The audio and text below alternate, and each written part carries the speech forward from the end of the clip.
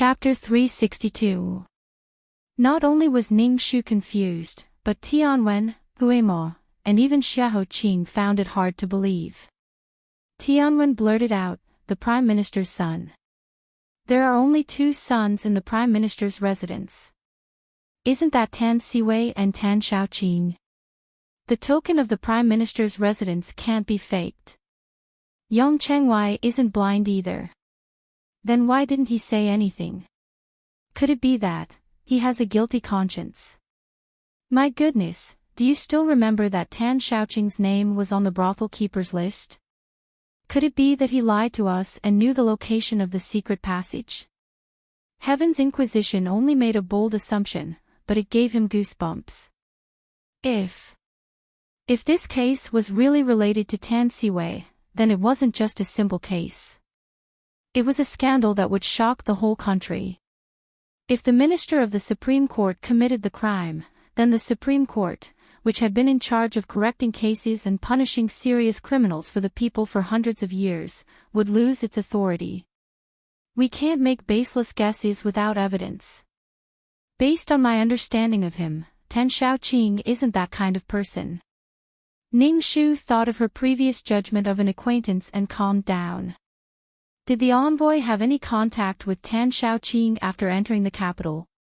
Jiu Si had roughly flipped through the small mountain of files earlier and had a rough understanding. She said, "A few times. The first time was when the envoy entered the capital. The emperor ordered the prime minister to welcome him outside the city. Tan Xiaoqing was accompanying him. Then, at the palace banquet to welcome the envoy praised Tan Xiaoqing, saying that he had the style of his father and had a bright future. After that, Tan Xiaoqing became familiar with the envoy. Tan Xiaoqing also met the envoy a few times, but they didn't talk much.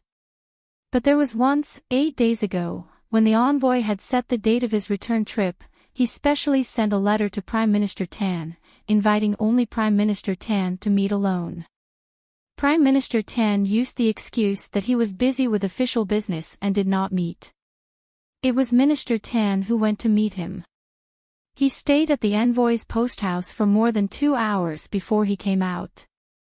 In this way, it was barely acceptable that these two were acquaintances.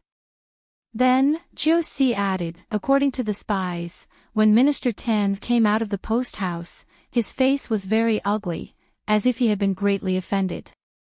The envoy sent someone to send him off, but he didn't even say goodbye before getting into the car and leaving. After hearing this, Ning Shu's expression became serious again.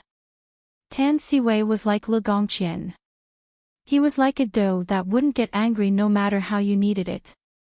However, he didn't even care about basic etiquette at that time, which meant that the two of them had a very unpleasant night. What kind of inappropriate words did the envoy say to infuriate him? Would this become Tan Siwei's opportunity to kill him? No one knew. For a moment, several scenes related to Tan Siwei flooded into her mind like flying catkins, floating through her mind one by one. In those fragments, there was his bashful smile, the brothel keeper writing down his name, the joke about the man who cut Zhou Yu's robe and Tan Xiaoqing's size, the carriage that passed by the White Horse Lane, and the hesitation and absent-mindedness in his eyes after rummaging through the old files all night. In the end, it all became the alibi that he said 2 days ago in Donglai Shunli. Ning Shu pursed her lips and said with a serious expression, that night, he was in a hurry to take stock of the list of criminals, so he stayed at the Supreme Court and worked through the night. Deputy Zhang and Deputy Xia in the temple can testify for him. So, if you want to know if there is a possibility that he killed someone, there is the fastest way, to verify his alibi. Chapter 363. After leaving the Yongchengwei Yamen, Ning Shu fell into a rare silence, as if she had fallen into some kind of hesitation. Next to her, Shi Yan crossed his arms behind his head and glanced at her. He taunted, "Are you anxious or worried? You look so nervous. Are you afraid that your fiancé is involved in this murder case?" Ning Shu's forehead bulged and she glared at him. This damn child wanted to kill her. Shi Yan raised his chin and deliberately stuck out his tongue at her. Ning Shu finally understood that this brat was purposely taking revenge on her for snatching the chicken. However, she couldn't find the time to deal with him now. She hurriedly looked at Xiahou Qing and saw that his jade-colored face was cold as expected. She hurriedly walked over and explained in a small voice, "I really don't want to find out that this case is related to Tan Xiaoqing.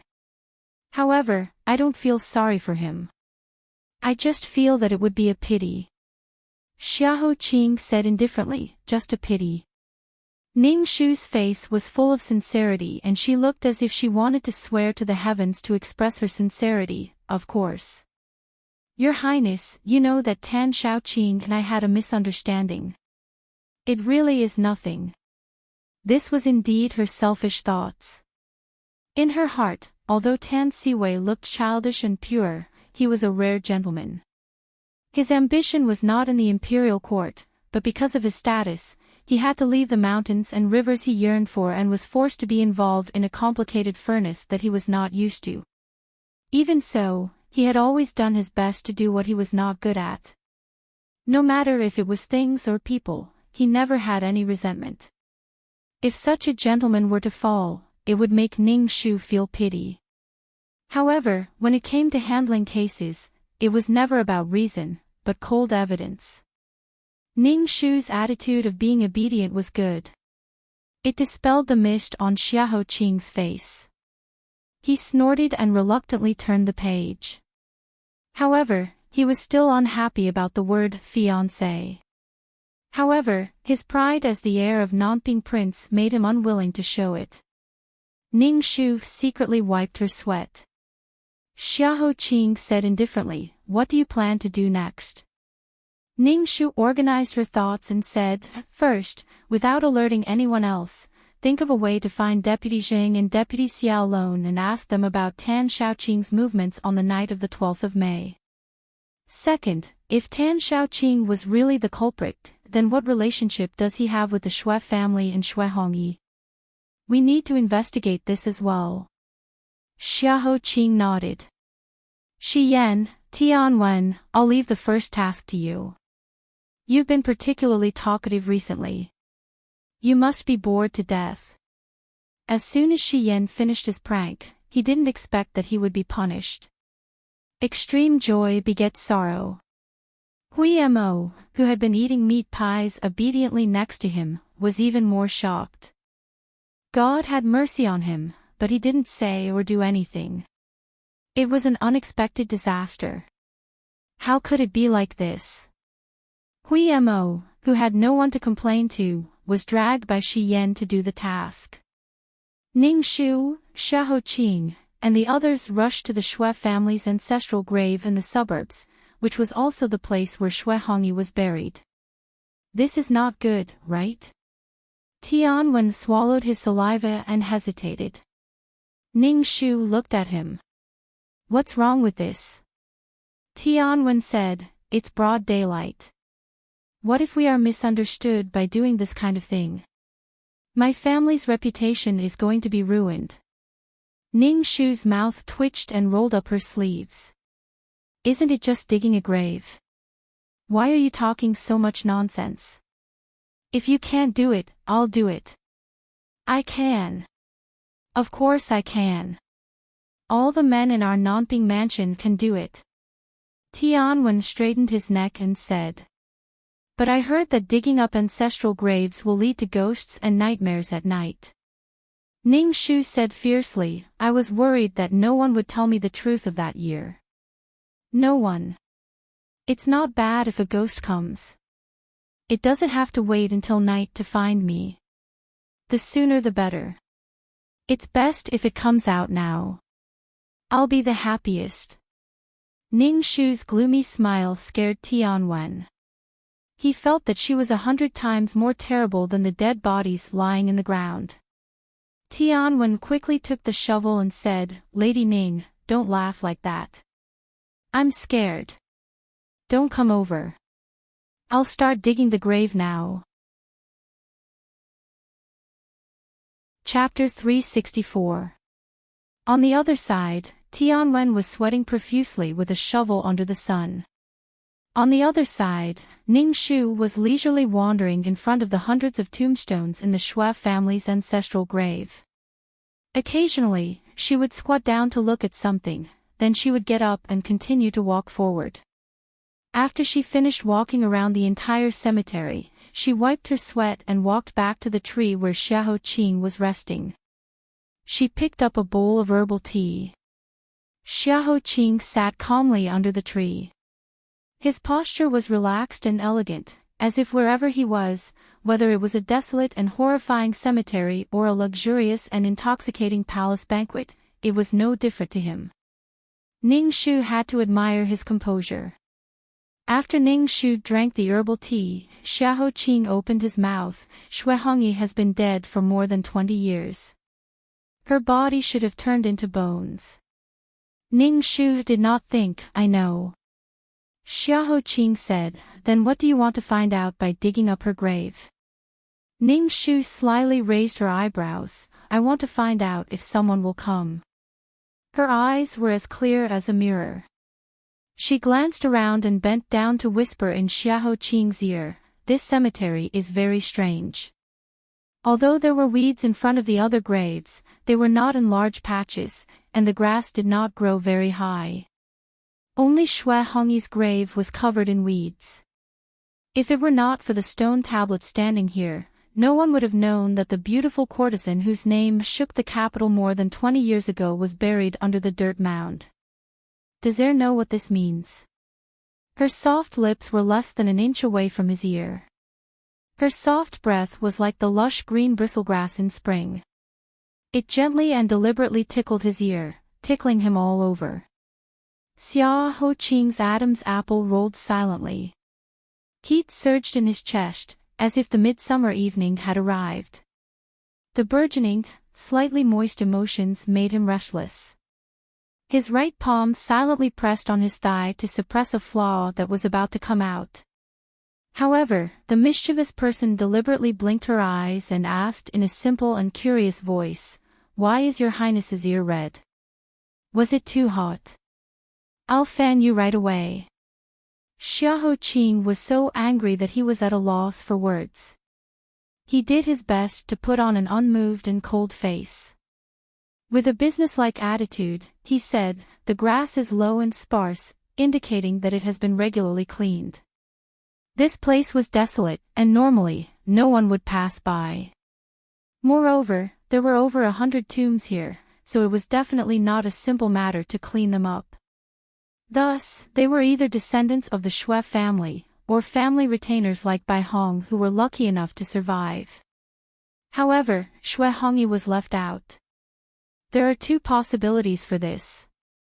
First, Shui Hongyi entered the brothel and degraded herself, burying the Shui family's reputation. The gravediggers disdained to sweep her grave and treated her as if she didn't exist. Second, after Xiahou Qing mentioned the first possibility, a thoughtful look appeared on his face. Ning Shu smiled and said, that's the only possibility, isn't it? After bending for so long, Ning Shu was a little tired. She straightened up, but just as her lips were about to leave his ear, a hand suddenly reached out and pulled her back. The owner of the hand raised his eyebrows and joked, didn't you just say that you were going to fan me? Jussi, give her a fan. Ning Shu looked at the fan that Jussi gave her, and then looked at the person's joking expression. She took the fan woodenly and began to fan him. However, it was her first time fanning someone, so she was a little unfamiliar. Xiahou Qing sometimes used too little strength, and sometimes he was too far away. The wind is too weak, I can barely feel it. Use more strength. Ning Shu used more strength. Xiahou Qing said, no, it's still too small. Didn't you have breakfast? This way, you'll be closer. Ning Shu approached. Xiahou Qing said, closer. Ning Shu took another step closer. Xiahou Qing continued to be picky, why do you keep fanning behind me? Come to the front. Ning Shu couldn't bear it anymore and went around him with the fan. When she came around, she suddenly tripped over something and fell to one side uncontrollably, sitting on Xiahou Qing's lap and falling into his arms. The summer clothes were so thin that the chaotic heartbeat in his solid chest was clearly transmitted to Ning Shu's heart through the thin layers of clothes. It was so strong, so flustered, exactly the same as the one in her chest. This day was really hot, so hot that it made people feel flustered and flushed. For a moment, she didn't even know where to put her hands and feet. She wanted to get up, but she also wanted to stay like this for a while. Her legs were numb. Xiahou Qing lowered his white jade-carved face and said in a low voice, "It's so close, the fan should be cool." Continue. With one sentence, Ning Shu was boiled by the slightly dry air of the early summer. Chapter 365. Ning Shu had completely lost this round. Fortunately, Jiu Si had tactfully turned his head away. There was one less person to witness her embarrassment and shyness at this moment. On the other side, seeing Tianwen gasping for breath as he climbed out of the grave, Ning Shu hurriedly jumped out of Xiahou Qing's arms as if she had been electrocuted. Acting like a gentleman, she couldn't wait to get as far away from Xiahou Qing as possible. Tianwen didn't know what was going on. He ran over with the shovel covered in dirt, sweating profusely. He looked around and suddenly felt that the atmosphere wasn't right. His keen gossiping radar rang, and his intuition told him that he had missed something interesting. He looked curiously at his Shitzi, then at the blushing Ning Shu, and finally at Jiu Si. Fortunately, Jiu Si was a very reliable person. He expressionlessly helped Ning Shu out of the situation. "What did you find in the grave?" Tianwen wiped his sweat. "Ah." There were no funerary objects in the grave. The clothes were all rotten. Other than a handful of bones, there was nothing else. "Lady Ning, why don't you go take a look?" Ning Shu walked over to the open coffin and looked around. Sure enough, there was nothing. The bones had been dried and brittle by the passage of time. Nothing could be found. Ning Shu bowed solemnly to the tomb owner and said sorry for the disturbance. Tianwen curiously asked, "What do we do next?"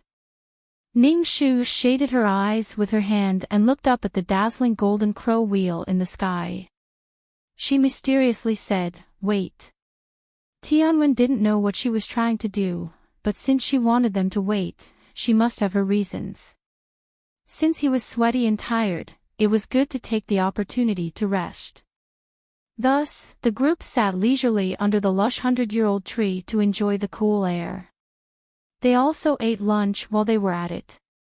It was already past noon, but the graveyard was still quiet. Other than them, there were no other ghosts. Ning Shu clapped her hands regretfully, waking up Tianwen who was dozing off. She stood up and said, "Sure enough, that person didn't come. Restore the coffin to its original state and bury it back." Heaven's Inquisition rubbed his face in dismay. "You didn't do anything, and you buried it back just like that. Then what's the point of all my hard work? Who says it's meaningless? Our guess has already been confirmed. Your Highness, don't you agree?" Satisfied to see Xiahou Qing nodding his head in agreement, Ning Shu smiled in satisfaction. But soon, she smacked her lips and said in distress, "But now it's a little difficult to fish that person out. Do I really have to activate my killer move?" Tianwen asked curiously, "What killer move?" Ning Shu blinked and eagerly asked, "Tianwen, do you think it's a little immoral to set fire to the ancestral grave of the Shui family?" Heaven's Inquisition. That's more than a little immoral. This was simply insane and immoral, okay? But in order to solve this case, I have no choice but to be immoral. The ancestors of the Shui family are all loyal people. They know that I'm doing this to solve the current predicament of the Yu family, so they definitely won't hold it against me. In a short while, Ning Shu had finished explaining herself and ordered, Tianwen, light the fire. What? You're really going to light the fire? Lady Ning, if you want to be immoral, go do it yourself. Why do you have to drag me down with you? In just 20 short years, Tianwen had doubts about life for the first time. He also had serious doubts about his crown prince's vision. A torch was lit. Ning Shu held the torch and walked indifferently into the depths of the cemetery. She stopped in front of the tombstone of the founding ancestor of the Shui family. The tombstone might have once been majestic and solemn, and was revered by thousands of people. But now, it had been eroded beyond recognition by the wind and rain. Only the blurry engravings could barely make out the name of the great founding general. Ning Shu stood in front of the tombstone and looked at it coldly for a while. Then, she reached out her hand and licked the flickering flame on the tombstone that was riddled with holes. The flame spread along the tombstone to the withered branches and weeds on the ground. Just as the fire was about to engulf the entire cemetery, a cold arrow flew over from 100 steps away, emitting a cold light. Ning Shu ducked and dodged it as if she had eyes on the back of her head. She shouted at Xiahou Qing, Your Highness, reel in the net. Chapter 366. 100 steps away, a gray-clothed, bony figure hiding behind a tree immediately became alert and wanted to leave. However, the guards of Prince Nanping's mansion were even faster. They all flew out from their hiding spots and blocked Grey Mage Lurker's path of retreat. The urn was ready and waiting for the turtle to enter. Seeing this, Grey Mage Lurker clenched his teeth and raised the bow in his hand. 3 sharp arrows were shot towards Xiahou Qing. Xiahou Qing tilted his head and listened to the wind. He raised his folding fan and knocked down the 3 arrows with the slender ribs of the fan. Grey Mage Lurker quickly changed his target and raised 3 more arrows toward Ning Shu. After 3 arrows, another 3 arrows flew toward Ning Shu. The arrows weaved into an inescapable net and flew toward Ning Shu. She was unable to resist at all. Ning Shu was exhausted from running for her life and was unable to dodge in time. Soon, her arm was grazed by an arrow. As it turned out, this move of his was indeed effective. Seeing this, Heaven's Inquisition immediately led his men to protect Ning Shu. After diverting a portion of the firepower, Grey Mage Lurker immediately put away his bow and prepared to attack from the loophole. Hearing that, Xiahou Qing slightly creased his brows. Holding the paper fan, he was about to stand up when Jiu Si respectfully said, Lord, let me do it. He took out a heavy blade from the guard beside him and politely nodded his head toward Grey Mage Lurker, Please excuse me. Then, he raised the blade and ferociously slashed toward Grey Mage Lurker with lightning speed. This was the first time Ning Shu had seen Jiu Si in action, which was completely different from his usual gentle and cold temperament. When he raised his saber, his posture was like that of a ferocious and hungry wolf. He would not let go of his prey once he had bitten it to death. Ning Shu was greatly shocked. Only now did she understand why Hui Mo, Heaven's Inquisition, and Shi Yan, these 3 brats, were willing to obediently lower their heads and acknowledge Jiu Si as their boss. Good heavens, they were simply 2 different faces. Never offend him in the future. When Tianwen saw Jiu Si intervening, he immediately put away his sword and stood aside to watch the show. At the same time, he whispered to Ning Shu, Among the 4 of us, although each of us has inherited some outstanding skills from His Highness, in fact, the one who learned the most is still Jiu Si. This guy worships His Highness like a god.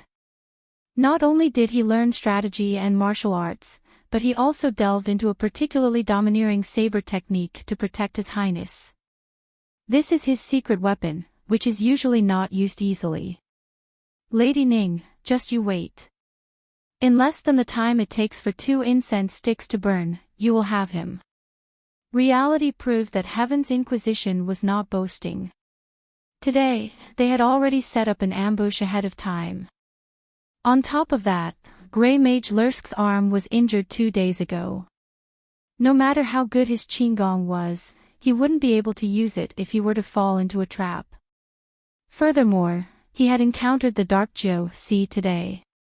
After the time it takes for 2 incense sticks to burn, Grey Mage Lursk fell in front of Ning Shu and the others with several saber wounds all over his body. Jussi put away his saber and said, "Excuse me." He kicked away the crossbow that could take someone's life from 100 steps away. Then, he stepped forward and sealed Grey Mage Lursk's acupuncture point. Ning Shu stepped forward with a smile on her face. She removed the cloth covering Grey Mage Lursk's face and looked at his pale and gloomy face. She raised her eyebrows and said, "If you didn't appear today, I might have to continue racking my brains to figure out your true identity. However, since you have appeared today, you have saved me a lot of trouble. Grey Mage Lursk, Xa Chin, I have wanted to see your true appearance for a long time. Perhaps I can call you by your second name, Shuiran." Grey Mage Lursk's body stiffened when that name that had been dead for many years was mentioned again after more than 20 years. Then, as if he had received a great insult, he roared with a voice as hoarse as a vulture's, "Don't call me by that name. That trash Shuiran had already died 20 years ago and turned into a pile of bones. He is already dead." Ning Shu said, "Then, the one who survived is the Grey Mage Lursk who betrayed the third prince's residence for glory. Or is he the most trusted aide of the mastermind behind the Plum Blossom Kiss? No matter which one it is, I wonder what your Shui family's loyal and courageous founding general would think when he saw his descendant in such a state." Chapter 367. Is an idiot worthy of being my master? Shuiran laughed sinisterly. He glanced at Ning Shu. "You want to trick me into revealing my master's true identity with your clumsy provocation? Little girl, you're too naive." He laughed mockingly. "Now that I've fallen into your hands, I'm not as skilled as you. You can kill me or cut me up as you wish." Saying this, he closed his eyes and didn't say another word. It was clear that he didn't want to cooperate with Ning Shu. Ning Shu was angered by his attitude and laughed. She stood in front of him and said condescendingly, "Your father is General Shui, so I'll respectfully call you Major General Shui. Major General Shui, you're really unafraid of death. I heard that the Shui family has been loyal for generations, willing to shed blood for the people. But this time, young general participated in the murder of the Southern Yen envoy, pushing you into a dangerous situation, and also pushing millions of people into the abyss of suffering. Aren't you afraid that the ancestors of the Shui family will be so angry that they'll jump out of their graves?" Hit where it hurt, Shuiran gritted his teeth. "Shut up. None of you have the right to say this to me.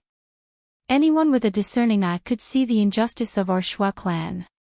However, whether it was more than 20 years ago or now, no one dared to stand out and say a word for our Shui clan. It can be imagined that the Shao family's world is rotten to the bone. Such a filthy country, such selfish and ignorant people, why would my Shui family protect it?" He sneered. "It's better to let it be destroyed in my hands. It'll be clean." Ning Shu went straight to the point. "So, you admit that you killed the envoy? I wish that beast had died by my hands, so that I could avenge my blood feud." Unfortunately, that wasn't the case. Shuiran raised his eyelids and said, "You want to use my head to extinguish the anger of Southern Yen Kingdom, to wag your tail and beg for mercy from Southern Yen Kingdom, to protect those ignorant rulers and foolish people? Wishful thinking. If you want to pour dirty water on my head, then show me evidence. Otherwise, even if I have to destroy both of my arms, I will never sign my confession." Ning Shu's eyes were as bright as a blade. "Do you dare to say that you weren't the one who revealed the location of the secret passage to Zhou Xiang in Donglai a few days ago and tempted him to commit the crime? Even if you changed your appearance that day, your voice and posture cannot be changed. There are plenty of witnesses who can testify against you. Shui Ran had a glib tongue. I was indeed the one who revealed the secret passage, but there are many people who know about it. As long as people have mouths, they can spread it everywhere. I only mentioned the existence of such a secret passage to Zhou Xiang. Who would have guessed that he would seek revenge? I have a conclusive witness. That night, my old illness flared up and I stayed in the medical center. The doctors in the medical center and other injured people can testify for me. What about the state of the envoy's death? It's exactly the same as your sister's crime. You're also involved in that old woman's death. Do you dare to say that you didn't intervene? Even if you are not the mastermind, you are an accomplice. My sister's crime shook the whole country. I don't know how many people know about it. This kind of thing can be easily found out by asking around. What makes you think that I am the suspect? As for that old woman, I was indeed the one who killed her. I also peeled off her face with my own hands. But that's because she deserved to die. If it wasn't for her betrayal, my sister wouldn't have ended up like that. Ning Shu raised her eyebrows and continued to persuade him. Wasn't that old woman your sister's personal servant? That year, your sister redeemed herself from the brothel to get married. She even redeemed that servant girl. The old people in Shi City all said that your sister and that servant girl Bai Zhu had a very good relationship. To outsiders, they were master and servant, but in reality, they were like sisters. After your sister committed suicide, she also suffered a big blow and went crazy. What, did she do something outrageous? Ning Shu's words didn't fool Shui Ran. He sneered and said, I know what you're thinking, but I'm not afraid to tell you. If it wasn't for that vicious woman, my sister would still be living well in this world, with a large number of children and grandchildren. But because of her betrayal, she drugged my sister's tea, causing my sister to be humiliated by that scoundrel. Her mentality collapsed, and the marriage was called off, becoming the topic of countless people's idle conversations. And that evil woman's conscience was bought over just for 50 taels of silver. You tell me, does she deserve to die? Chapter 368. Ning Shu didn't expect that there was such an inside story behind Shui Hongyi's death. She opened her eyes wide in surprise and felt even more sorry for the former courtesan queen, who had an extraordinary temperament and maverick personality, but had died in such a short time. She said, so you faked your death and changed your appearance in order to wait for the day when you can avenge her and your Shui family? For this reason, you did not hesitate to mold yourself into a puppet, a knife in the hands of your master.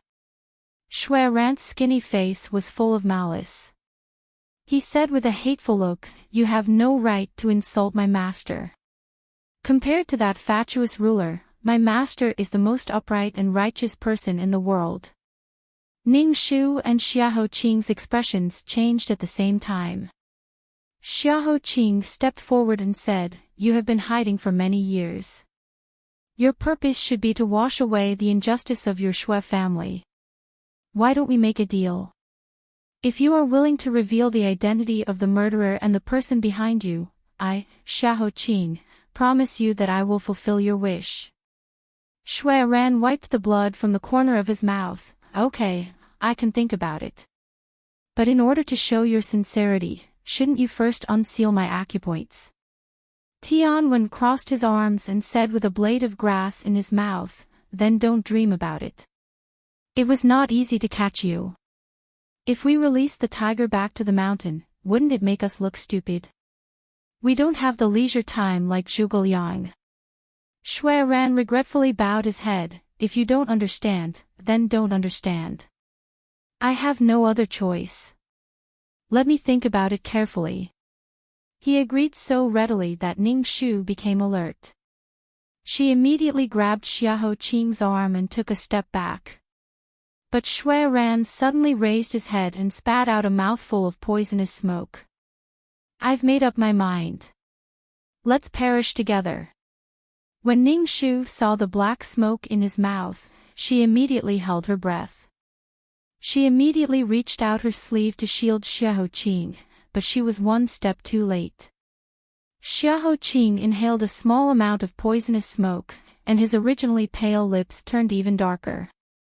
He actually felt defeated. His throat surged, and a trace of blood flowed out from the corner of his mouth. He then forcibly suppressed it. Ning Shu looked anxious and reached out to wipe away the blood at the corner of his mouth. Air! Seeing this, Jiu Si angrily swung his heavy saber, chopping off one of Shui Ran's arms and legs. Blood splattered everywhere. But as if he couldn't feel the pain, he laughed maniacally. Rumor has it that Xiahou is brilliant, but he has lost his three senses. That's true. You've inhaled my poisonous smoke. With a person like you buried with me, my trip to the human world has not been in vain. Ha ha ha ha ha. Master, I've been loyal to you. Accompanied by his maniacal laughter, his body quickly turned black and collapsed at a speed visible to the naked eye. It was as if his flesh and blood were being sucked dry and evaporated. In the blink of an eye, he turned into a horrible mummy. When he fell, his dark and empty teeth still maintained the sinister and crazy smile from when he was alive. But what was even more terrifying was that after his body fell to the ground, a muffled sound suddenly came from the deepest part of the ground. Everyone's footsteps faltered, and they felt the increasingly obvious shaking of the earth from the bottom of their feet. Heaven's Inquisition immediately threw out a rope and tied it to the 100-year-old tree beside him. He shouted, "Let's go!" But it was too late. The ground was torn open like a giant tiger's mouth. The ground shook and collapsed, swallowing the people on the ground one by one. When she fell into the crack, she pushed Xiahou Qing away and toward Jiu Si. In the thick cloud of dust, her body fell weightlessly toward the bottomless abyss below. Xiahou Qing's figure was deeply reflected in her mind. Her heart was full of reluctance, but in the end, it turned into a smile. She said, "Goodbye, Xiahou Qing. I'll go to the netherworld to report first. You're not in a hurry, but you have to take your time." Chapter 369. She smiled and waved her hand, closing her eyes. She thought that this kind of farewell seemed to be free and easy. It was a pity that she had been wearing men's clothing for the past few days to make it easier to investigate the case. She had died so many times, but this was the first time she fell to her death. Would she fall into a meat patty and be extremely ugly? However, Xiahou Qing couldn't see her anyway, so it didn't matter if she was ugly. Thinking like this, she became happy again. It was pretty good, pretty good. Father, mother, and little Ji, she would leave them to Xiahou Qing. He should be able to protect them very well, definitely better than her. Just as she was about to soar into the sky, a rope suddenly flew down from above and bound her waist. Jiu Si Tianwen shouted in shock, "Air!" Ning Shu suddenly opened her eyes, her jet-black pupils clearly reflecting that moonlight white wind, that cold and arrogant figure, his wide sleeves carrying the wind as he walked towards her like a deity, the black brocade in front of his eyes being swept away by the wind. His jade-white face came closer and closer to her, until he pulled her into his arms. There was another earthquake, and the crack above closed again. Jiu Si and the others used their weapons to pry open the crack, but in the end, their swords broke and their knives cracked. They knelt on the ground. Drip, drip. There was the sound of something sticky dripping on the ground. After fainting for an unknown period of time, Ning Shu woke up from the darkness. Her whole body was cold, and only the soft warmth below her allowed her to find a little support in this bone-chilling cold. She instinctively moved closer to that precious warmth, sticking closer to it. In the next moment, she woke up and immediately flipped over, opening her eyes wide. Borrowing a ray of light from the crack in the stone, Ning Shu looked at the strangely quiet Xiaoqing below her. She trembled as she reached out a finger to check his breathing. She then leaned down to listen to his weak heartbeat. Ripples appeared in her eyes. Xiaoqing, are you sick? Do you know that you have been hit by the kiss of the plum blossom and some unknown poisonous smoke? You could die at any time. Why did you jump down? You lunatic, I don't need you to be a hero. Do you hear me? I don't appreciate it at all. Her mouth said the most heartless words, but the transparent and boiling liquid rolled down from her eyes and merged with the small pool of blood that had accumulated under his body. Even in the face of death, she had never been so flustered before. But now, she was flustered. She was so flustered that she was scared to death. Frantically, she tore open his clothes and examined his injuries. She found 2 wounds, one on his right shoulder blade and the other on his palm. When he was falling with her in his arms, he must have first used his hands to support himself and then used his shoulder blades to resist the rest of the fall. She didn't know how high they were from the ground, but it was enough to shatter his palm and shatter his shoulder bone. The bright red color that was constantly gushing out of his body made his skin pale. It was a ghastly sight. She raised her hand to wipe away the tears on her face and looked left and right. In this unfamiliar underground darkness, she could not hope to find any medicine that could stop the bleeding. She knelt on the ground and carefully searched for a long time before she found a few withered hay. She took out a match and lit the hay on fire. In order to prevent the dried grass from falling to the ground, she quickly reached out to hold the ashes of the dried grass in her hands. She let the last bit of ash clean her palm. She could no longer feel the burning pain. She didn't have time to care if her palm was burned or not. She grabbed the precious ash and carefully applied it to his wounds. Then she turned around to take off her outer robe and tore a clean cloth from her inner robe to wrap his wounds. After doing all of this, she half dragged and half carried the unconscious Xiaoqing to a clean large rock. Feeling his breathing become a bit weaker, the fear in her heart once again raged. In front of her, this person had always been proud, strong, and omnipotent. Even when he was poisoned and couldn't smell or see, he had never lowered his proud head. She never thought that he would have a time when he was this weak. Tears once again filled her eyes. She forcefully bit her lower lip and held this person in her arms. She kept rubbing his body, his limbs, trying to get rid of the paleness on his lips and the coldness on his body.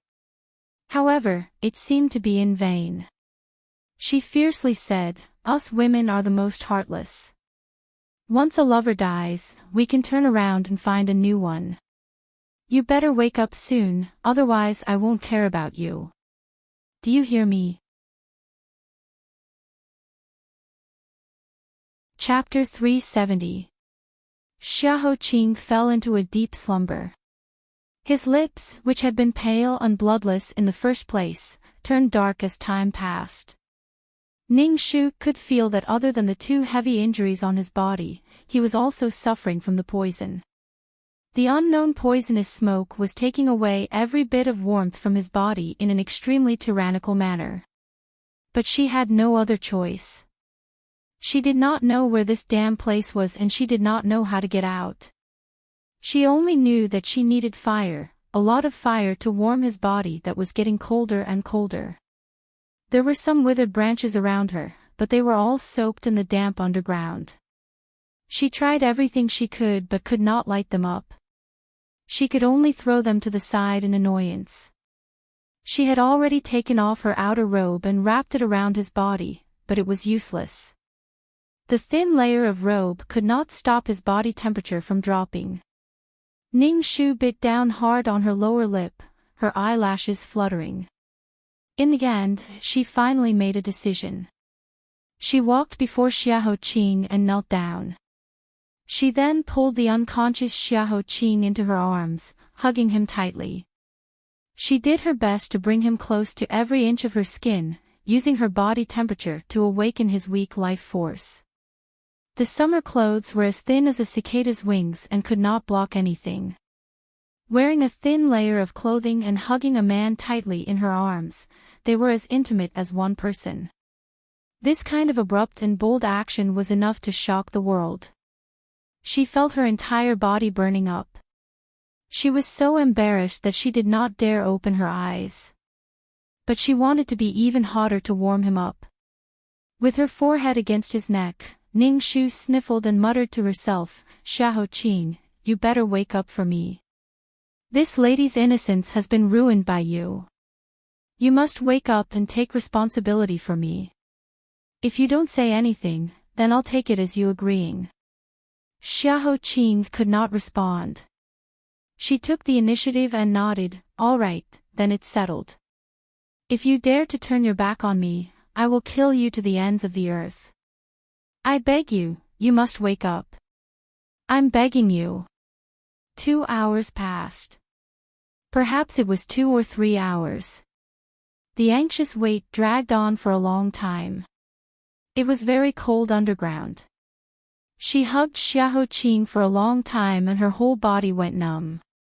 Unknowingly, she fell into a half-asleep state. Until the ray of light that seeped in from the gap turned from bright to dark, and finally turned into watery moonlight that gurgled down gently. The person who had been sleeping in her arms suddenly moved. He reached out his uninjured hand and gently stroked the top of her head. Ning Shu woke up with a start. Looking at Xiahou Qing, who had come back to life, her tears flowed out uncontrollably. She felt that she was really useless today. Her feminine tears flowed out non-stop, completely unlike her Ning Shu, but she couldn't stop at all. "That's great, you're finally awake. Why did you take so long to wake up? Do you know that you scared me to death? Scared me to death, scared me to death." She wantonly complained. She couldn't hide her sobbing voice, but it made Xiahou Qing's pale and weak face reveal a gentle smile. He reached out his hand and felt around for a moment. When he touched her face, he gently used his thumb to wipe away the tear stains on her face. He said, "Sorry, I made you wait for a long time." This kind of rare gentleness hit Ning Shu's heart. But the more he was like this, the more her tears flowed out like pearls. She was like a frightened kitten that had been bullied outside and had finally been comforted by its owner. She was like a drifting dandelion in the wind that had finally found the soil to take root in. She was like a small fish that had left the shore, struggling nervously before finally returning to the water that accepted her. Hearing her sniffles, Xiahou Qing's heart ached. His palm moved to her back to gently pat and comfort her. But after 2 pats, he suddenly touched a patch of warm and smooth skin, causing his palm to tremble. Being scalded by his palm, Ning Shu was stunned for a moment. Her cheeks turned red and she quickly let go of him. But she had hugged him for too long and her body was already numb. She didn't control her strength and touched the wound on his shoulder. She immediately stopped and didn't dare to move. Chapter 371. I didn't do it on purpose. She quickly pulled open his clothes to look at the wound. Seeing that there was no blood on the cloth, she let out a sigh of relief. The next moment, she noticed the surprised expression on his face. She reflexively retracted her hand, not knowing what to do. Previously, he had been unconscious. In order to check his wound, she would pull off his clothes every once in a while. She had gotten used to it and had forgotten that he had woken up. Ning Shu's face was so hot that it was about to emit smoke. What kind of storms and waves had she not seen before? At this moment, she was dumbstruck. She was too unreserved. No, it was more than unreserved. Not only did she take the initiative to throw herself into his arms, but she also touched him all over. She was simply like a female rogue. Ning Shu closed her eyes in despair. She wished she could faint on the spot and become a coward. That would be better than now. She didn't know how to face Xiahou Qing and the current situation. Fortunately, Xiahou Qing was not much better than her. Although he couldn't see anything, when he had just woken up, he had felt every inch of her pressing against his body. Just now, his fingertips had inadvertently touched something warm and smooth, and at this moment, the softness in his arms had all been real. The heat in his chest uncontrollably surged up, causing his throat to roll slightly as a faint blush appeared on his jade-colored face. If it wasn't for the dim light and the fact that Ning Shu was utterly defeated, he was afraid that she would have already seen it. His back was injured, so he couldn't lie down. He also didn't have the strength to lean against the stone. Ning Shu could only carefully support his shoulders and help him lean against her legs. Even so, this position was still too intimate for an ordinary man and woman. But in this emergency, there was no way to pay attention to the so-called etiquette. Ning Shu coughed lightly and awkwardly changed the topic. When the crown prince was unconscious, I used the blurry light to look around. About 10 feet away from us was a sword tomb. On both sides of the sword tomb were dozens of bloody armors holding swords. There were scarecrows inside. Behind the sword tomb was a memorial tablet, and under each memorial tablet was an urn. If I'm not wrong, this is the real ancestral tomb of the Shui family, and what's above is just a smokescreen to deceive others. I don't know what method Shui Ran used to open the mechanism here. His goal is very simple, he wants to trap us here until we die. Xiahou Qing, you said that a beam of light leaked through the crack. Then, is there a way for us to use that crack to transmit our location? Ning Shu looked at the unreachable gap and sighed. That gap is very far away from us, and it's empty and stuffy here. The air is thin, so no matter how loud we make, we'll be stuck inside and can't get out. Your Highness, you're so badly injured. You don't have to think about this for the time being. Rest a little more. As long as you're well, we'll definitely think of a way to get out. Since the ancestors of the Shui family were able to bury the ashes, armors, and weapons of the previous generations, it meant that there must be a way out. When the sun comes out tomorrow and the light is brighter, I will carefully search this place again to see if I can find any hidden mechanisms. Xiahou Qing's expression was indifferent. I slept too much during the day, so I'm not sleepy for the time being. Moreover, after I die, Ning Shu remembered his theory of after death, there will be plenty of time to sleep, and felt a pain in her heart. She interrupted him and smiled. Then I'll have to trouble your Highness to analyze Shui Ran's actions with me. He clearly came prepared for revenge this time. The person behind him is the mastermind we've been investigating. There's no doubt about this. 21 years ago, when Shui Ran was only 13 years old, he was taken away by that person using the golden cicada shell shedding technique. He was tamed and trained to become his knife to kill people. I have a feeling that Shui Ran isn't the only knife in his hands.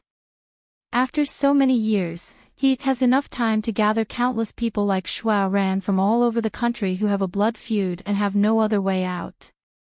He'll tame them and turn them into obedient dogs at his feet. Does your Highness still remember what Shui Ran said before he died? He said, compared to that self-indulgent ruler, my master is the most upright and honorable one in the world. The incapable ruler he was talking about was naturally the current emperor. Then who is this righteous referring to? Chapter 372.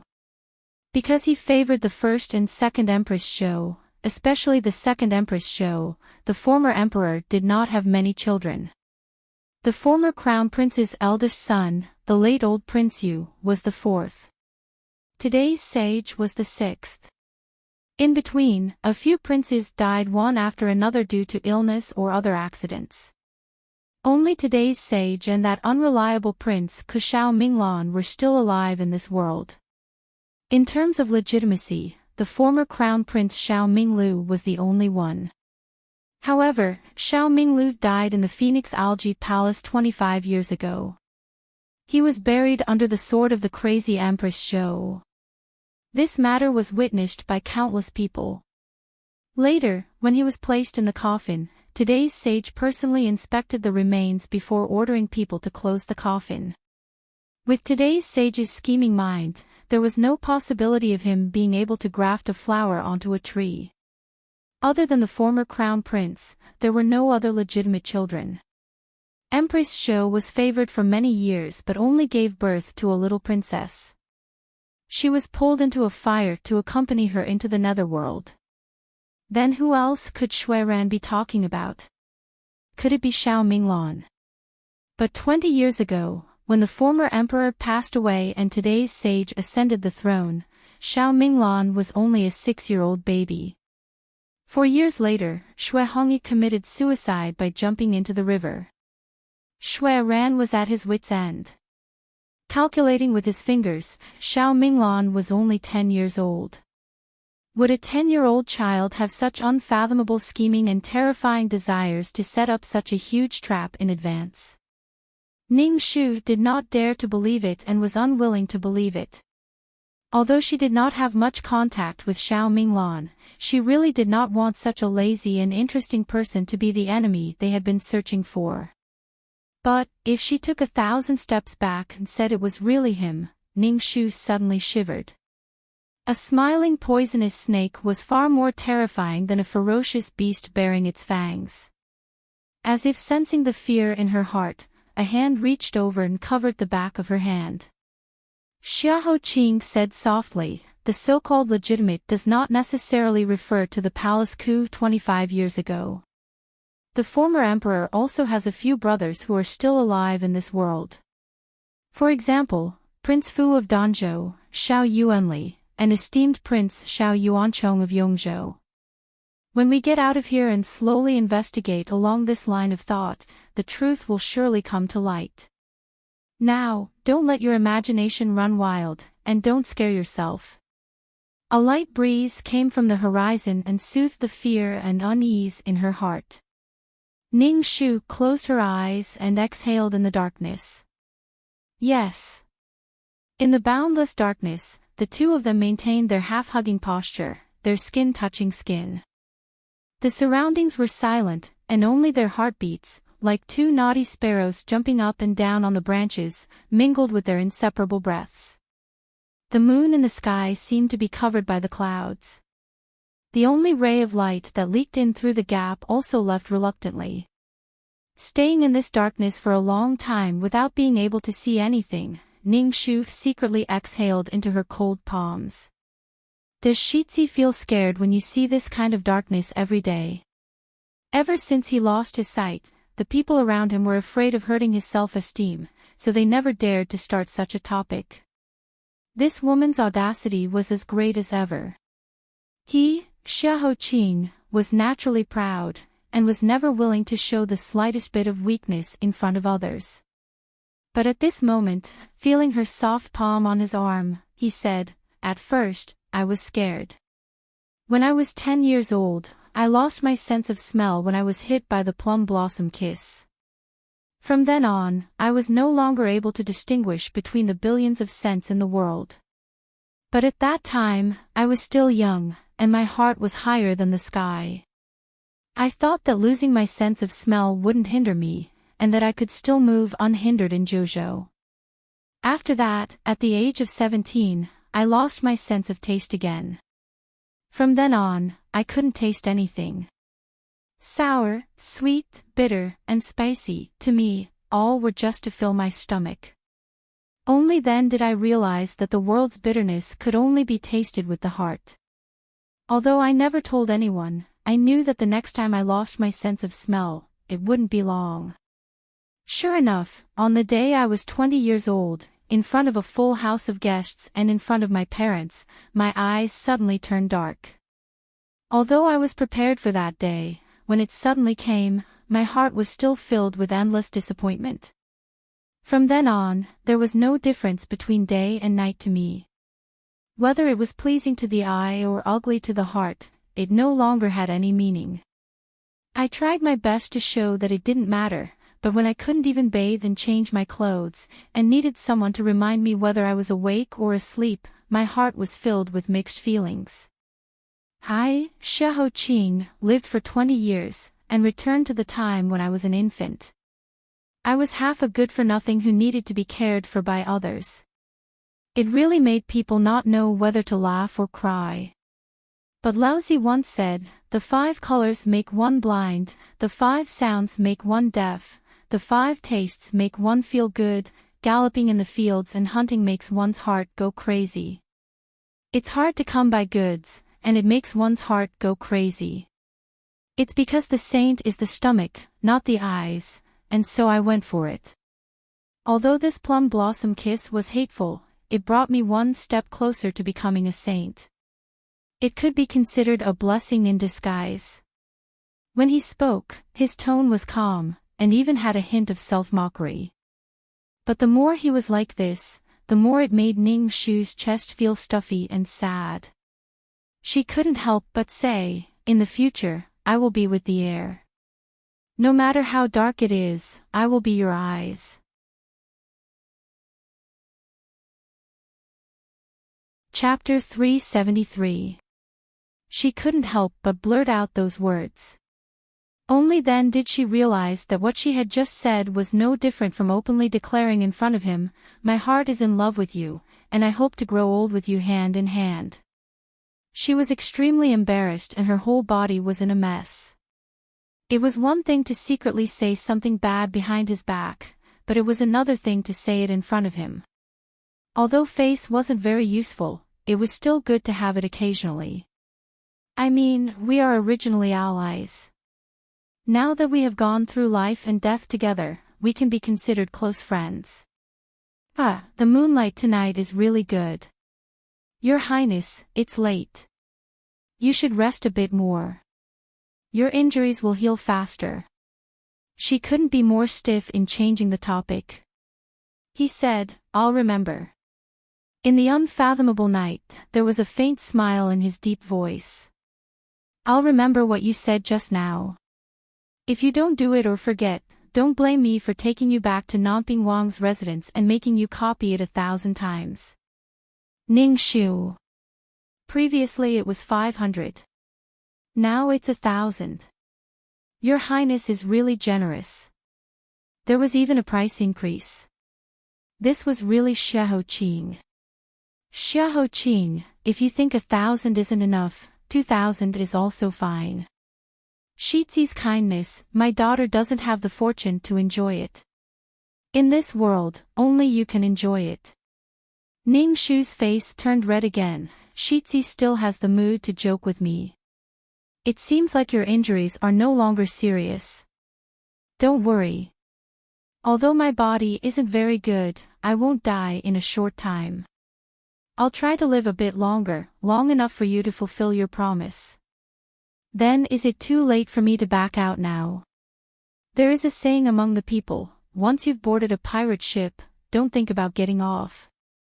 Ning Shu, it's too late for you."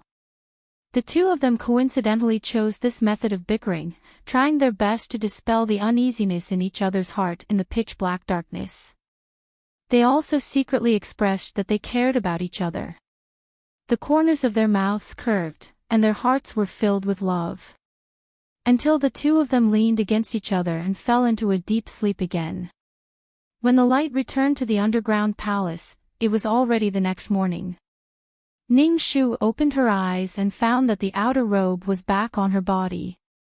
Xiahou Qing was leaning against the stone wall next to her and woke up before her. "Your Highness, you're heavily injured and it's cold and damp underground. You should wear this robe first. It's just some superficial wounds. I'm not a woman. I can't catch a cold during confinement. Don't worry, I promised you that I won't die for the time being. Jussi and the others must be thinking of a way to come down. You should put on your clothes properly." She hadn't drunk a drop of water for nearly 16 hours, and after going through so many twists and turns, even if she wasn't injured, she was still somewhat exhausted. She was like an arrow at the end of its flight, let alone Xiahou Qing. She knew that he was only pretending to be calm and collected. This wasn't the way to go. Rather than waiting for others to rescue him, it was better to take the initiative. She thought about it and decided to listen to him. She put on her outer robe and tied it tightly. There's no water or dry food here. Your Highness, don't move around so as to avoid wasting your strength. Right now, the light is good. I'll go to the Shui family's memorial tablet and sword mound to look around and see if I can find the mechanism. Xiahou Qing nodded and suppressed the cough in his throat. Be careful. Ning Shu lifted the corner of her robe and walked forward. Since the founding of Great Yu 200 years ago, the Shui family had been generals for many generations. They had a total of 9 generations of descendants. Not a single one of their men had not died on the battlefield. Boiling hot blood gushed out of their bodies and splashed over every piece of armor and weapon. As time passed, the blood gradually dried up and turned black, rotting away along with the armors and weapons that their masters had worn when they were alive. Walking in front of the rows of strawman armors, Ning Shu could not help but feel reverence as she approached.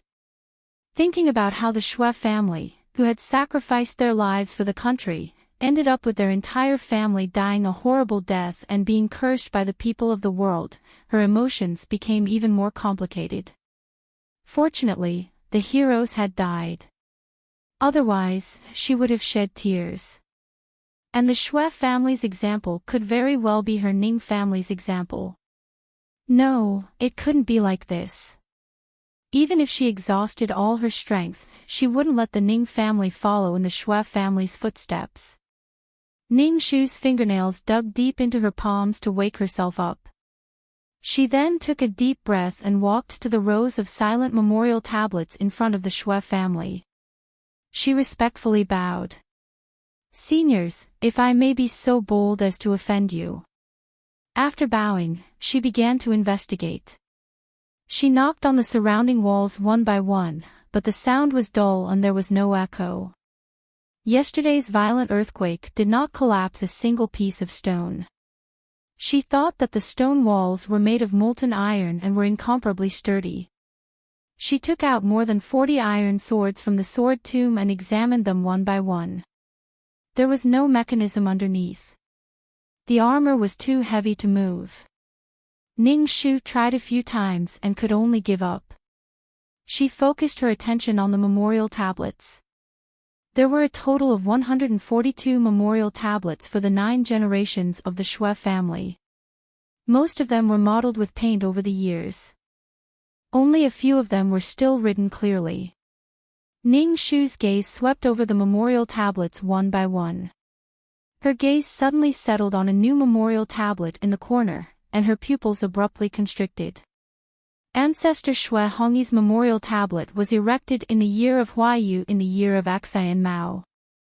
She turned her head in astonishment and said, I know why in the ancestral tombs above, only Shui Hongyi's memorial tablet has not been cleaned. It's because the one buried there is not her real body. The real Shui Hongyi did not die 21 years ago. She hid somewhere and quietly survived. It was not until 12 years later in the 4th month of the year of Axian Chou that she truly died. Not only that, she also gave birth to a child in these 12 years.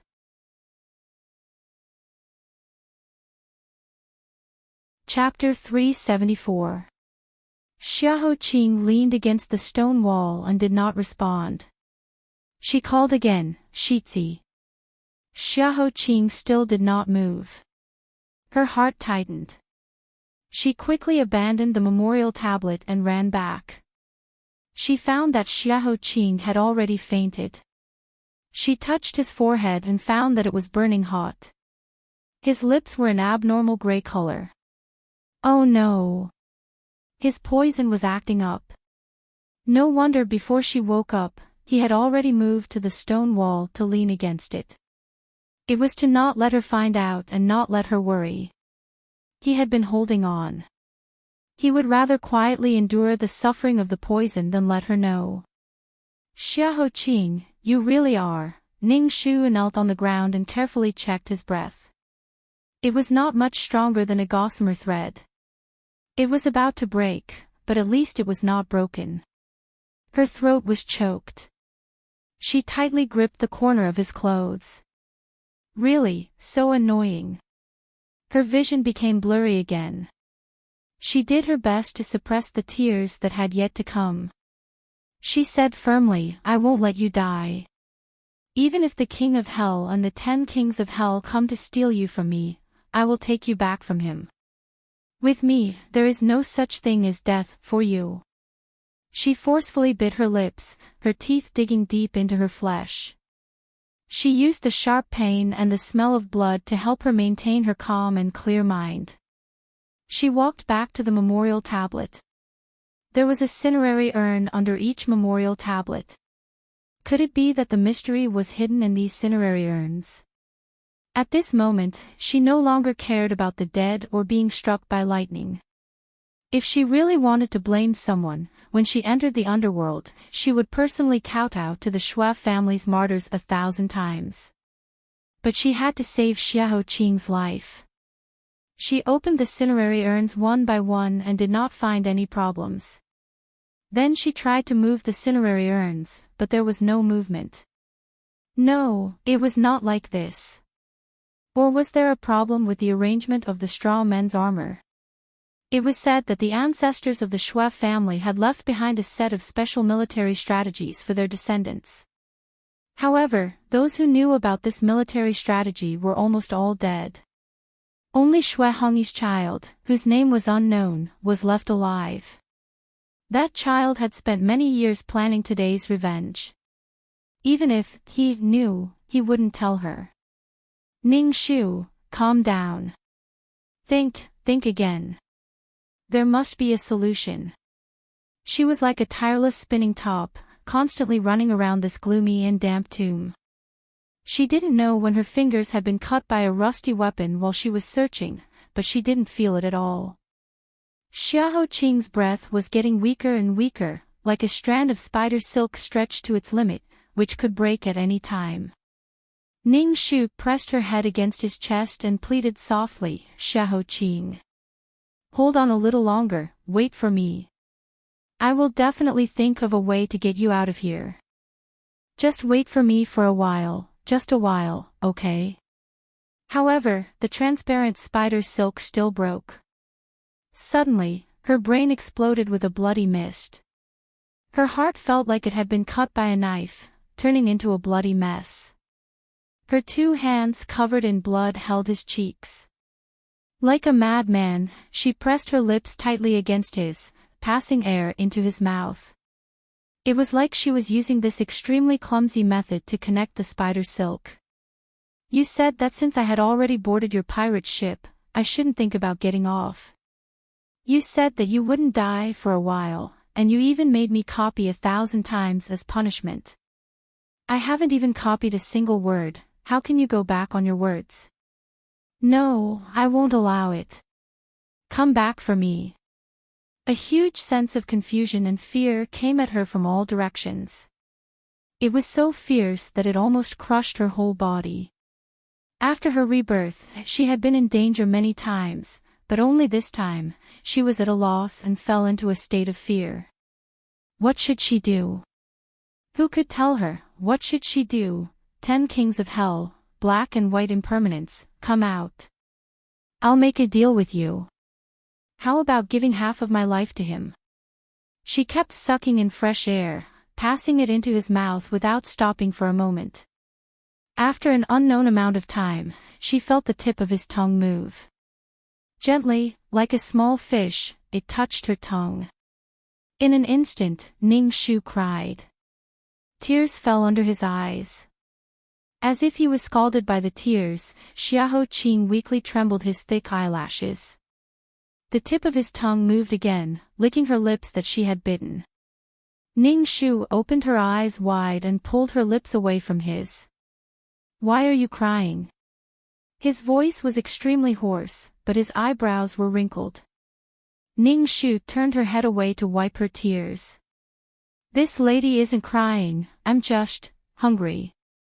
I heard from a story that there were two fishermen who went fishing together. Halfway through, they encountered a storm and lost their way. They didn't have any food, so one of the fishermen ate the other until they were rescued. I was wondering if I should eat you to survive. He laughed intermittently. If that's the case, you should eat me. But there's poison on my body. Remember to roast me first before eating me, you really have a problem. Ning Shu couldn't stop her tears from rolling out. She hurriedly raised her head to let the tears flow back. In a daze, she suddenly found that the strange protruding stone above her head was faintly aligned with the celestial constellations. She pinched her sleeves and hurriedly wiped away her tears. She raised her head to look carefully, and then her gaze fell on the straw-armored men. I know how to get out.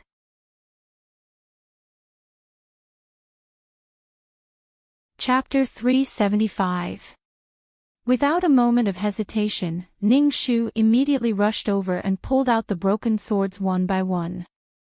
Following the arrangement of the stars above her head, she inserted them one by one into the hands of the armored strawmen.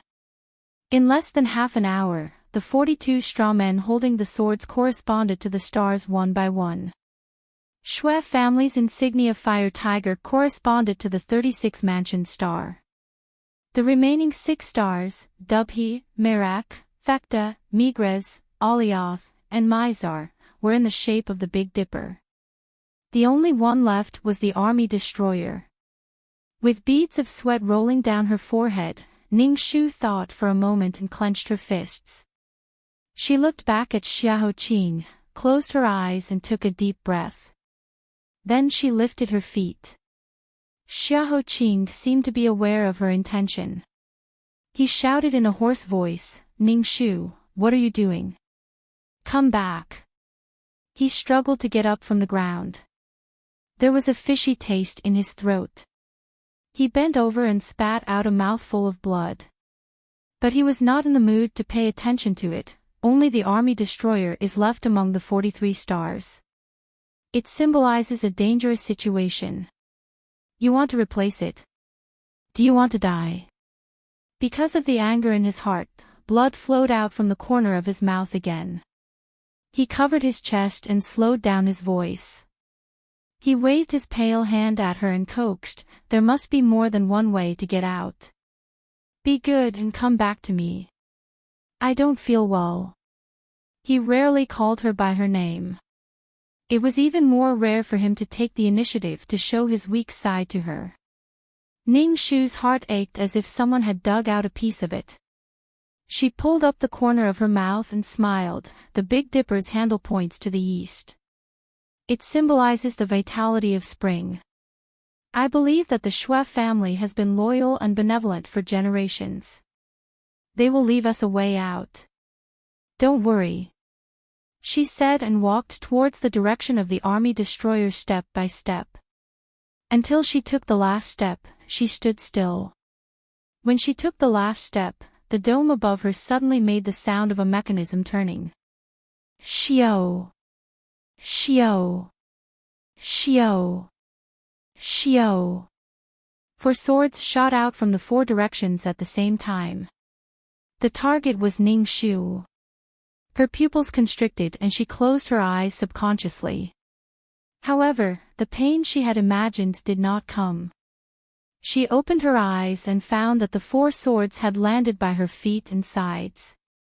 If she had dodged out of fear, she would have dodged one of the swords. The other swords would have mercilessly cut through her skin and severed her bones and flesh. Fine beads of sweat fell to the ground and seeped into the soil.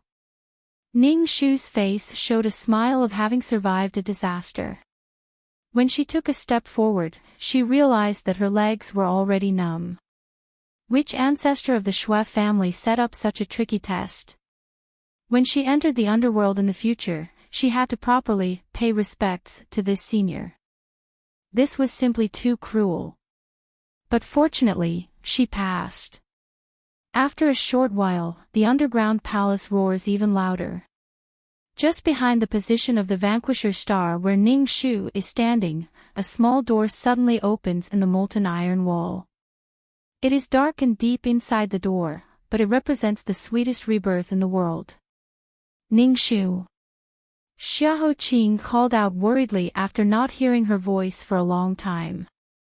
Ning Shu smiled like a flower and her eyes were full of tenderness. Don't worry, Shitzi. My daughter is the reincarnation of the nine-life cat. She is living well. I will take you out. Without delay, Ning Shu bent down and put his good arm around her shoulder. She used all her strength to support him and steady him. Xiahou Qing refused her support. The blood at the corner of his mouth made his face look abnormally fragile, like a piece of glass that could shatter at any time.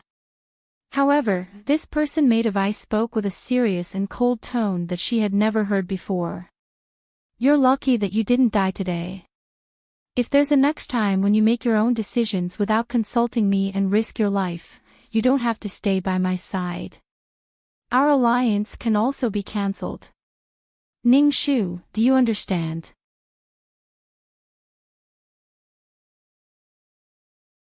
Chapter 376. Ning Shu was stunned for a moment. She lowered her head and said, I understand. I promise I won't do it again. Only then did Xiahou Qing relax his furrowed brows and lean his body on her thin shoulder. Two people and a silhouette walked out of the small door that had been opened. Maybe it was because the path was too long or because the secret passage was too quiet, but a trace of grievance quietly slid into Ning Shu's heart. She bit her lips and muttered, I was just anxious to save you. In the dark, he wrapped one arm around her slender white neck and thin shoulder. His other hand was on the stone wall, trying not to be too heavy a burden for her. Feeling the grievance of the little girl beside him and her slightly nasal voice, the ice in his chest melted like water, turning into a breath that gently brushed past her ear. He tilted his head and softly said, I know, but if you die, my life will have no meaning. Ning Shu never knew that she loved to cry so much. She couldn't bear any grievances and was so easily swayed. A single sentence could make her want to cry countless times today. She was too timid. It was not like her, Ning Shu. But she didn't feel that bad. Her body was tired, her eyes were sore, and her heart was full. She knew that this thing was called love. After walking for a long time in the secret passage, the weak light of the torch was almost completely extinguished. Finally, light poured in from the end of the secret passage. Half of her heart was put down. Ning Shu let out a breath and excitedly sped up. She supported Xiahou Qing up the wooden stairs and finally arrived at the end of the passage in front of the wooden board. She reached out her hand and lifted the wooden board. Xiahou Qing's ears suddenly moved. His palm pressed down on her shoulder. Wait, there's a person's voice. But he was still a step too slow.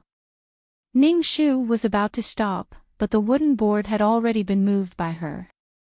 The next moment, the wooden plank was kicked away, and a dagger aimed at Ning Shu's forehead flew through the air. Standing on the wooden ladder and supporting Xiahou Qing, Ning Shu had no strength to escape. At the critical moment, Xiahou Qing's arm pressed Ning Shu's head against his chest.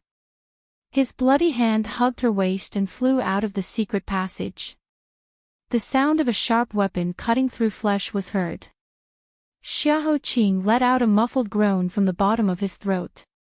Holding Ning Shu in his arms, he fell onto the broken seat next to him. Even at the moment before he lost consciousness, he still leaned to the side and protected her in his arms, using him as her shield. She was about to go crazy. She couldn't even bear to get angry at such a person, so how could they dare? Seeing that the attack was successful, the person who had launched the sneak attack immediately retreated. Ning Shu's lips trembled as she took out the broken piece of metal she had taken from the armored strawman.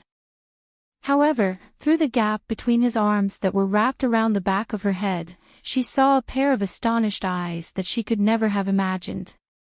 Her eyes trembled violently, and the color of her lips faded. She asked each and every word with bloodthirst, "How could it be you?"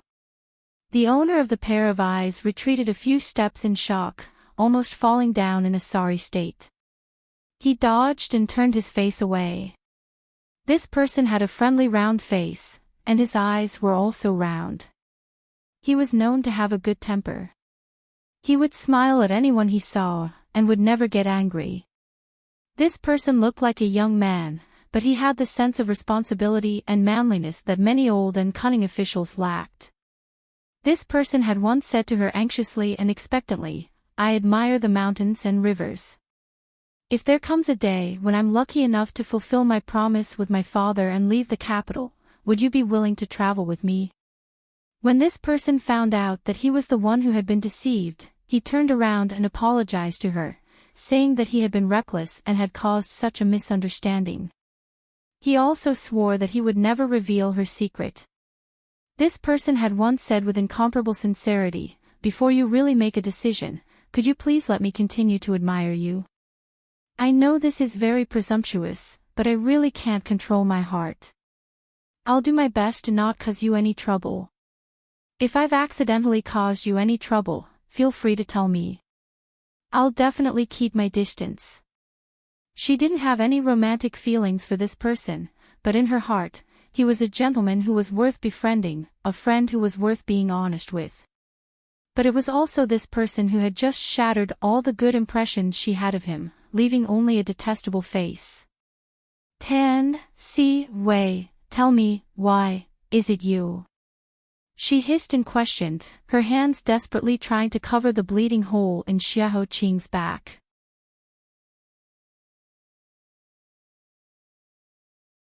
Chapter 377. There were tears in Tan Siwei's eyes. His eyes, which were always smiling, were full of shame and embarrassment. "I'm sorry. I didn't know it was you who came out. I'm really sorry. I'll help you up." The moment he reached out his hands, Ning Shu grabbed a handful of cotton from the broken pillow next to her and sprinkled it in his eyes. Tan Siwei was caught off guard and subconsciously covered his eyes. Ning Shu took the opportunity to slip out of Xiahou Qing's arms and floated to him like a snake. She put the broken iron piece in her palm on his neck and said coldly, "This is a remote place. You shouldn't have walked here. Moreover, this place is connected to the ancestral grave of the Shui family. You won't show your face in public in order to hide your identity. Carry Xiahou heir on your back to your carriage and send us to Prince Nanping's mansion immediately. Along the way, the copper piece in my hand will always be in front of your neck.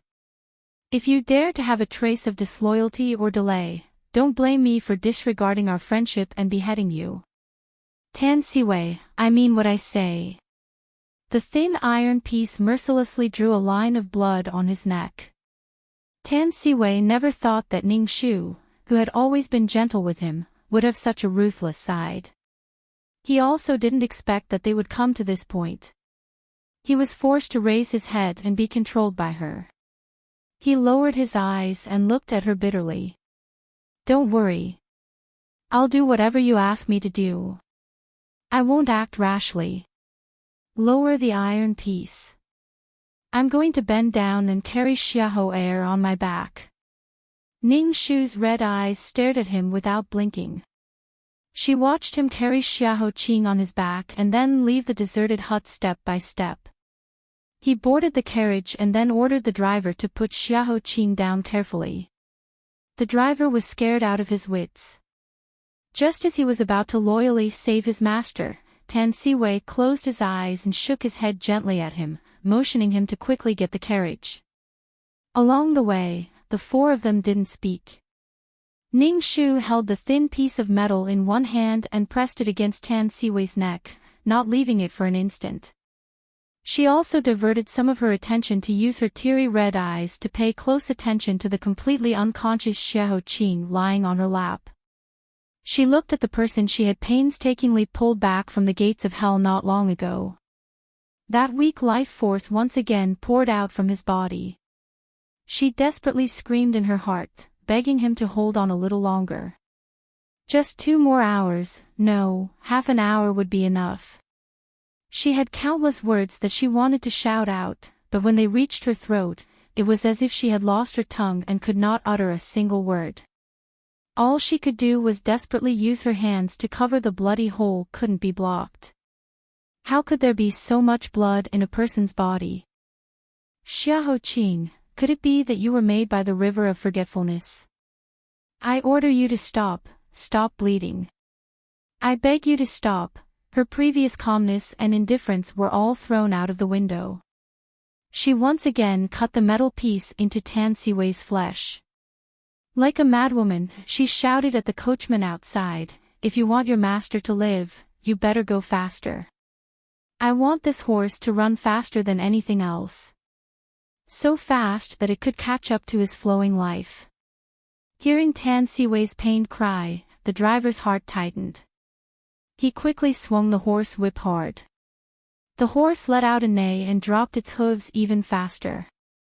Perhaps a long time had passed, or perhaps it had only been a cup of tea in a tea house, or half a play in a storyteller's story, but the horse pulled the wheel like it was flying over the hottest sun of early summer and the busiest street in Jingdo. Under the shocked and curious gazes of bystanders, it finally stopped and fell with a boom in front of the gate of the Prince of Nanping's Fu.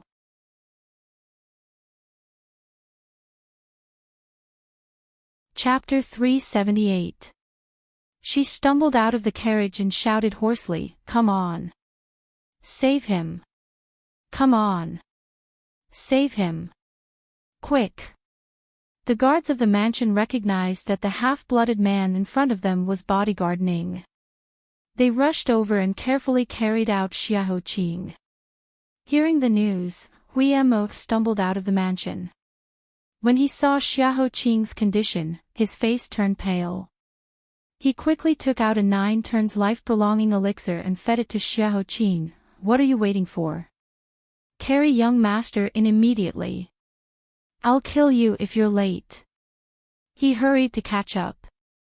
When he looked back, he found that Ning Shu had been exhausted. She knelt on the ground and tears poured down like rain. Half of her body was covered with soil and half of her body was covered with blood. He leaned over to help her up. "Lady Ning, you..." Ning Shu supported herself with both hands on the ground and urged, "Go and save him. Don't worry about me." Her voice had long been broken. Seeing this, Hui Mo gritted his teeth and chased after her. A cloud-piercing arrow shot into the blue sky. Jusi and Tianwen, who had been digging in the ancestral grave of the Shui family for nearly a day and night, immediately led people back to the mansion. Tianwen, who was inquiring about the news in the market, looked up at the arrow. He immediately mounted the horse and carried all the doctors in the best medicine hall in the capital one by one on the horse. The whole Nanping mansion was in a mess. Only she knelt in front of the Nanping mansion powerlessly and cried silently. Was she wrong? She clutched her empty heart tightly. Her tearful eyes were full of confusion. It was the first time since her rebirth that she was so confused. She was like a child who had lost her own child and could no longer find the way home. Had she really done something wrong? The man in her dream had warned her so loudly that she should stay away from love and abandon greed and anger. Otherwise, everyone would die because of her, including Xiaoqing. But she was stubborn and turned a deaf ear to it. Now, was it her punishment? Yes, it must be. But why didn't it descend on her head? Why was it Xiaoqing? Beside her, Tan Siwei didn't leave. He looked at Ning Shu, who he had never seen before, in a daze. He walked in front of her and reached out his hand, wanting to wipe away her tears. "I'm sorry. I didn't know it would be like this." "Shu, don't cry like that." Ning Shu turned her head away to avoid him. She stopped her tears and questioned him with her reddened eyes. Minister Tan, I only have one question for you. Are you the murderer in the case of the envoy's sudden death? Tan Siwei's pupils shrank. Slowly, he retracted his hand. It was early summer, and the sky was clear and blue. There was no room for messy clouds. Tan Siwei raised his head to look at the sky that was so high and far away that he could not reach. It was a little dazzling. The sun was so bright that no hidden darkness could hide from it. He quickly lowered his head to avoid it. That's right. The envoy's death was indeed my doing. That day, when Madame Feng went to Feng Tai Pavilion to arrest her, I said that I did not notice how Feng Darren left the building. In fact, I lied. I saw with my own eyes how the procuress opened the secret passage, and how she sent Feng Darren out of the building. After that, she came up with such a vicious plan to kill and then frame Feng Darren. As for the reason why I did it, it was because the envoy had something on my Tan family. He used it to blackmail my Tan family into collaborating with a foreign country and becoming Southern Yan's puppet. Therefore, 9 days ago, he asked me to have a chat. That was why we quarreled so fiercely at the post house and parted on bad terms. However, as for what kind of evidence he had on my Tan family, it concerns the lives of the entire residence. Forgive me for not revealing it. Now that I have pleaded guilty, this case is over. Lady Ning, for the sake of the friendship between our two families, please let my Tan family live. I alone will be enough to be executed.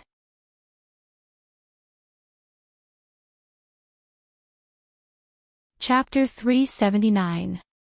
Tan Siwei pleaded guilty and was wanted by the guards. Miss, let me help you up. Zi Gui, who was recuperating in Prince Nanping's residence, heard the news and came out. He helped Ning Shu, who had not eaten or drunk for 24 hours, up from the ground. Feng Mama originally hated Shi Ziyi for being on the brink of death because of her, but seeing her in this state, she could not vent her anger. She said with a straight face, "You look really bad. When Shi Ziyi wakes up, he will think that I neglected you. Come with me to tidy up." Ning Shu weakly shook her head and stubbornly said, "There's no rush. I want to wait for Xiao Qing to wake up." Feng Mama looked her up and down. "You are so dirty and covered in dust and blood. Shi Ziyi is already weak. If you don't tidy up, I won't let you enter the room to see Shi Ziyi." Ning Shu had no choice but to follow her to tidy up her clothes. After tidying up her clothes, Feng Mama brought a bowl of porridge and 2 side dishes. Her attitude was still businesslike. "The food doesn't have time to cook for you right now. Drink the porridge." Ning Shu moved her chapped lips. Her stomach was already empty, and she was grinding so hard that it hurt, but she just didn't have any appetite. Feng Mama continued to be displeased. "I don't care if you starve to death or not. But if you starve to death at Shi Ziyi's bedside and startle him, I will not let it go." Ning Shu picked up the bowl of warm porridge and absent-mindedly stuffed it into her mouth. Her heart was constantly worried about Xiao Qing's safety, who was a few doors away. She also thought about the time he put his arm around her waist and held her hand despite knowing the price he had to pay to save her. Her tears made the porridge go into her stomach until the bottom of the bowl was clean. Feng Mama cleaned up the bowls and chopsticks and turned to leave. Ning Shu wiped away the excess tears on her face and whispered, "Thank you, Feng Mama. Thank you for not blaming her and for being willing to talk to her." Feng Mama snorted, "Don't flatter yourself. If it weren't for the air, I wouldn't care about you." She took the bowl and chopsticks and stepped out of the door. After thinking for a while, she still left a handkerchief for her and said awkwardly, "Hurry up and wipe it clean. Don't drip your tears on the air. It's bad luck." "You're right. Xiao Qing isn't dead yet. He won't die. You're not allowed to cry anymore." Do you hear me? After wiping the water off her face, she blinked and took a deep breath. Then, she walked out of the hall and waited. Half an hour later, Mo came out tiredly. His clothes were all wet as if he had just been fished out of the water. Ning Shu immediately went up to him. How is he? Mo said, this 9 turns life-prolonging pill was obtained after the Crown Prince was hit by the plum blossom kiss. His Royal Highness spent many years of effort to get it from the divine Dr. Lu Bujiu. Just in case, he wanted to see if he could save the Crown Prince's life from the hands of the King of Hell. There is only one pill in the whole world. Now that the Crown Prince has taken it, he shouldn't be in danger for the time being. But the Crown Prince has been poisoned for many years. His body is like a sand castle. It looks strong, but in fact, it is full of holes. Whether the Crown Prince's life can be saved completely depends on the face of the god. Ning Shu nodded and raised the corner of her mouth. The plum blossom kiss didn't kill him. The final secret hasn't been revealed yet. He won't let himself die in such a small matter. That person is very prideful. As if to convince herself, she nodded again. Can I go in and see him? Mo said, of course, but don't touch the Crown Prince's wound. Ning Shu made a sound of acknowledgement and hurried in impatiently. Mo hesitated for a moment and said, has Tan Shaoqing admitted that he committed the crime? Ning Shu gave an affirmative answer. Yes, and he has already told the whole process of his crime. As for imitating Shui Hongyi's crime, he found it when he was sorting out the files of the previous years. He felt that it was quite ruthless. Moreover, the Shui family had a hidden relationship with the envoys, which was quite confusing. And on the night of Li Er's accident, he was also a bystander. So, the plan of framing Li Er came up spontaneously. It was completely logical. Mo nodded and stepped aside to let her in.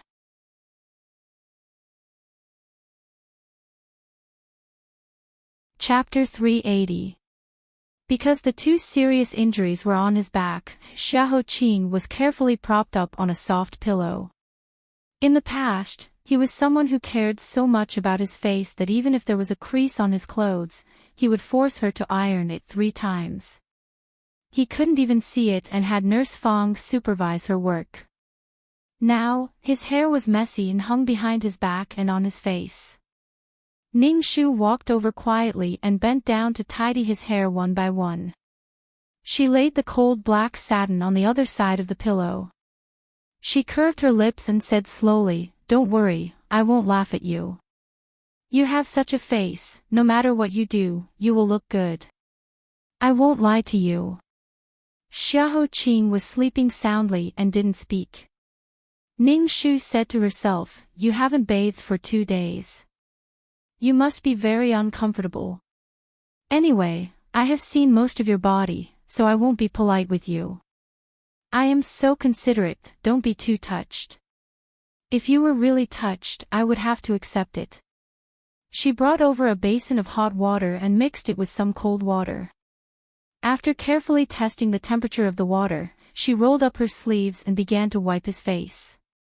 She continued to mutter, "Speaking of which, this young miss is also a noble in her own residence, a young miss who is served every day. How did I end up serving you every day in your residence? We have to settle this account when we have time." Huema and the other guards were still guarding the door. It was not as dark as the underground palace where she could hide her shyness. She was too embarrassed to take off his clothes, so she rolled up his wide sleeves and wiped his arms.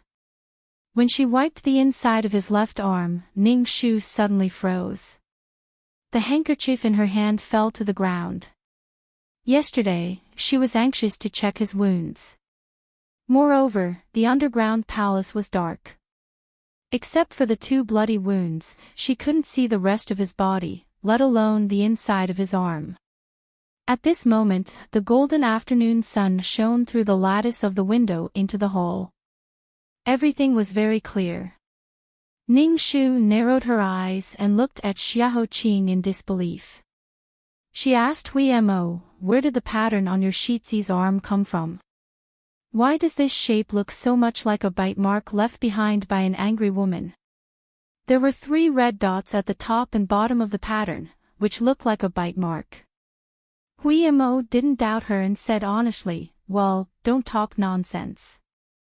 Prince Shizi was born with that birthmark."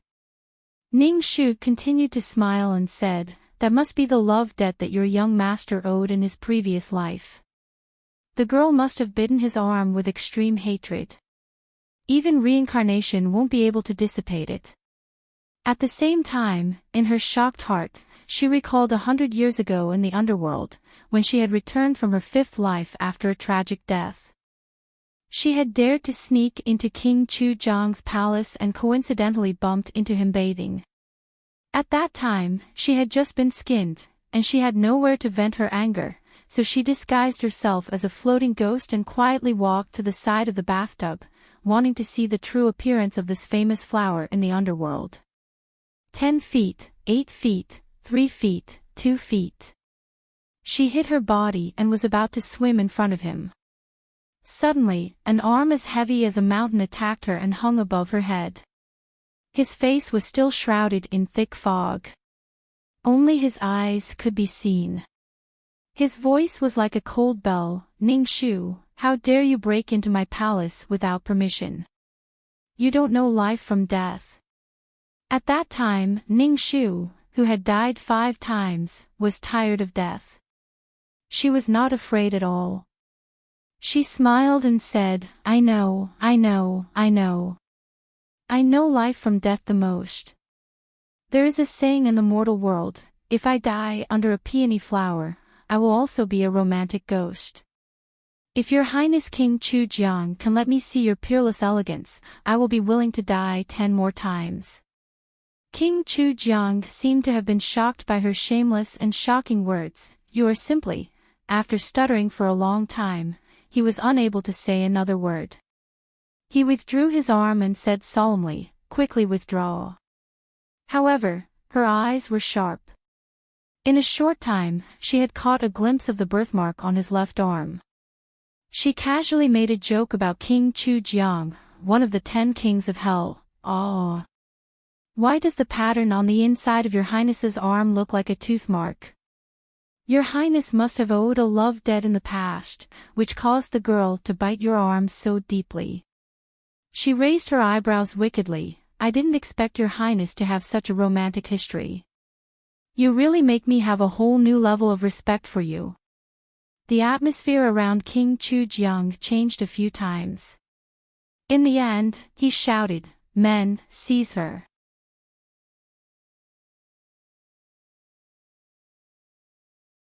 Chapter 381.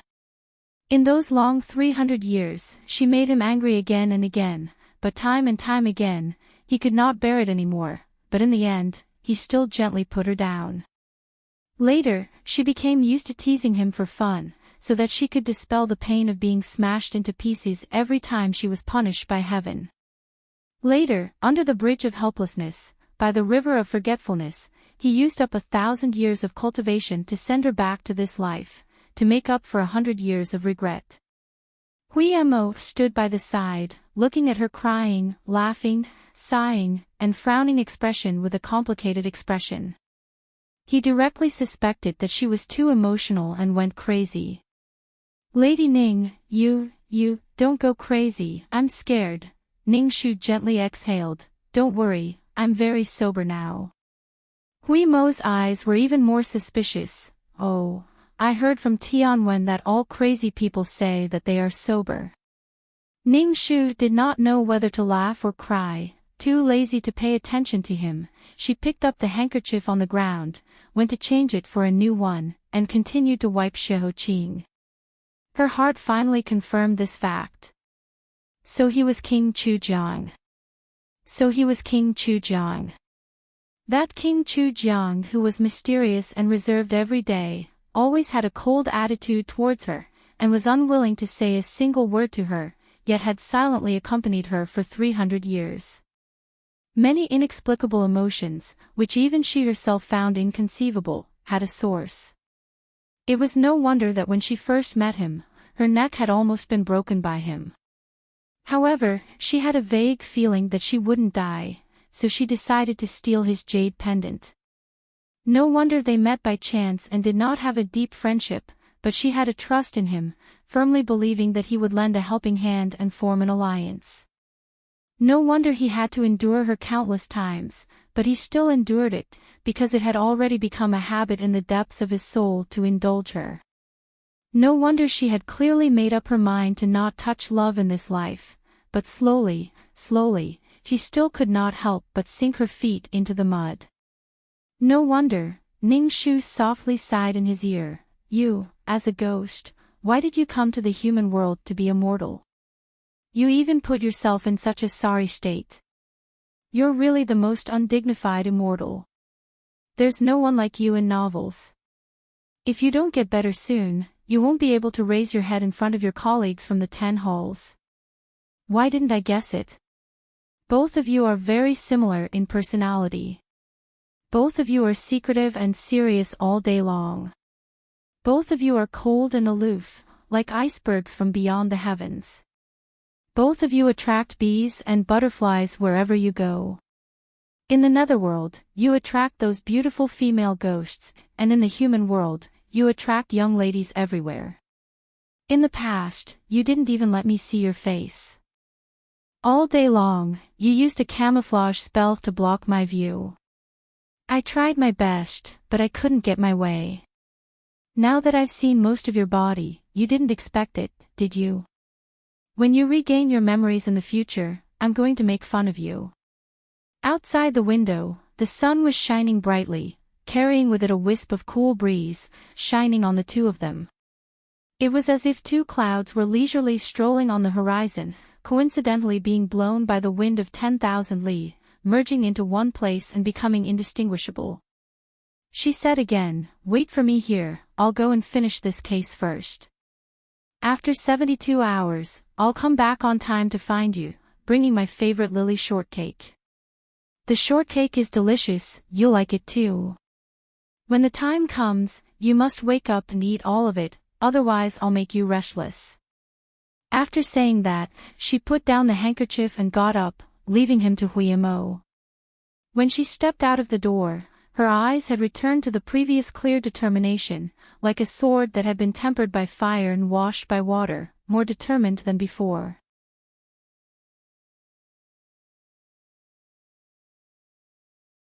Chapter 382. The Vice Minister of the Supreme Court actually surrendered himself and was imprisoned. The moment this news came out, it immediately shocked the ears of all the officials.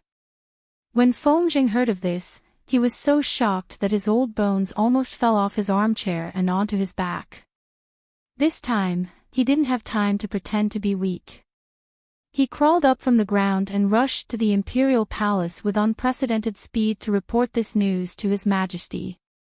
Aya, what should I do? My Yu's imperial court is going to be in chaos. At the entrance of the Supreme Court, Xue Qiongwei was making a scene. Get out of the way. My second brother can't kill anyone. Let me in. He is the Vice Minister of the Supreme Court, a fourth-rank official, and the Prime Minister's legitimate son. How dare you arrest him? The Supreme Court's bailiffs had bitter expressions. Miss Qiongwei, we also didn't want to lock Vice Minister up. But Xiao Qing took the initiative to confess and told us the whole process of the crime in full detail. You also know that this is a serious case. Our heads are hanging on our waistbands. Please be magnanimous and don't make things difficult for us. Xue Qiongwei's voice trembled. He really said that he committed the crime. How could it be false? The bailiff said. If it was someone else who reported it, there would be a possibility of framing him. However, Xiao Qing was the one who admitted to it, and he even told him every detail of the crime. And in order to hide the truth, he almost killed Prince Nanping. Even now, we don't know if His Highness is still alive. Vice Minister had no choice but to confess. What else is there to talk about? Xue Qiongwei's face paled and tears seemed to flash in her eyes. She bit her lower lip and said, I don't care. His Majesty hasn't convicted him yet, right? Then he's still a suspect. Since that's the case, why don't you let me in to see him? I'll say it again, let me in. The bailiffs were in a difficult position, but because of her status, they didn't dare to be rough with her. Just as they were frowning, they saw Ning Shu coming from afar. They hurriedly diverted the trouble. Lady Ning was appointed by His Majesty to investigate this case. Whether or not you can enter depends on Lady Ning's golden mouth. Xue Qiongwei turned her head and met Ning Shu's calm eyes. Without waiting for the horse to stop, she had already rushed over and stretched out her arms to block the horse. The horse neighed in fright. Fortunately, Ning Shu controlled the horse in time, preventing it from trampling Xue Qiongwei to death on the spot. Xue Qiongwei opened her tightly shut eyes. The previously domineering Miss Biao of the Prime Minister's manor had a rare moment of humility. Lady Ning, please let me in to see second brother. He must have been bewitched for a moment to spout nonsense. A person like him wouldn't even dare to kill a chicken. How could he possibly kill someone? Let me go in and persuade him. He will definitely tell the truth. Lady Ning, he's your fiancé. You're bound together for good or ill. If he's convicted, you won't get any benefits either. Ning Shu pulled the reins and looked down at her. Miss Bella, how can you be sure that he's talking nonsense and not telling the truth? Didn't he say it before? On the night of the crime, he stayed overnight in the Supreme Court to check the list of criminals. Both Deputy Minister Zhang and Deputy Minister Xia can testify for him. Why don't you believe him? I know. You must be holding a grudge against me for purposely getting close to second brother, right? I know I was wrong. I apologize to you. I promise I'll stay far away from him in the future. I won't disturb you or be an eyesore. Can't you just help him? Looking at her teary eyes, Ning Shu shook her head and said, Bella, you misunderstand. I believe him, so after he spoke, I dispelled my suspicions. But just now, I received news that Deputy Minister Zhang and Deputy Minister Xia personally admitted that at the beginning of the night, they were indeed accompanying Minister Tan to check the list of criminals. However, at night, Minister Tan used the excuse that there was a problem with a portion of the list and needed to go to the warehouse to check it again. Deputy Minister Zhang offered to accompany them, but Minister Tan declined and insisted on going alone. After that, Deputy Zhang and Deputy Xia were tired from working and took a nap on their desks. When they woke up around 3 in the morning, Deputy Xia asked when he would be back. Deputy Tan said around 3 in the morning, so the two believed him. However, was that really the case? During this period of time, he was completely alone. Who would know if he was really working in the warehouse or deliberately sending people away? His alibi isn't enough to convince the public.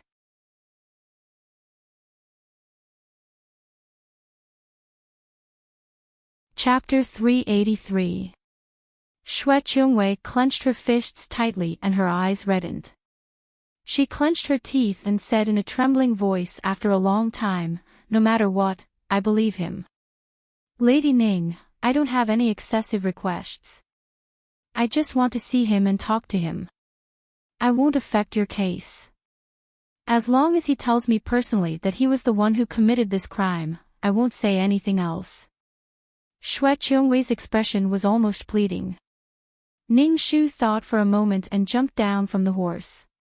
Come with me. She used to be very familiar with the Supreme Court's yamen. Every few days, she would come to bother Tan Siwei. This was like her second home. This was the first time Xue Qiongwei was so nervous. Her expression was so tense, as if she was walking on the edge of a cliff. It was still the same person, with his trademark round face that smiled at everyone. However, he had taken off his sapphire blue official robe and was now a prisoner. When Ning Shu brought Xue Qiongwei in, he was staring at the iron bars in a daze. When he saw Ning Shu, he came back to his senses and smiled bitterly. Shu is still willing to see me, but I don't have the face to see you. Xue Qiongwei walked out from behind Ning Shu. Second brother, Tan Siwei's smile froze and he frowned. Qiongwei, what are you doing here? This case has nothing to do with you, and it has nothing to do with the Prime Minister's residence. Go back immediately. Xue Qiongwei ran over with a sobbing voice and said, Second brother, tell me quickly. You didn't commit this crime at all, and you didn't kill that person. Tell me everything. Tan Siwei's face was ashen. You have to make a lot of decisions in life. Some are right and some are wrong. But no matter what, you have to bear the consequences of your decisions. Whether it's you, big brother, father, or mother, it has nothing to do with you. Qiongwei, go back and tell them that I'll bear the consequences of my own mistakes. Don't interfere. Let this case end with me. But, no buts. Tan Siwei interrupted her. I know you're protecting me and don't want to believe that I'm such a vicious person, but that's the truth. 9 days ago, the envoy publicly offended me and even said that if I didn't want to become his lackey and be ordered around by him, he would destroy the entire Tan clan. Ever since that incident, I harbored a grudge in my heart. For the sake of the Tan family, as well as for my own career, I secretly planned this case. The first reason was to silence him, and the second reason was to vent my anger. After the case broke out, I even pretended to be righteous in Funing Palace and offered to help Lady Ning solve the case. Actually, it was all part of my scheme. I wanted to know the progress of Lady Ning's investigation and what evidence she had. Then, I secretly tampered with it and tried my best to cover up my crimes. Bella, I'm actually a vicious and merciless person deep down in my bones. It's just that I've always pretended to be a modest, noble, and proud gentleman in the past, deceiving all of you. The real me is so hypocritical. Now, I've also harmed the heir of the Duke of Nanping. The matter has been exposed, and I can't cover it up anymore. That's why I took the initiative to admit my guilt and ask for leniency. A person like me doesn't deserve to be remembered by any of you, and I don't deserve to be remembered by any of you. Go back and continue living well in the future. I've brought shame to the Tan family, and I've let my ancestors down. Just pretend that I never existed. How can I pretend that you never existed? You're the second brother who grew up with me. There were so many nights when I secretly hid in bed and cried. It was always you who held my hand and comforted me, saying, Bella, don't be afraid, and don't be lonely. With your second brother here, the Prime Minister's residence will be your home in the future. Tears streamed down her face as she held his hand tightly. Her eyes were filled with countless emotions that couldn't be separated. Without you, how can I live on? Tan Siwei sighed softly. You remember how I comforted you, but you forgot that the reason you cried was because the Prime Minister's residence treated you too poorly. In this world, there's no one who can't live without another. You've already grown up, and I can't protect you in the future. You don't need me anymore. As for Mother, I'll leave a letter for her, asking her to give up. In the future, you can live in the Prime Minister's residence for as long as you want. It's up to you to decide who you want to marry. You're a very, very good girl. It's just that your personality is rash and impatient. You'll have to change that in the future. Tan Siwei teased. Of course, it's fine if you can't change it. You're not a bad person. In the future, you'll definitely meet a good man who can give you happiness. Her tears fell even more fiercely. Xue Qiongwei's heart felt like it was being twisted by a knife. You know everything, right? Yes, I didn't realize it at first, but I found out later. Tan Siwei raised his hand, wanting to wipe away the tears on her cheeks, but stopped at the last minute. Instead, he gently patted her head. When you were 5 years old, uncle and aunt passed away in an accident. Father brought you into the residence. You were only a little bit tall, and in the blink of an eye, you've already grown so big. I'm a wooden person, and sometimes I can't react in time. I still habitually treat you as the little girl from back then. My body language caused you to misunderstand a lot. It wasn't until a few days ago when you targeted Shu that I realized it was all my fault. I also thought about it later. Actually, you don't really have romantic feelings for me. It's more like you're attached to your family when you're isolated and helpless. We were really close when we were young. Now, it's time to say goodbye. Go, don't cry. It's not worth it for me.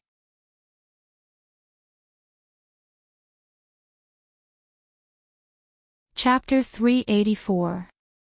Driven away by Tan Siwei resolutely, Xue Qiongwei left in tears. Tan Siwei closed his eyes tiredly and leaned his forehead against the cold iron bars. After watching this scene from the side, Ning Shu slowly walked forward and stood in front of him. In the silent prison, her voice sounded particularly ethereal. Don't you have anything to say to me? Across the rusty iron bars, Tan Siwei lowered his eyes. What is there to say? The truth is out. I don't have the ability to defend myself even if I want to. It's just that I committed such a big crime and still came to your mansion to ask for your hand in marriage. I want to drag you down with me. I'm sorry. Don't worry, before I'm beheaded, I'll give you the annulment of our marriage. As for the reputation that I've implicated you, I'll apologize to you when I go to hell. Has the truth really come to light? Ning Shu took another step closer, and her eyes were only inches away from his evasive gaze. Or are you trying to hide something? So far, you've been able to explain most of the links, but don't forget that there are still many doubts. I couldn't control my emotions before, but it doesn't mean that I didn't notice it. Now, please answer me. First, what's your relationship with the Xue family? Why did you appear in that hut today? Second, when Xiaoho and I came out of the secret passage, there was another person in the hut besides you. Who was that person? Third, if the case was really done by you that night, after you led Zhou Xiang into the building as a scapegoat, you should have seen him leave. Then, how did you leave from the Fong-seeking platform? Who locked the door for you? Tan Siwei took a deep breath and returned to the center of the cage. He lifted the hem of his robe and sat on the ground. Now, I have nothing to hide from you. First question, I have no relationship with the Xue family. I just happen to have insight into the past of her family from the old case file. By chance, I learned the secret of her family's ancestral tomb, which was hidden in the hut where Madame Xue lived before her death. After learning that you went missing in the Xue family's ancestral tomb, I was a little hesitant about whether or not I should block this secret passage and prevent you from reappearing after 5 days.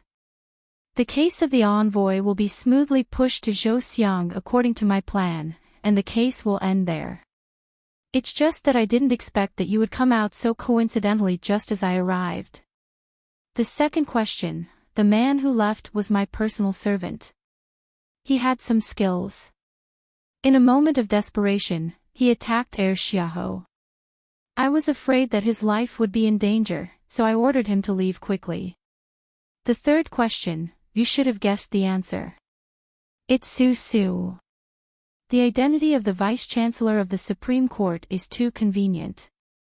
This means that as long as I want to investigate, there's nothing that I can't find out. Moreover, it's perfectly justifiable. No one will suspect me. Just like what I did before, I easily fooled you. Tan Siwei chuckled softly. A strand of hair on his forehead quivered. So, I successfully caught Susu's weakness. She is a descendant of the Xue family. I used this to coerce and bribe her to help me. In addition to my identity as an official of the imperial court, she naturally wouldn't refuse my request. I didn't tell her that I framed Zhou Xiang. I only asked her to do two things. The first was to deliberately make the envoy unhappy after drugging him and make him leave the room alone. The second was to wait for me to leave the Xuanfang terrace after I finished the crime and lock the door for me. Her previous confession was taught by me, and her alibi was also carefully designed by me for her. During the period from the Z hour to the Chou hour, there was indeed a maidservant in her room to testify for her. After Zhou Xiang escaped, I hurriedly left at the Chou hour. She waited for a moment, and when the maidservant was asleep, she quietly locked the door, perfectly avoiding suspicion of the crime. If it weren't for me, how could a brothel girl like her obtain something like the 10 fragrant tendons powder? Ning Shu frowned. She still didn't understand. Why did you insist on locking the door of the secret passage? If you let it open, wouldn't it be more believable that Zhou Xiang committed the crime and escaped? The corner of Tan Siwei's mouth twitched. He boasted shamelessly, because of my remaining hypocrisy. My original intention was that no one would be able to find out and I would directly throw the suspicion on the dead Xuehongyi. That way, everyone would be happy. If Xuehongyi, as a shield, wasn't useful, then I would have to wrong Brother Zhou. I have done my best for him. Unfortunately, God wants him to die. It's not my fault.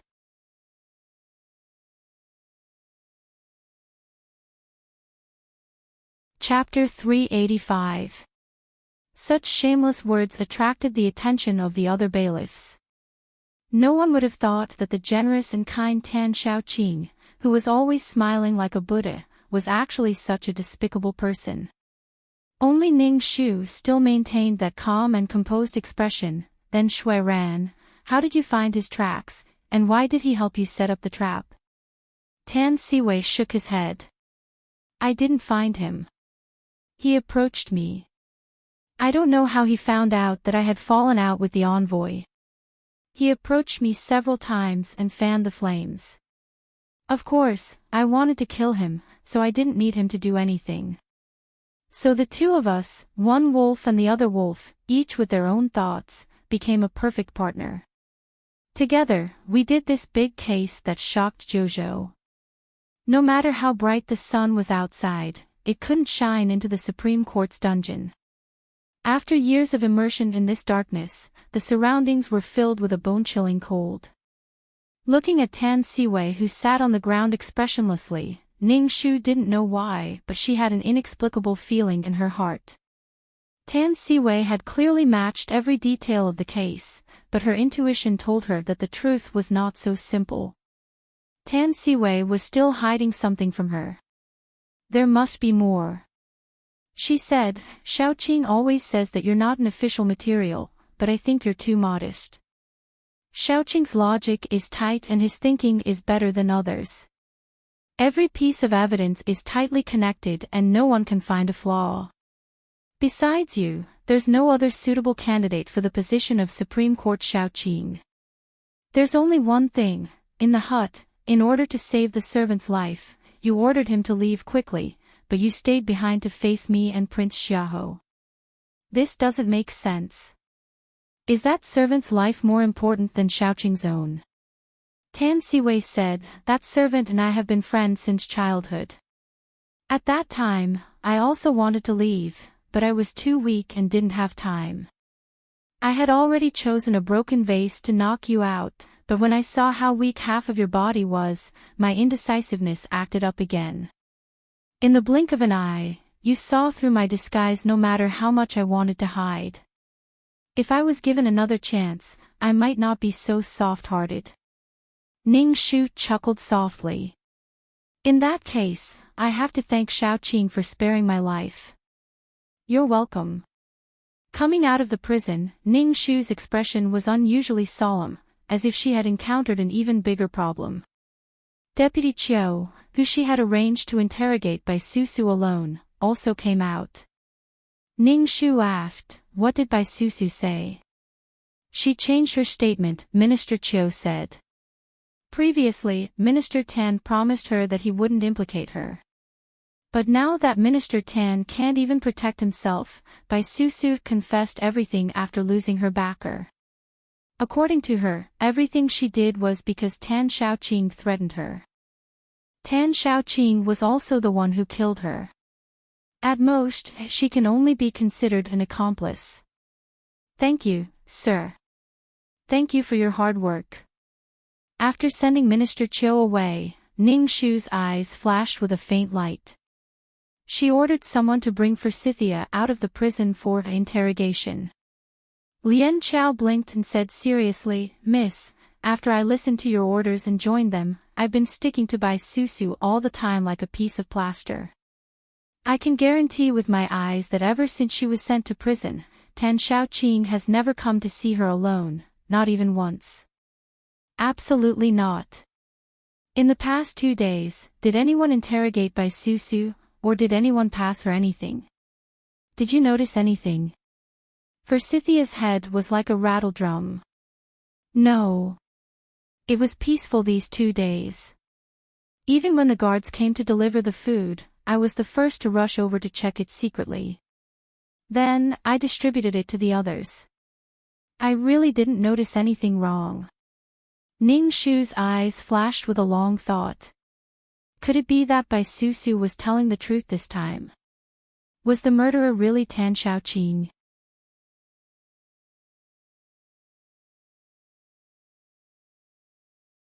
Chapter 386.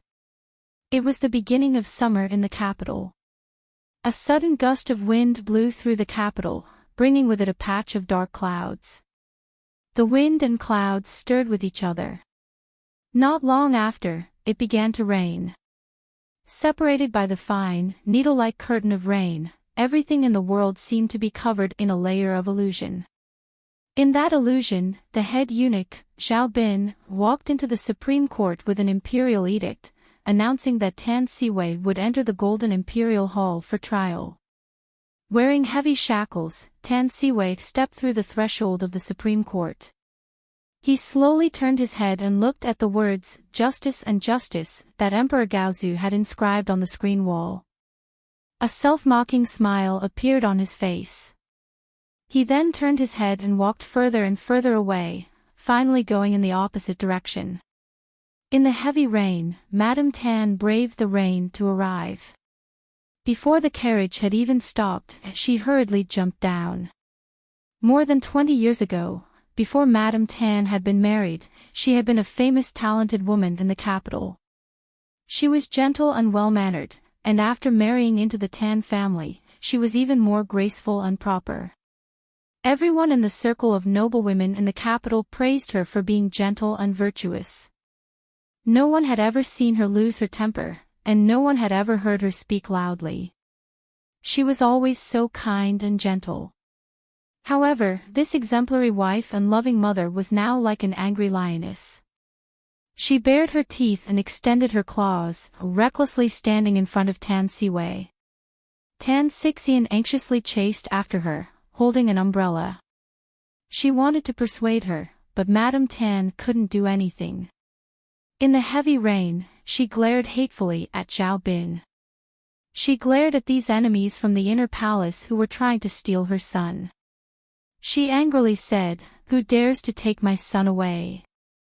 Zhao Bin held the yellow handkerchief in his hand and said in a sharp voice, "Prime Minister, this is an imperial edict from His Majesty, ordering the second young master to immediately enter the palace for trial.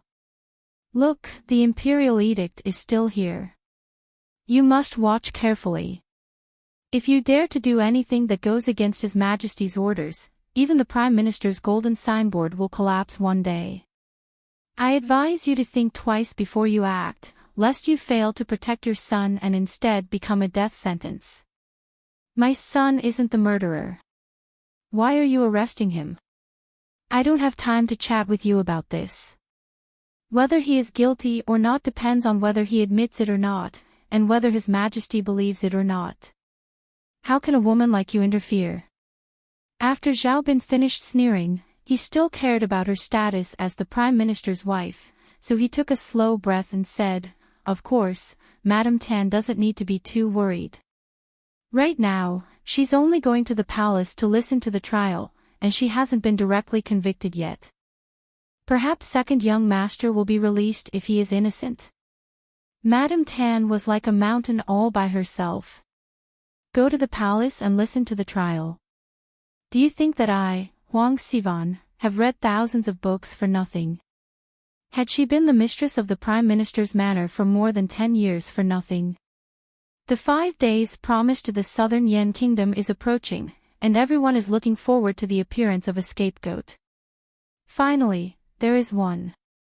Even if my son is not the murderer, in order to appease the anger of the southern Yen kingdom, he will definitely be convicted. If you want to take him away, you have to step over my dead body first. Seeing that the deadline set by His Majesty was approaching, Xiao Bin was burning with anxiety. He narrowed his eyes and said, "Mrs. Tan, if you continue to be so unreasonable, don't blame me for being impolite." Someone come. Seeing this, Tan Xixian hurriedly stepped forward to appease him, repeatedly apologizing and asking him to calm down. On the other hand, Tan Siwei's face was drenched with rain. The cold rain drenched his hair and extinguished his previous vigor. He said, "Mother, you should go back quickly. The rain is so heavy, and your body is so weak. What if you catch a cold? As for this case, I really did commit the crime. I have no way to refute it. Please just pretend that you never had a son like me."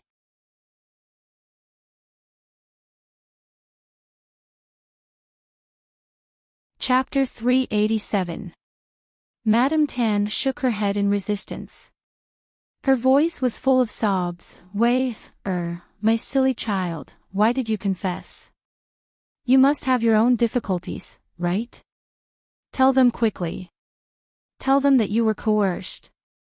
You're not the murderer." Tan Siwei's eyes reddened. He looked away, speechless. Madame Tan suddenly had an epiphany. "I know. Are you doing this for me?" Her lips trembled violently. I get it. My silly child, you're really. Mother will go to the palace with you. I'm going to tell them everything. The murderer is definitely not you." But, just as Madame Tan was about to blurt out, Tan Siwei roared and interrupted her. "Mother, do you want me to die here right now?" He resolutely closed his eyes and pried Madame Tan's hands off him one by one. He took the initiative to walk toward Xiao Bin. There's no such thing as coercion, and there's no unspeakable reason. I killed him, so I killed him. The sins that I've committed with my blood will be repaid with my blood. If you still want me to live for a moment longer, then go back immediately. Don't care about anything, don't say anything. In the future, please treat Qiongwei as your own daughter. Take good care of elder brother and father. The family will be harmonious and happy, just like when I was here. Siwei. Come back. Don't go, you can't go. Madame Tan still wanted to stop him, but Prime Minister Tan, who came after hearing the news, immediately stopped her. He hugged Madame Tan tightly in his arms, his eyes red. "Sivan, you can't go against the Emperor's orders." "My child." Madame Tan watched as Tan Siwei was taken into the carriage. The horse galloped in the rain, sending him in the direction of the palace. He was on a path of no return. She collapsed on the ground. After a long time, she struggled out of Prime Minister Tan's arms and laughed inexplicably. There were tears in her laughter. Is this retribution? It's retribution, right? The sins that I've committed back then have finally come back to haunt me. But, why don't you just punish me directly? Mother. Seeing her like this, Tan Xixian's eyes were filled with worry and sympathy. He pulled up the hem of his shirt that had become heavy from the rain and hurriedly ran towards Mrs. Tan to hold an umbrella for her. However, Madame Tan slapped his hand away. In the heavy rain, she said, "You've been wanting to see my retribution all these years, haven't you? Now that retribution has come, are you happy? Tan Xixian's usual flirtatious smile froze at that moment. He opened his mouth, but nothing came out. He couldn't hold on to the umbrella in his hand, and it was blown into the muddy water by the wind and rain. Who in this world is without sin? Greed, deceit, stupidity, murder, theft, lust, lies, two tongues, evil mouth, beautiful words. Every single one of us here is a sinner. None of us are good people. Evil people, let us rely on each other for survival. Mrs. Tan was still smiling. She staggered a few steps before her legs gave way and she fell beside Ning Shu's feet. Mrs. Tan. Ning Shu hurriedly helped her up and found that she had already fainted. She looked up at the Prime Minister and Tan Xixian who were surrounding her in shock. The rain had become heavier at some point, making the illusion in front of her even more blurry and heavy. Miss, do you mean that he's another Zhou Xiang? For the sake of Li Yi, in his heart, he didn't hesitate to lose his reputation and be cursed by thousands of people and was willing to bear such a heavy crime. Forsythia frowned and widened her eyes. Ning Shu rubbed her sore eyebrows. This is my current guess. Forsythia was puzzled, but the witnesses and evidence clearly point to Tan Xiaoqing. Do we have to believe them just based on Mrs. Tan's words of protection? They're mother and son, so they'll definitely try their best to get rid of suspicion for him, so her words may not be trustworthy. Besides, other than those vague words, we can't get any useful information at all. There is one.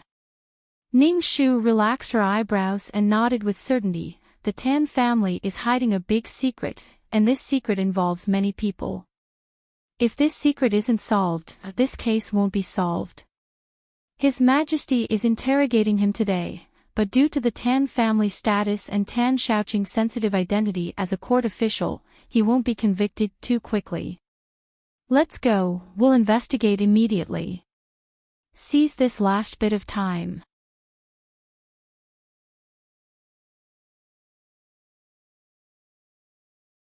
Chapter 388. Where are we going to find the secret of the Tan family? Forsythia trotted behind Ning Shu and felt that it was very tricky. Prime Minister Tan would never tell us. Otherwise, the current situation wouldn't have developed. Ning Shu led the horse out. After a moment of contemplation, she made a decision. Let's go to the thatched hut first. Since the case is more and more closely related to the Shui family, let's go back more than 20 years and see what happened back then. After a rainstorm, the sky gradually cleared up. The horse's hooves splashed through half of the capital and rushed out of the city again. Pushing open the rotten wooden door, Ning Shu slowed down this time and carefully looked at the furnishings of the thatched hut. There were two dense small gardens in the courtyard. One garden was densely packed with thin bamboo, and the other garden was lush with willow trees. Although the willow trees were barren and overgrown with weeds, she could still vaguely tell from the broken branches and flowers that this used to be a small flower bed. There were also a few small stone benches set up by the flower bed. Walking along the cobblestone path, she could see the main door of the thatched hut. The furnishings in the thatched hut were simple. Whether it was the windows, the wooden door, the wardrobe, or the bed frame, they were all made of the cheapest pine wood. But even though it was cheap, there was always a little hidden meaning in the inconspicuous places of the house, such as the small clay vase on the small table, the half-broken window flower pasted on the window, or the guqin lying quietly under the window. It was not difficult to see that the former owner of this house was an elegant person who knew how to have fun. There was still a drop of dried blood left on the couch, which was left there by Xiaoqing a few hours ago. Her heart ached again. Ning Shu closed her eyes and forced herself not to think about that matter anymore. She focused on what was in front of her. She glanced around and stretched out her hand to wipe the table. This place is old, but have you noticed that there is not much dust? The things in the house are also neatly arranged. Someone must have come here every once in a while to clean up. The decoration of the house is simple but not shabby. Many small details are ingenious, such as the stone benches in the flower bed outside, the window flowers, and the small vase.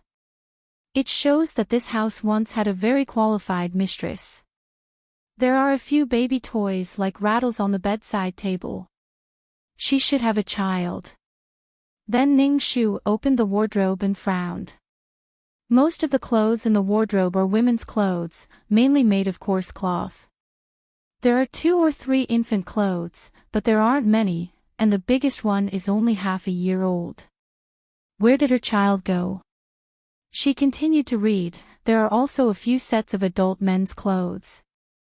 However, the aura of men living here is not strong. Although there are 2 sets of bowls and chopsticks, one of the bowls has been used for a long time and has 2 or 3 small cracks. The other set is not damaged. The same goes for the wooden chopsticks. One pair is old and the other pair is new. Forsythia, what did you find? I've searched through everything I could find, but I didn't find any tokens or letters that could prove my identity. There wasn't even a handwriting. I can only say that the previous owner of this place was too good at hiding his identity. He must have done it on purpose. Ah! I think I saw a sword under the bed. Forsythia hurriedly lay down on the ground and reached out with a dirty face. She pulled the sword out of the sheath. As soon as the sword was unsheathed, a green sword light flashed. Forsythia felt a chill in her heart when she saw it. Why does this sword look so gloomy? It's making me crazy just by looking at it. Ning Shu glanced at the sword and her eyes fell on the family crest on the hilt. This is a killing sword. Its previous owner once took it to the battlefield and killed countless enemy soldiers. Later, it was passed down to the next generation. Its owner used it to poke 8 bloody holes in the enemy's body and made him pay with blood. Forsythia blinked. Miss, you mean that Xue Hongyi lived here after she died? Ning Shu nodded. That's right. After she died, she lived here for another 12 years until she completely left the world for some reason. During this time, she had a child with someone. Forsythia said, who is it? What does it have to do with the Tan family? Ning Shu didn't say anything. She quietly picked up the man's clothes and shook it off.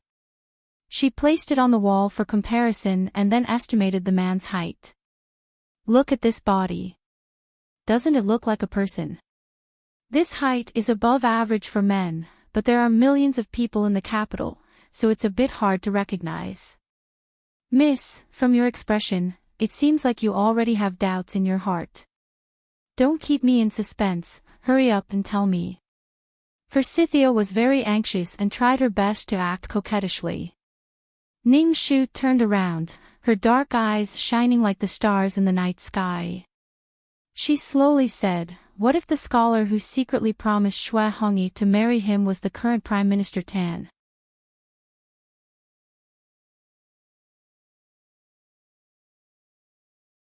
Chapter 389. What? Miss, this is not a joke. Hearing Ning Shu's shocking speculation, Forsythia was so scared that she stuttered. In this court, anyone could be smeared, except for Prime Minister Tan. His reputation was too good, and his character was too good. Not only was he loved by the people, even the emperor relied on him. Take the drought in Hanjiang Prefecture for example. The people did not have enough to eat, and there were starving people on the road. It was like purgatory on earth. The relief funds disappeared mysteriously, and riots broke out. The emperor and the court officials were helpless. Only Prime Minister Tan volunteered to go to the front line. He knelt down for the country and the people, soothing the pain and anger in the hearts of the disaster victims. Then, he ate and lived with the disaster victims for dozens of days. He saved people and finally put out the riot. When it was about to ignite, he saved the lives of countless people. Such a person was called the backbone of the country. Who would dare to poke at his spine? Who would agree to this if they asked the millions of people in Hanjiang Prefecture? Ning Shu was not ignorant, but she said, sometimes, the more impossible it seems, the more likely it is. I am not speculating without reason. Look at this dress. Ordinary people are right-handed, so the right sleeve has more traces of wear than the left. However, this dress is symmetrical on both sides, so the wear is similar. Coincidentally, our Prime Minister Tan caught His Majesty's eye many years ago during the imperial court examination because of his ability to draw the bow with both hands at the same time. Forsythia was shocked, my God.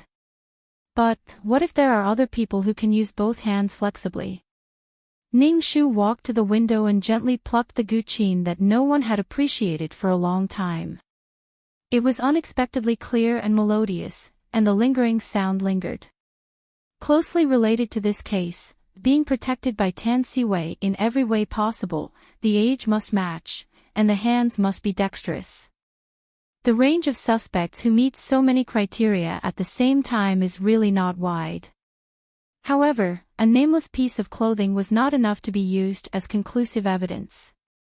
If they wanted to conclude the case, they would need more evidence.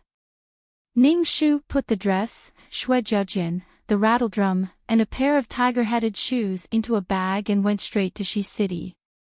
If he wanted to confirm the identity of the scholar who had fallen in love with Shui Hongyi, he had to find the old man from back then. However, one basin of cold water after another poured down on her. The people in the brothel had a short lifespan to begin with, and there were not many left who knew about the past. The only one left was the procuress, who was locked up in prison and refused to tell the truth. The sun was about to set, and the sunset glow was golden. After several days of running around, Ning Shu stood at the bustling crossroads and felt a little dizzy. She closed her eyes, calmed her heart, and organized the fragmented information in her mind bit by bit.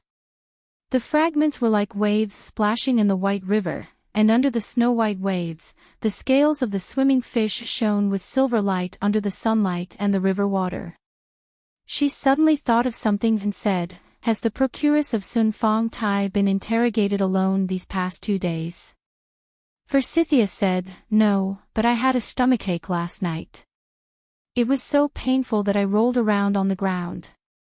We were so scared that we begged the jailer for help. The jailer saw that she was foaming at the mouth and looked really scary, so he carried her out to see a doctor. He only came back in the middle of the night. Was it Susu and the others who took care of her after that? Of course, I've also helped out." Ning Shu knew what was going on. "I know how Tan Siwei passed the message to Bai Susu and discussed the details. Tan Siwei's acting was too good. He looked like a warm and gentle person, like a soft piece of tofu. He was not aggressive at all, but this time, his acting was so good that he almost fooled her with one trick after another. Tan Xiaoqing, you used me to send yourself to the executioner's knife. Do you want me to regret it for the rest of my life?" Forsythia couldn't wait to ask, "What about the murderer? Who is the murderer?" Ning Shu's eyes flashed, "I have a guess, but I don't have any evidence." "It's just a guess. Forsythia, I need to trouble you with something. Go to a place for me and ask about something. Miss, I've become fat from lying in prison. Tell me, I'll go to any place."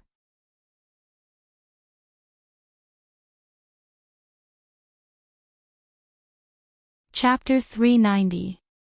Shaking the rattledrum in her hand, Ning Shu walked slowly along the Chaobai River. She walked past the White Horse Alley and under the dense willow tree in the White Horse Alley. According to the neighbors, Li Yi was humiliated by the envoy there on the 7th day of the 5th lunar month, and it was also the place where the case started. She walked past the Shui market where Li Yi and Bai Susu met and supported each other when they were young. It was still bustling with activity, but there was no lively girl who liked to laugh and sell flowers. She walked past Kong Ping Square and saw Li Yi, abandoned in disheveled clothes at the entrance of the alley outside the square. Only drops of desperate tears mourned her broken life.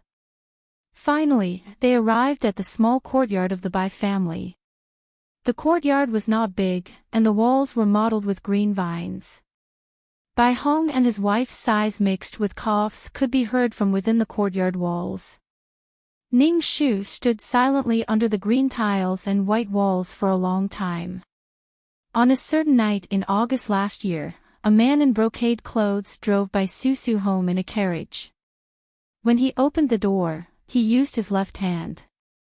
Was there a possibility that the man in brocade clothes was not Wan Chang'an, but someone else? Could it be Prime Minister Tan? It should not be. The way a young man and a middle-aged man walked was different. Even if his face could not be seen clearly, it should not be mistaken. But how could it be so coincidental that there were two people who were accustomed to using their left hand? Also, Li Yi was humiliated in the White Horse Alley and taken away by the Tan family's carriage.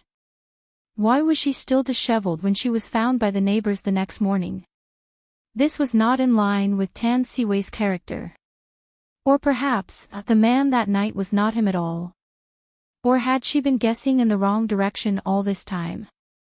What happened that night was not what they imagined at all.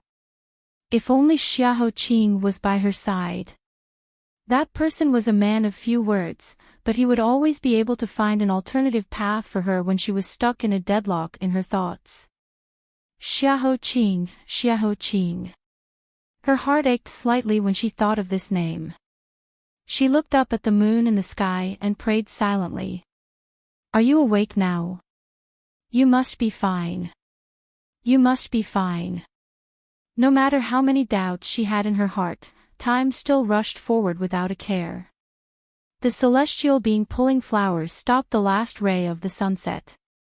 The flowing clouds flew away, and the moon and stars were about to appear. The people along the Chaobai River lit up the lamps in front of their doors one by one. The lantern flame flickered and fell into the waves, shaking a river of gold. There was only one house whose door had not been lit yet. It was pitch black and looked particularly out of place on the brightly lit riverbank. When Ning Shu walked past, she inadvertently glanced at it. Curses could be heard coming from inside the house. A woman wearing a headscarf stood with her hands on her hips like an angry teapot, cursing at her submissive husband. What light, what light! Don't you see how poor you are? Who do you think you have the spare money to light a lantern for? Back then, I was also a flower in this square. How could I have blindly married a good-for-nothing like you? This is really bad luck from 8 lifetimes. Her husband quickly begged her to calm down and lower her voice. The more the woman scolded, the more energetic she became. What are you afraid of losing face for? You have the face to live off a woman, so why would I be afraid of being heard by the neighbors? Pay! You men, none of you are good things. 2 days ago, that little beast was also the same. He was dressed like a noble, but I didn't expect him to talk like a fart. I worked hard to hide his identity. We agreed on 300 taels of silver, but he sent me away with 50 taels of silver. No, I can't take this lying down. Sooner or later, I will go to the government and sue him until his reputation is completely ruined. The cowardly man immediately covered his wife's mouth. Io, don't talk nonsense. That young master's identity is not ordinary at first glance. He is definitely not an ordinary person. People like us, he can pinch us to death with just one finger. We must not offend him. Moreover, he also gave us 50 taels of silver. It is enough to feed us for 2 years. You should know when to stop. I heard that this Bai family's girl is involved in a shocking case. If we are also involved, then we will not be able to bear the consequences. The woman thought about it and also felt a trace of fear, but she still stubbornly said, What are you afraid of? Since I was born, I have always known how to write the word fear. If you have the ability, then come and catch me. Humph. The door was kicked open with a bang.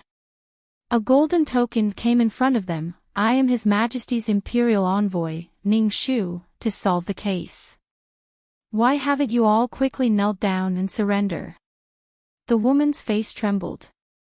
Her knees went soft and she knelt on the ground.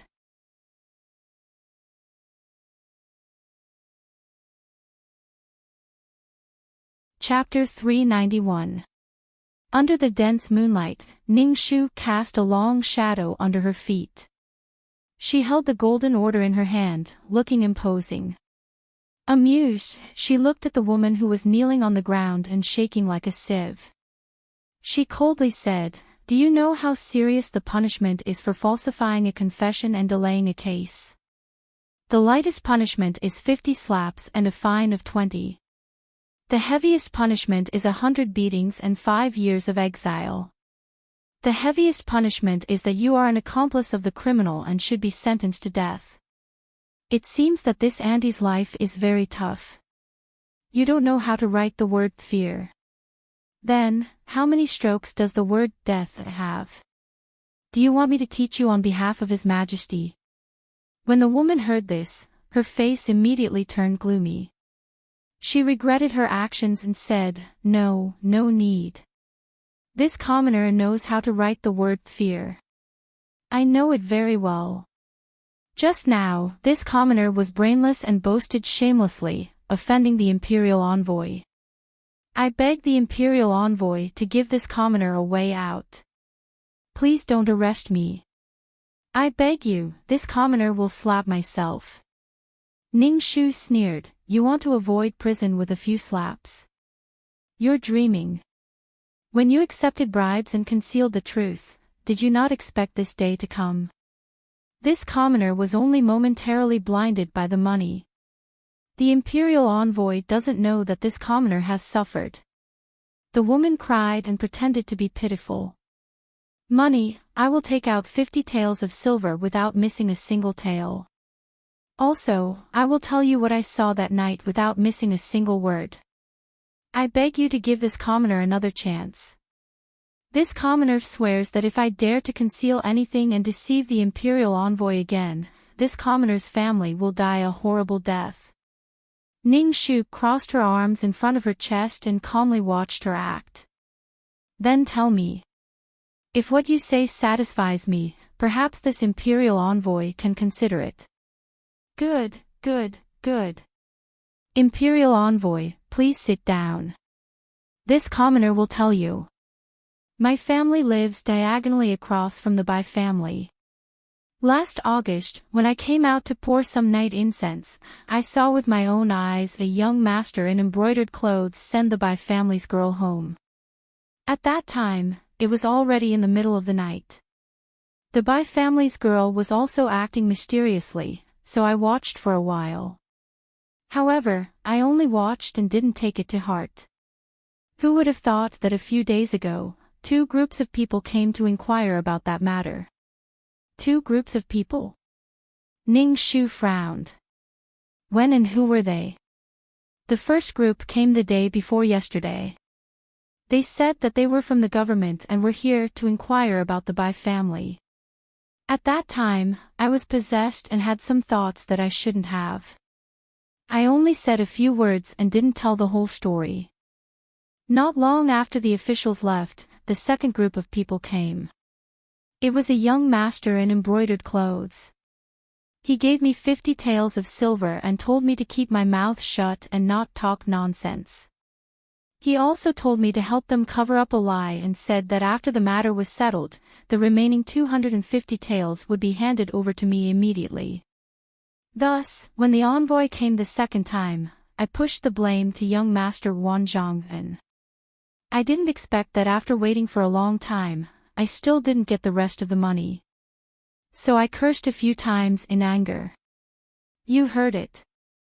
The woman's intestines were about to turn green with regret. She was crying for herself.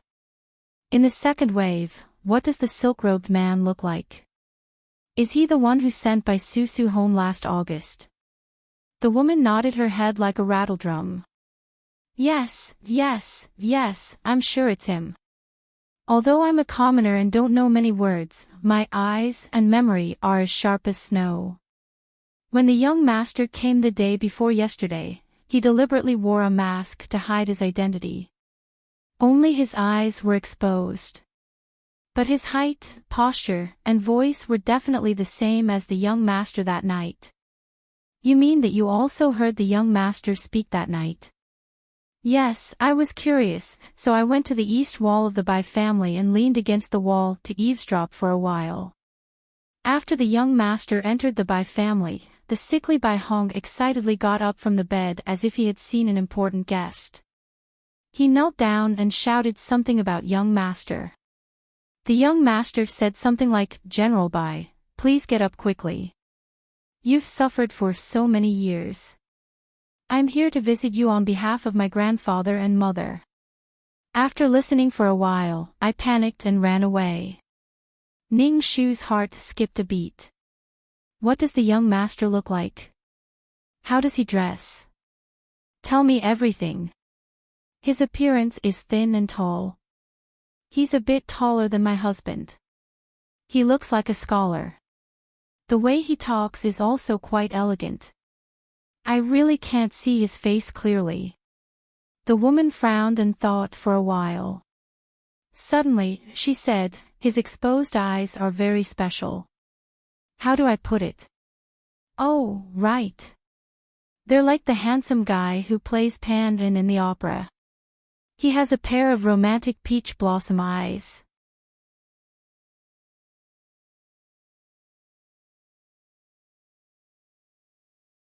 Chapter 392.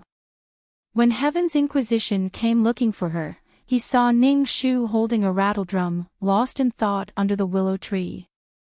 Seeing Heaven's Inquisition, Ning Shu immediately came back to her senses and asked, "How is your Shitzi? Has he woken up?"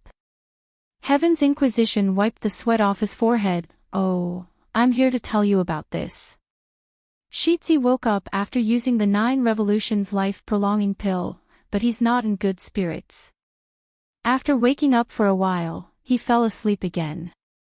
Now Hue Ma and the doctors are guarding by his side. They don't even dare to blink."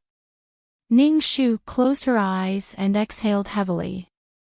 The tip of her nose was slightly sour because of excitement, but more than that, she was happy that she had regained what she had lost.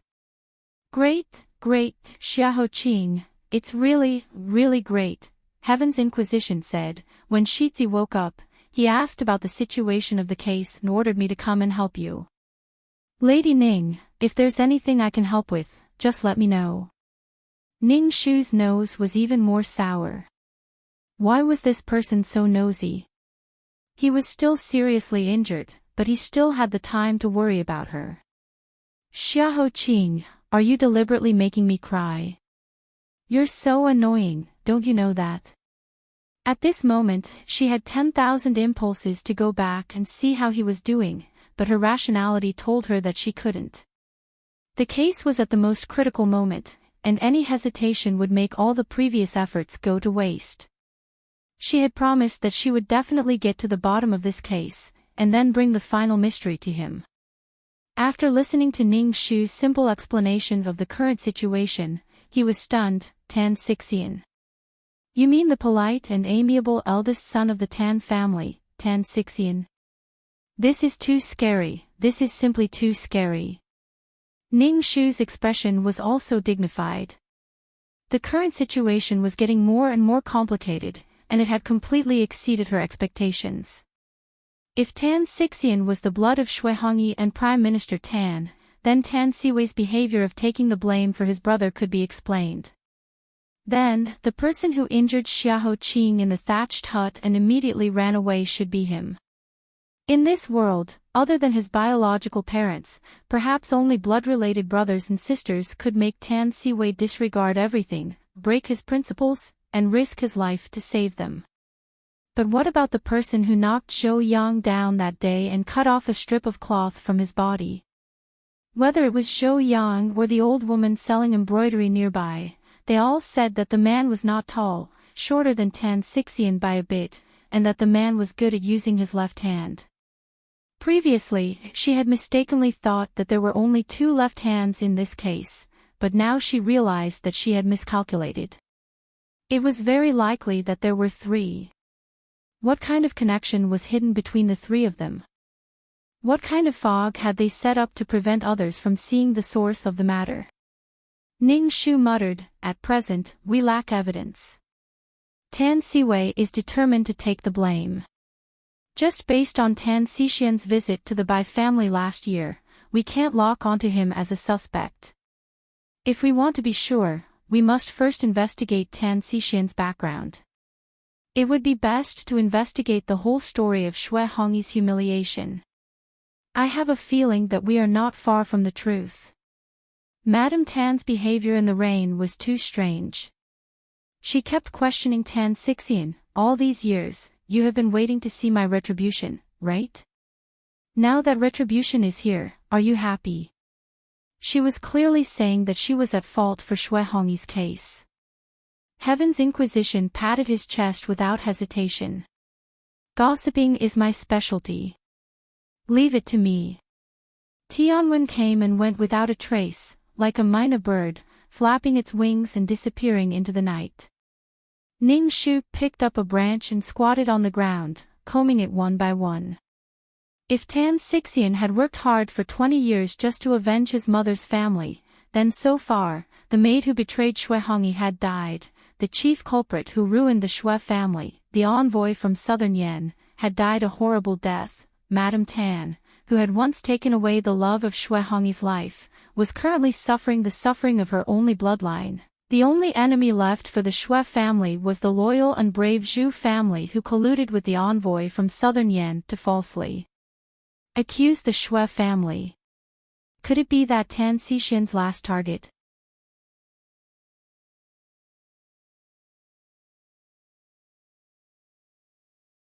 Chapter 393. How's the situation in the palace? After returning to the Supreme Court, Ning Shu immediately inquired about Tan Siwei's situation. Deputy Minister Jing said, His Majesty personally interrogated Official Tan, and Official Tan confessed. His Majesty was furious. The 5-day deadline promised to Southern Yan's deputy envoy is approaching.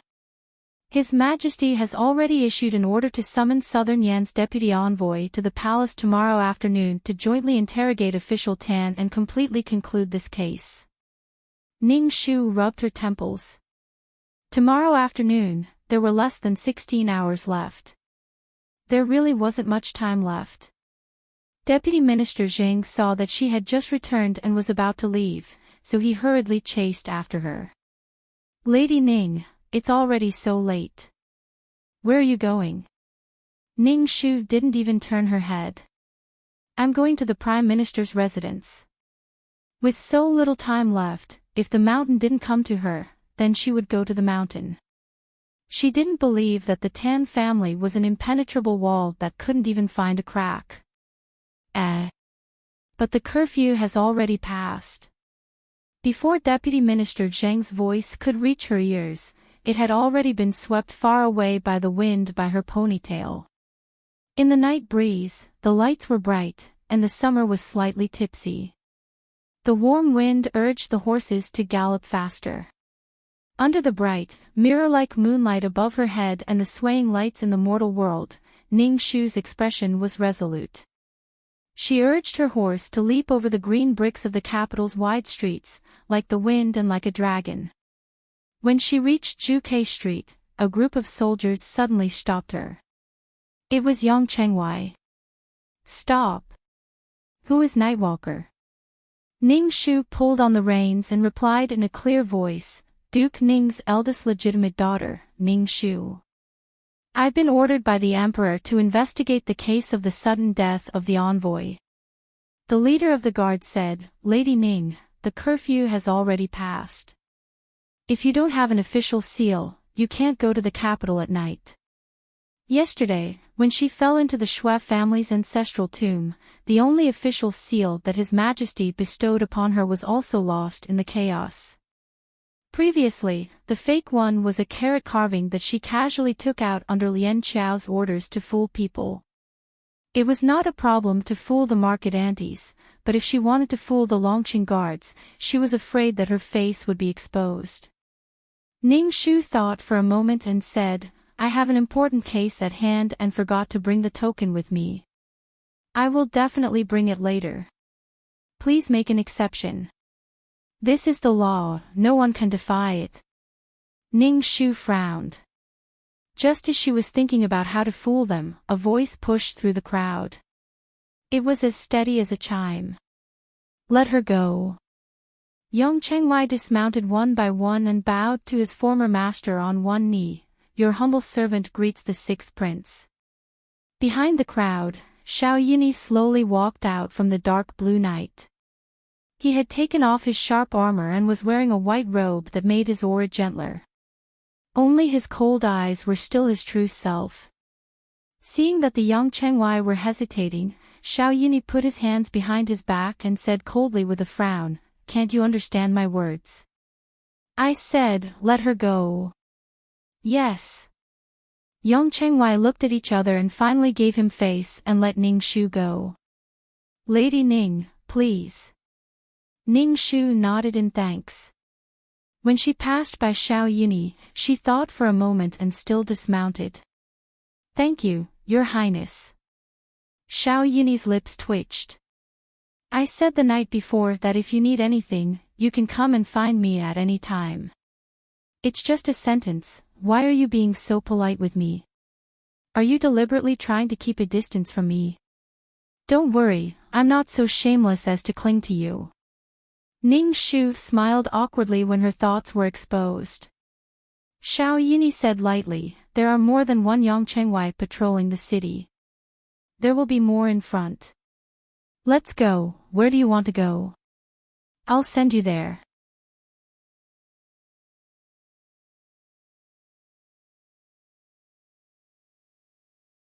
Chapter 394.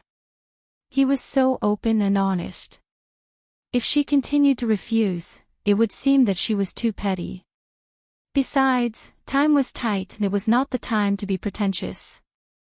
Ning Shu nodded. "Then I'll have to trouble Your Highness." Young Chengwei brought a horse over. Xiao Yuni jumped onto the horse and pulled the reins, walking side by side with Ning Shu under the gentle moonlight.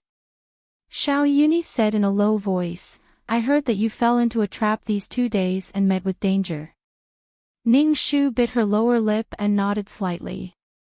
"Yes, but with Heir Xiaohou lending a helping hand, I am not in any trouble."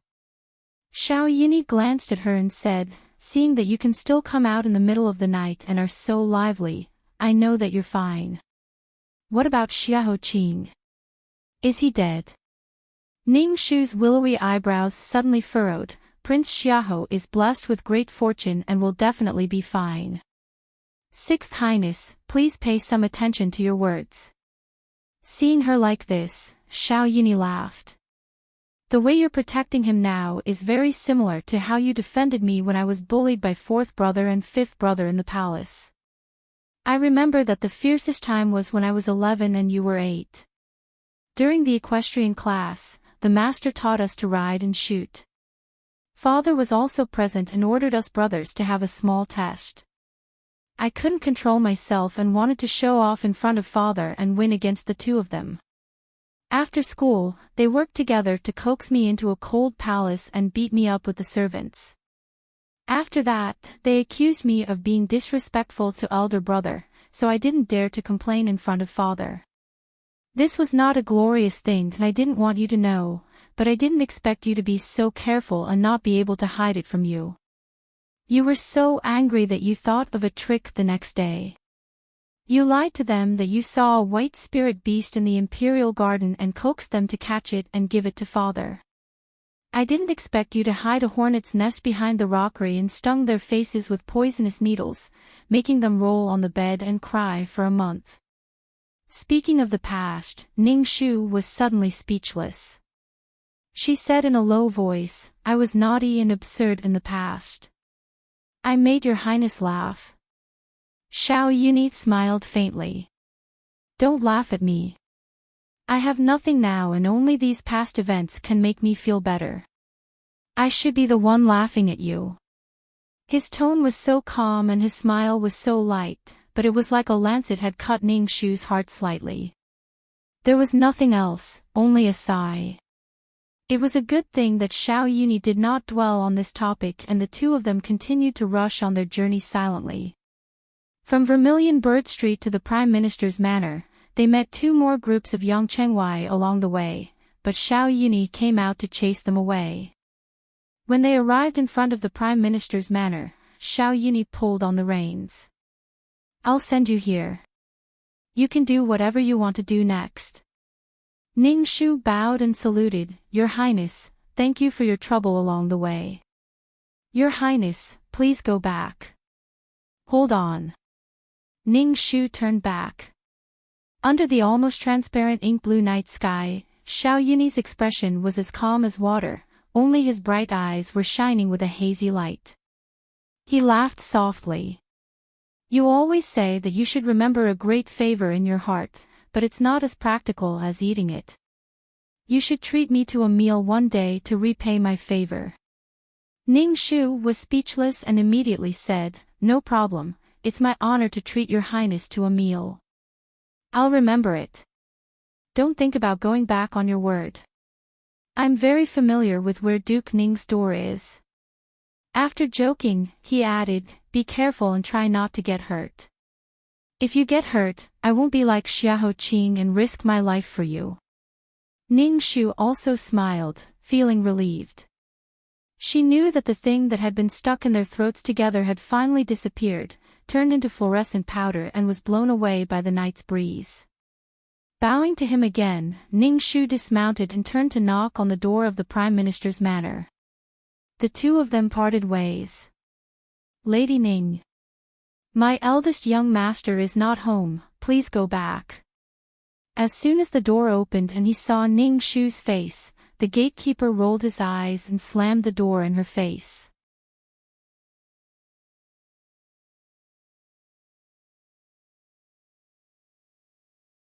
Chapter 395. Ning Shu's face was covered in dust again. Her forehead bulged as she spat twice. TSK. These days, why do families like to invite people to eat in the cold? What kind of fetish is this? Fortunately, she was never picky about food and could eat anything. Ning Shu knocked on the door again. "Then where is your Prime Minister?" "The Prime Minister went to the palace to ask His Majesty for mercy, but he hasn't returned yet." "Is Madame Tan here?" "He, Madame fell ill when she returned home in the afternoon. The imperial physician that was invited to treat her was also chased out by Madame. Right now, the residence is in a mess.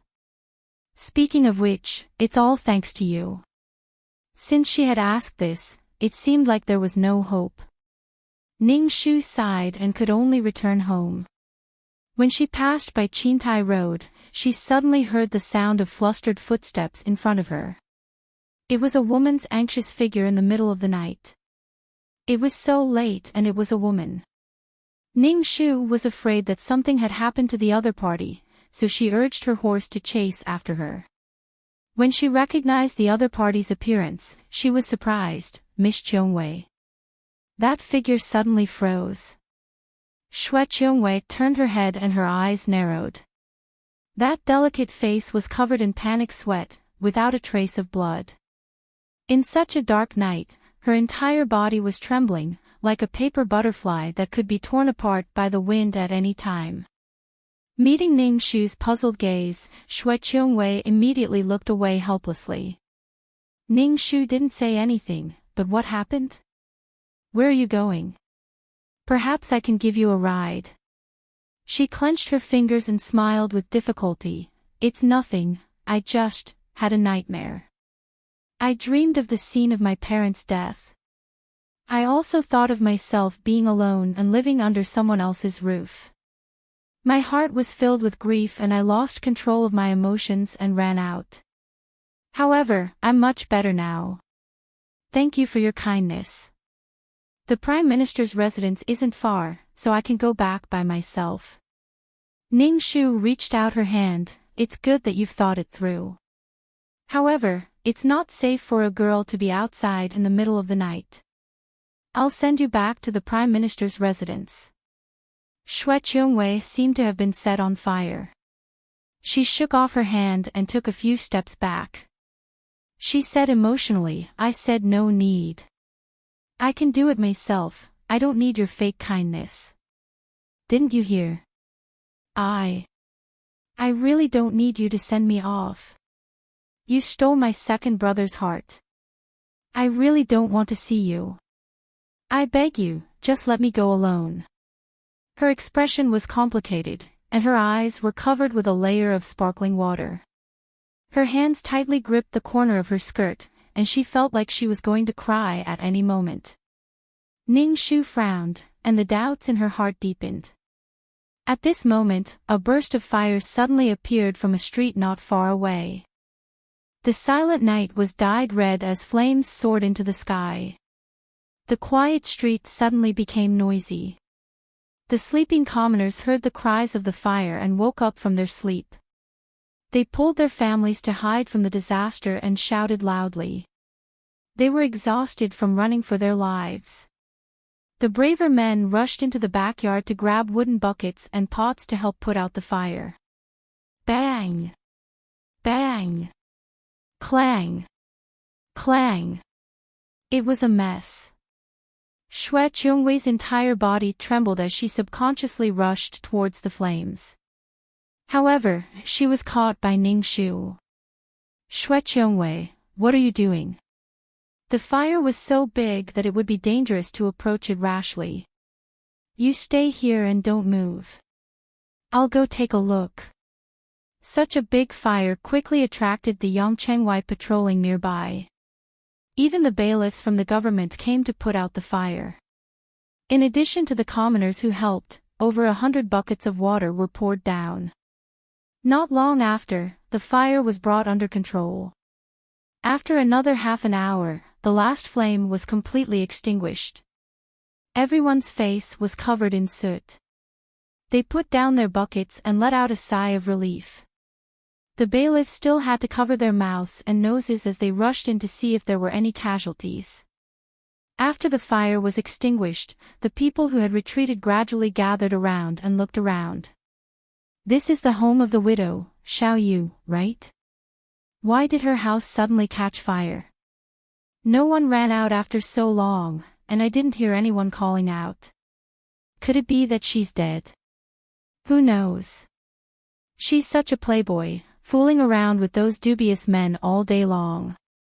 She'll either get too excited and lose control of herself, or she'll drink herself to death and not even know that she's on fire. Just this month, there were quite a few mistresses and madams who came to her house to denounce her. Who knows which one of them took revenge on her? TSK, it's a pity that she has such a delicate figure. What's wrong? Do you feel bad for her? Be careful not to let that tigress of yours hear you and skin you alive. Ha ha ha. Ning Shu dismounted from her horse and walked through the chatting crowd. Just as she was about to ask what was going on, she suddenly heard the bailiffs shouting, "Not good. Quickly go and inform Count Zhongyongzhu's family. Their young master is dead."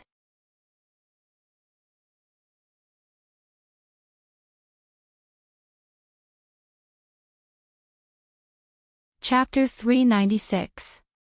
Upon hearing this name, the crowd immediately understood.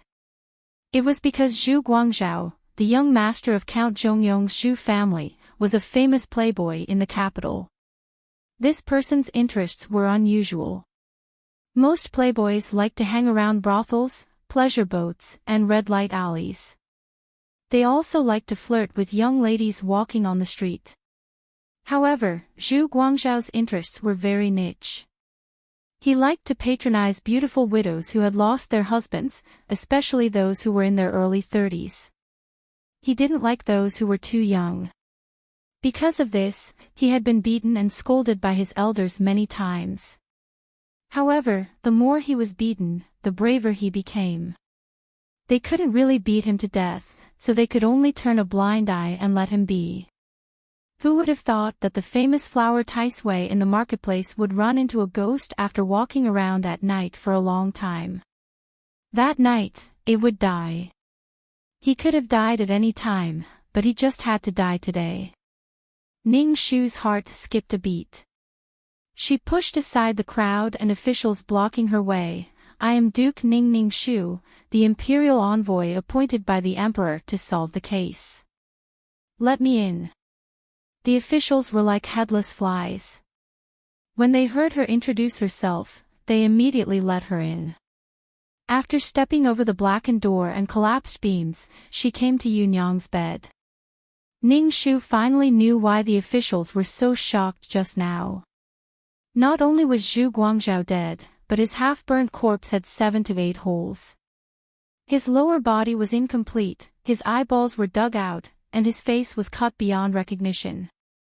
The way he died was exactly the same as the envoy. Yunyang was lying on the side calmly, as if she had fallen asleep. When she saw Zhu Guangzhou's death, Ning Shu immediately said, "If he is the murderer, it shouldn't be like this." "Lady Ning, what do you mean it shouldn't be like this? Who is the murderer?" Yes. Another one is dead. How are we going to end this case? It can't be that the female ghost, Shui Hongyi, did it, right? Ning Shu made a prompt decision. Don't panic. You guys immediately send people to go door to door and ask if there are any suspicious people around tonight. The rest of you, evacuate the crowd. You must not let anyone know about Zhu Guangzhou's death except for us here. Furthermore, they must not spread the news. Remember, if anyone dares to leak this information, it will be a serious crime that will affect the fate of the country. Everyone, please consider this carefully. Ning Shu ordered people to heavily surround the small house and forbid anyone from approaching. She walked out of the house and raised her head to meet Xue Qiongwei's teary eyes, which were hidden behind the crowd. She walked over, grabbed Xue Qiongwei, and brought her to a secluded place. Her eyes were like torches. "Miss Qiongwei, where is eldest young master now?" Xue Qiongwei shook her head in a daze, her tears falling like rain. "You're here alone tonight. Isn't it because you know what's going to happen here?" Xue Qiongwei, stop lying to yourself. You won't be able to hide it. Xue Qiongwei's lips trembled a few times. She kept backing away and refused to be interrogated. I don't know anything. Even if you clench your teeth, what should be exposed will eventually be exposed. Tan Siwei is currently detained in the palace and can't leave the palace to commit the crime. The suspicion will definitely be locked onto someone else. And this person that you're desperately trying to hide and protect, there's no one else other than eldest young master. Say it. Perhaps he'll still have a chance to live. Under Ning Shu's interrogation, Xue Qiongwei collapsed and squatted on the ground, covering her ears as she wailed. Ning Shu couldn't bear to look at her, but even if she couldn't bear it, she had to harden her heart. Miss Qiongwei, people always have to pay the price for their actions. I know that this choice is too cruel for you, but the reality is even crueler. Eldest young master and second young master's life and death may be in your hands. You should quickly make a decision. Do you want to tell me the truth? When the Supreme Court received the news, they immediately sent more people to help. Although they tried their best to block the news of Zhu Guangzhou's sudden death still spread to half of the city at lightning speed. It was destined to be a sleepless night in the imperial city. With so many people, they quickly finished investigating the entire street. Before dawn, Ning Shu received a piece of conclusive news. When the fire started, someone nearby saw a figure that completely matched Tan Xixian's. Ning Shu forcefully closed her eyes. Sure enough, it was him. Tan Xixian, why did you have to do this? Deputy Minister Zheng and the others requested, now that the truth of the case has come to light, can we post a notice to search the entire city for eldest young Master Tan? The sky was turning white. This was the coldest time of the day. The cool morning dew slowly seeped into the skin through the texture of the clothes. It was so cold that it made people shiver, but it was also the time when they were most awake. The sound of a woman's lute playing could be heard from the small building where they had not slept all night. The sound was like the autumn dew, tearing people up, go, go, go, go, go, go, go. Thousands of miles apart, at the ends of the world. Facing the slightly pink-white light, Ning Shu took a deep breath amidst the long and sorrowful song. She shook her head and said, "There's no need. I've guessed a place where he might be. This case should be solved."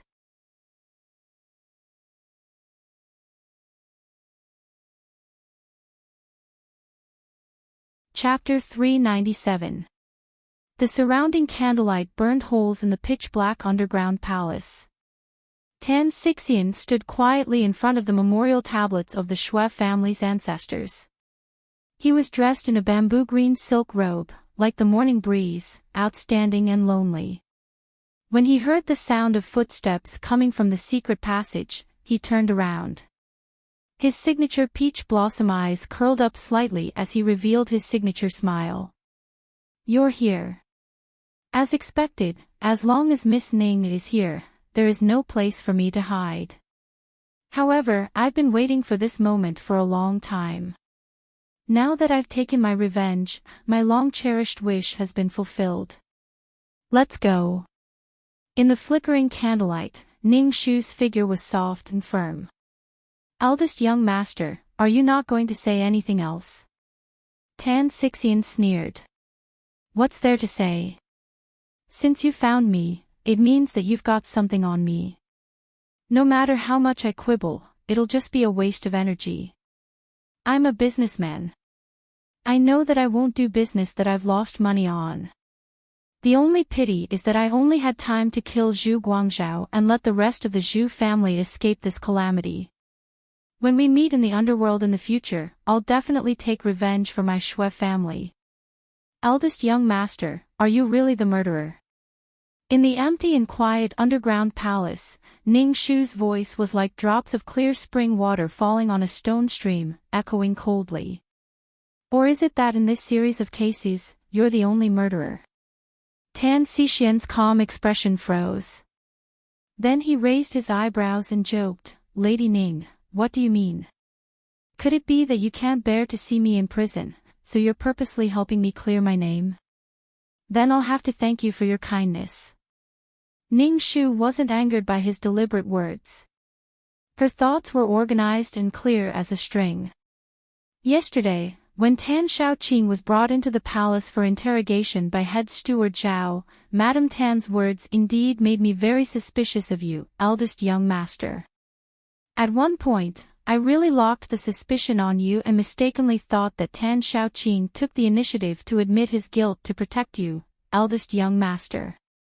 Because in this case, there are too many people lying in order to protect the people they care about.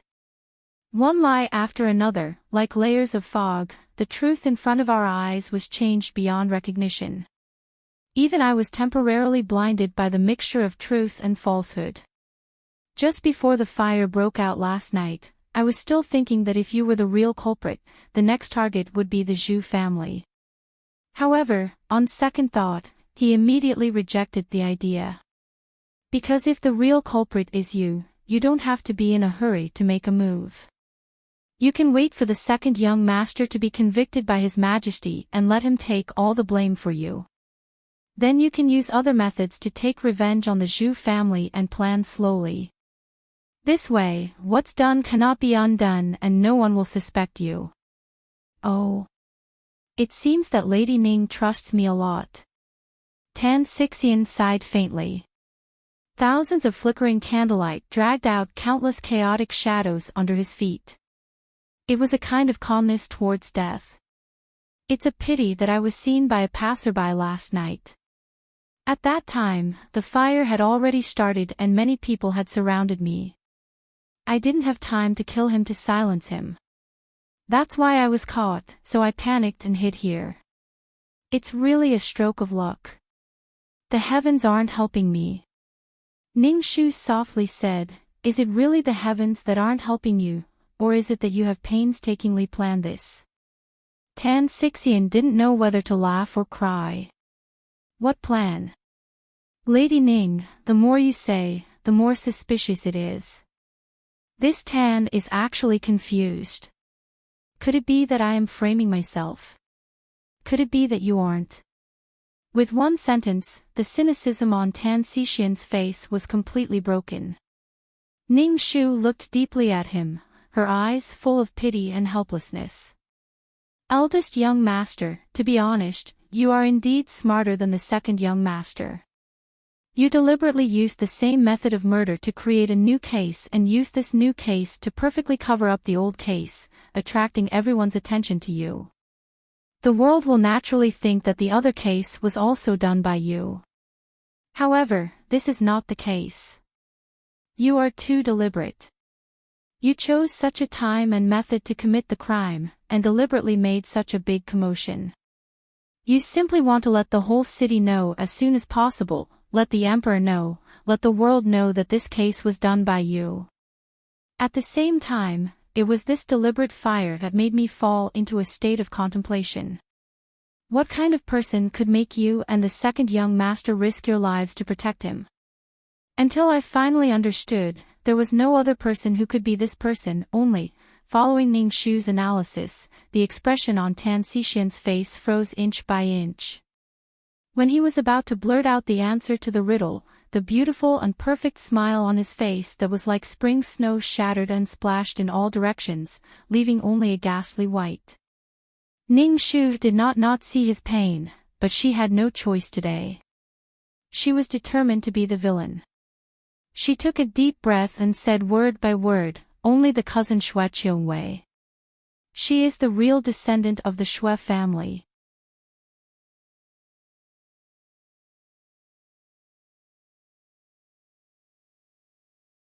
Chapter 398. An icicle ruthlessly pierced into Tan Xixian's skull from the top of his head.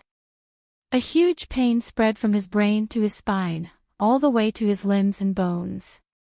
His legs swayed, and he almost fell to the ground. Despair and pain were like two executioners clutching at his heart, causing him to gasp heavily. "Don't talk nonsense. This case has nothing to do with Bongwei from beginning to end. She is the daughter of Dingzhou's Xue family, and has nothing to do with Xue Hongyi. I am the true heir of the Xue family. Otherwise, why would I be here? This should be a scam that Prime Minister Tan spent over 20 years to create." Over the course of the night, Heaven's Inquisition followed the flow of Prime Minister Tan's past. In addition, Forsythia had urgently scouted out information from Dingzhou. Finally, Ning Shu pieced together the rough outline of what had happened that year. 23 years ago, the Tan family and the Huang family were both scholarly families, and were well matched in social status. Thus, the elders of the two families worked together to set up a marriage contract between their only son, Tan Xiuan, and their youngest daughter, Huang Xivan. One was a peerless scholar who had been given high hopes by his elders, and the other was a well-known talented woman in the capital. Everyone thought that they were a match made in heaven, and that there was no better match in the world. Unexpectedly, Tan Xiuan was proud and arrogant at the time, and hated being manipulated by others the most. After a huge commotion, he broke off relations with his family, and concealed his identity to make a living selling calligraphy and paintings in the marketplace. He was indeed very talented, and even after leaving his family, he quickly became famous in the marketplace. In particular, his painting of a beautiful woman attracted the attention of the courtesans in the Western market, and they were all proud to be in his paintings. Thus, he met the courtesan Xue Hongyi, whose name shook the capital at the time. A talented scholar from a famous family, and a former general's daughter who had been forced to fall into the world of mortals. The two of them had similar temperaments, and after many conflicts, they gradually developed feelings for each other and decided to marry. This should have been a beautiful beginning, but the Huang family found out. Tan Xiuan would rather marry a courtesan than a girl from the Huang family. This was like a slap to the Huang family's face.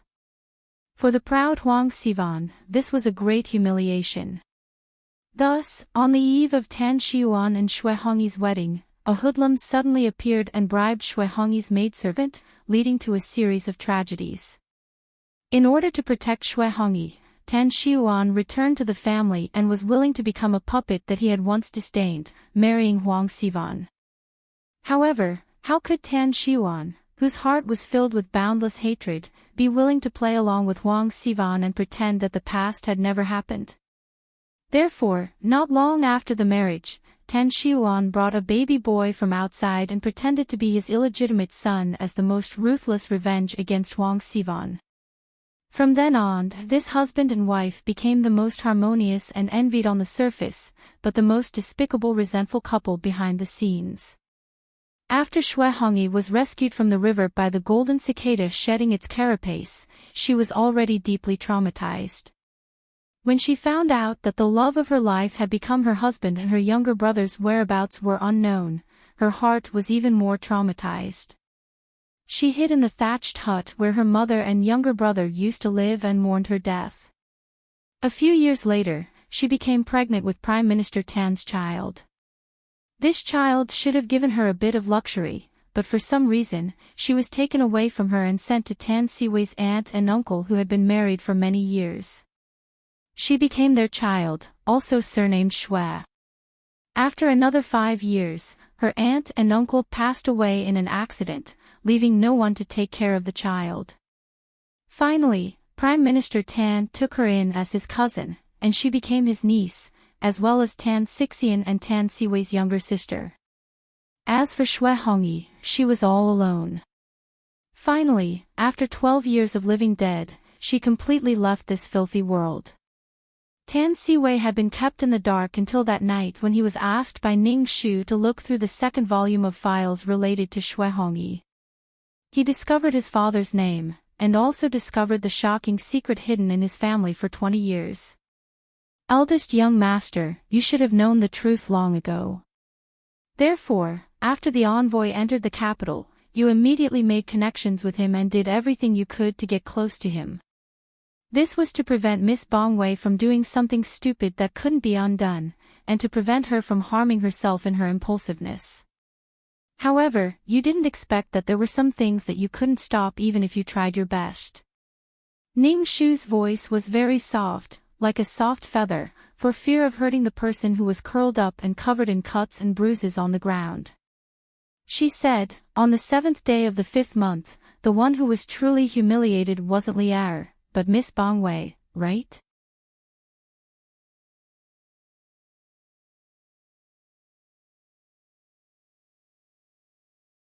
Chapter 399. The secret that he wanted to bury and bring into the underworld was revealed by Ning Shu. Tan Xixian's pupils constricted. The intense pain made it impossible for him to breathe. He could only clutch his chest tightly to prevent himself from suffocating.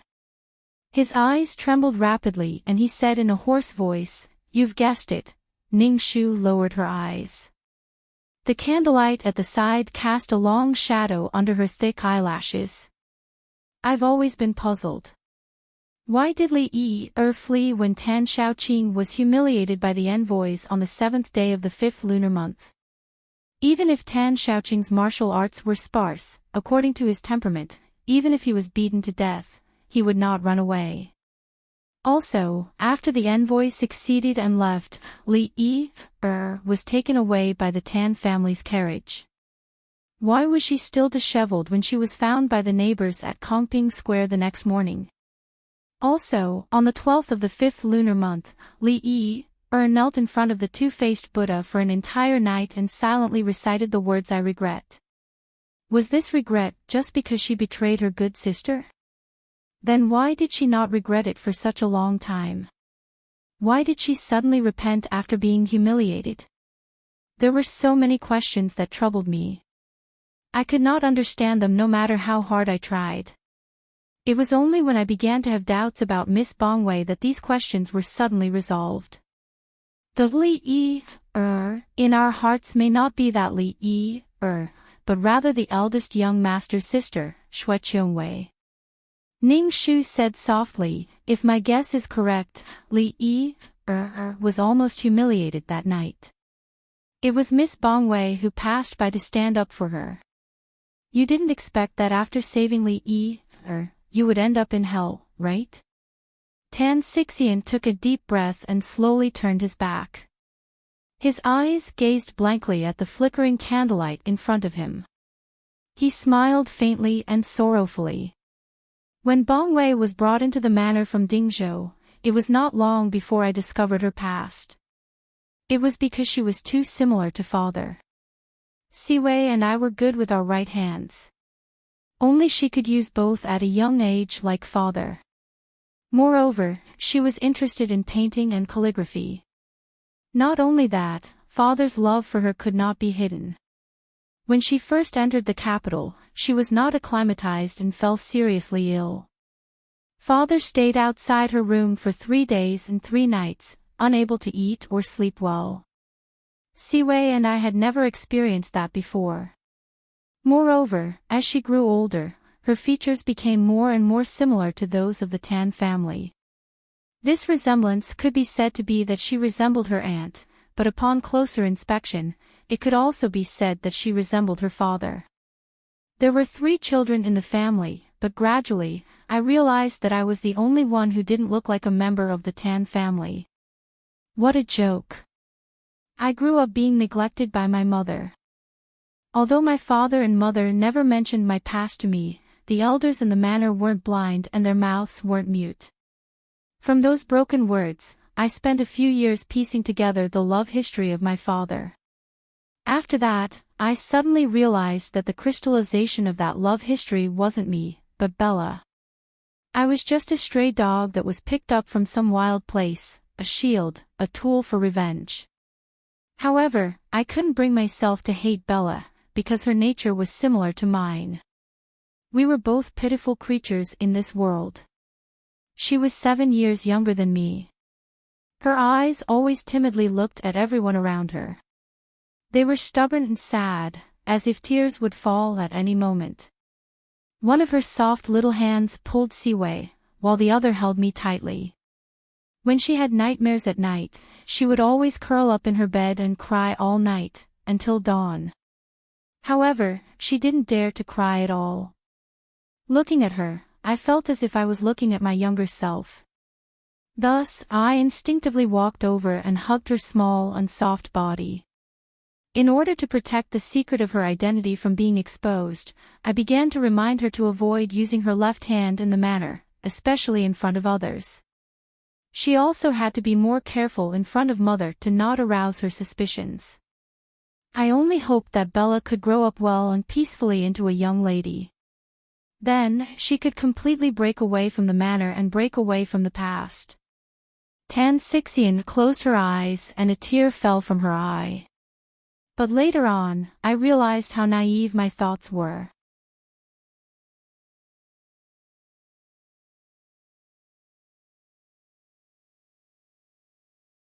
Chapter 400. In the eyes of the world, Tan Xixian had a pair of peach blossom eyes that were frivolous. His smile was flirtatious, intelligent and slick. It was as if he was born with a hard armor on his body. No one could hate him and no one could hurt him. Only at this moment, the armor was cracked and he was as weak as a lost child. It should have started when Qiongwei was 14 years old. Last year, I found out that she began to go out frequently. Her whereabouts were hidden and she would often go out for an entire day. When I asked her, she would not answer me. She would always say that she went out to play with her friends and would only come back when it was dark. I asked around and found out that she was lying, so I sent someone to follow her. I found out that she had been looking for an old servant of the Shui family and investigating the past. I even found out that she was getting closer and closer to Susu. I realized her thoughts. She wanted revenge for the Shui family. But she was only 14 years old, a half-grown child. Compared to those towering trees, she was like an ant. But my persuasion did not work. When the envoy entered the capital, my heart thumped and I had a bad premonition. So I decided to take the initiative and get close to the envoy. While I tried to cover the envoy's eyes, I also tried to stop her actions. I thought that I had done it flawlessly, but I did not expect that I was still one step behind. In order to not let me find out her movements, she changed into men's clothes and quietly followed the envoy every day to find an opportunity. Until the night of the 7th of May, Li Yi was molested by the drunk envoy in the White Horse Lane. There was clearly only a small crack in the underground palace, but that light was so dazzling that his back bent, and he reached out to cover his face, tears continuously falling from the gaps between his fingers. Whether you believe it or not, Qiong Wei is actually a very soft girl. She did not want to see another girl suffer, so she stepped forward to entangle the envoy and the guards, giving Li Yi a chance to escape and report to the authorities. But she did not expect that Li Yi was afraid of the envoy's identity and did not ask for help from the authorities. Instead, she found a place to hide. Until I sensed that something was wrong and brought people to look for Qiong Wei. I met Li Yi, who was hiding nearby and trembling in fear. But by the time I rushed over, it was already too late. Too late.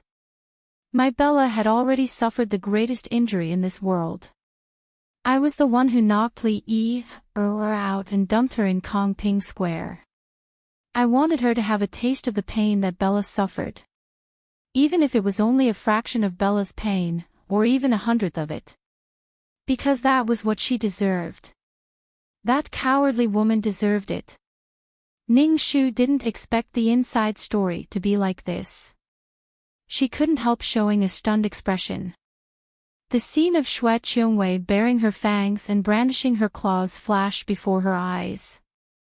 Shui Qiongwei's body was covered with thorns when Hui Mo accidentally touched her, as if the whole world couldn't be trusted. Ning Shu's heart suddenly swelled with pain. She couldn't wait to rush over and hug this girl. Tan Siwei wiped away his tears and paused for a moment. Then, he straightened his back and continued, "Originally, I was also prepared to make a move. But I wasn't prepared to do it on the night of the 12th of May. I knew that if the envoy died within the borders of Great Yu, it would greatly affect the relationship between the two countries. At that time, it wouldn't just be a personal grudge, but a national calamity. Thus, after making some plans, I decided that I would send him off 18 li after he left the capital.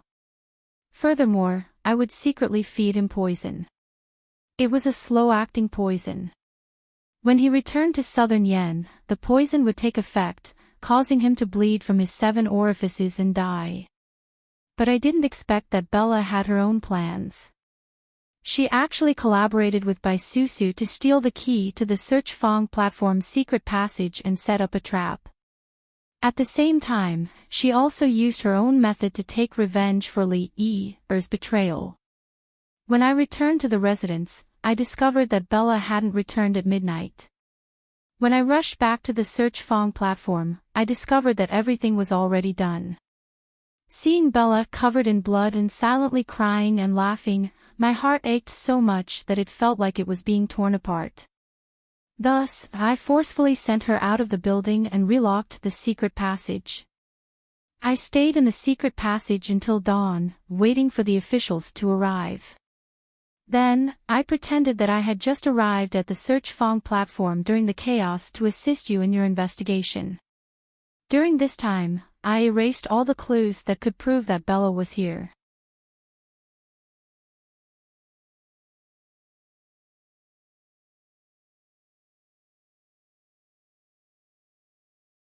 Chapter 401. Ning Shu looked at Tan Xixian, her eyes filled with sorrow and pity. No wonder I couldn't find a single clue after searching the crime scene. Young master, you've gone through a lot of trouble. Yesterday, it was raining heavily when head steward Zhao was escorting Tan Xiaoqing into the palace under the emperor's orders. You deliberately brought Madame Tan to stop him, causing her to lose control of her emotions and say those words, which I happened to overhear. You purposely changed the tiger-headed shoes in the hut, right? You changed the baby girl's clothes and toys with the baby boys to confuse me and make me think that Xue Hongyi gave birth to a son.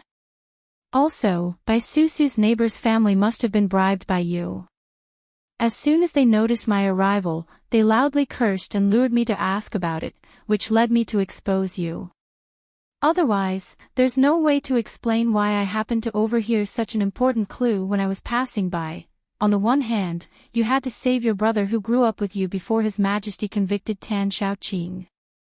On the other hand, you couldn't let your younger sister, whom you loved dearly since childhood, be exposed. You were in a dilemma. In the end, you could only think of this plan. You sacrificed yourself and turned your life into wings to protect the two people you loved the most. Young master, why do you have to? Tan Xixian didn't mind at all. If I can protect Siwei and Bongwei, I'll gladly do it. But now, the fact that you killed Zhu Guangzhou is a foregone conclusion. Not only will you not be able to protect Miss Bongwei, you'll also be in prison. Tan Xixian's lips curled up. The candlelight in front of him shone on the corners of his eyes. He seemed to have turned into a candle flame, wishing that he could burn himself to ashes. Even if you already know the cause and effect of the matter, I've destroyed all the evidence. The witness is also on my side. Even if you stand in the throne room and expose Bongwei's identity, you don't have any evidence to prove that she killed the envoy. You can't convict Bongwei based on your conjecture, can you?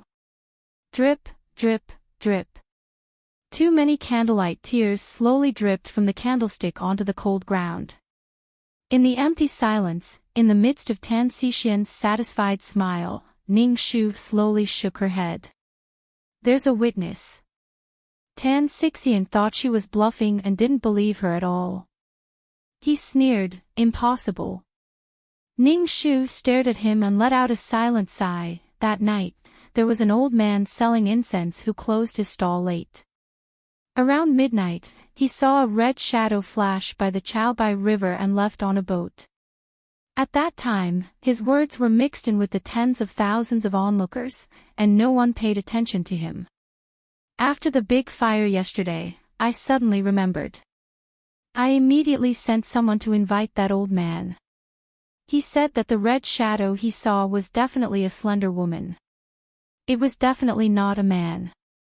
Right now, he was in the Supreme Court, and his handwriting was on the desk of the Supreme Court. Eldest young master, you shouldn't have the ability to shrink your body into a woman's appearance, right? Tan Siwei's face turned a frightening shade of green as if his back had been broken by a stick. He muttered in disbelief, how could this be? This shouldn't be. I've already arranged everything. How could this be? Heavens! Did the heavens really want Bella to die? Why would they be so cruel to her? Why would they be so cruel to us?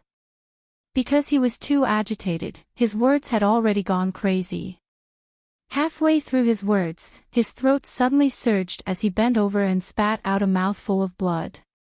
The blood fell on his jade-like silk robe, sprinkling a patch of blood red. Ning Shu subconsciously took a step forward, eldest young master. Tan Xixian fiercely retreated a few steps. After a few heart-wrenching coughs, he spat out the blood at the corner of his mouth. He suddenly sensed something and raised his head. That's not right. If you just want to catch me, you shouldn't waste so much time talking to me. What are you trying to do? Tan Xixian suddenly woke up. Where's Bella? Where is Bella? Did this silly girl discuss it with you? She ordered you to delay me here, and then Ning Shu silently moved her gaze away and didn't say anything. The only thing that could be seen was the accumulation of more and more candle tears, sprinkling countless tears on the ground. No, she promised me that she wouldn't tell anyone. Otherwise, my soul would scatter, and I would never be able to rest in peace. Since she was young, she listened to me the most. She definitely won't turn herself in. She won't. Tan Xixian was completely swallowed up by the chaos of despair. He pressed his head firmly, as if he was laughing and crying at the same time. He desperately shook his head and ran out, "Bella. My Bella."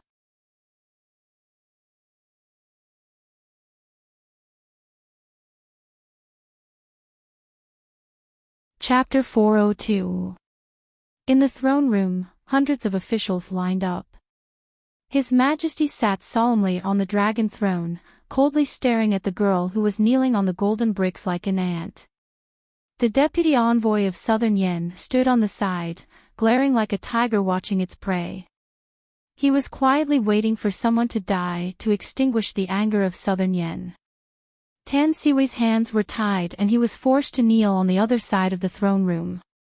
He desperately shook his head and begged Xue Qiongwei, don't admit it. Second brother is begging you, don't admit it. Second brother is begging you. His eyes were red. Listening to the voice that had protected her since she was a child, it was as if he had returned to when she was a child and cried for no reason. He helplessly coaxed her, "Little Qiongwei, don't cry. Second brother is begging you, don't cry anymore. Otherwise, if your eyes are swollen, you won't be able to get married when you grow up. Ah! Don't hit me. Second brother is talking nonsense and apologizing to you. Our Qiongwei is so beautiful and cute. When you grow up, there will definitely be a line of young masters in the capital waiting to marry you. Okay, wipe your tears. Second brother will buy you the best sugar-coated haws." He really wanted to go back to when he was a child. At that time, it was really good. Xue Qiongwei smiled slightly and didn't look at him. She raised her head and looked calmly at the emperor above the 9th step. She said each word seriously and firmly. It was as if her mother had turned and walked into 100 Flowers Tower more than 20 years ago when she was surrounded by tigers and wolves. On the night of the 12th of the 5th month, the envoy of Southern Yen died at Xuanfang platform. I imitated my late mother's revenge. It has nothing to do with other people. My daughter, Xue Qiongwei, pleads guilty. When she finished speaking, all the civil and military officials secretly sighed, but no one dared to make a sound. The whole room was silent.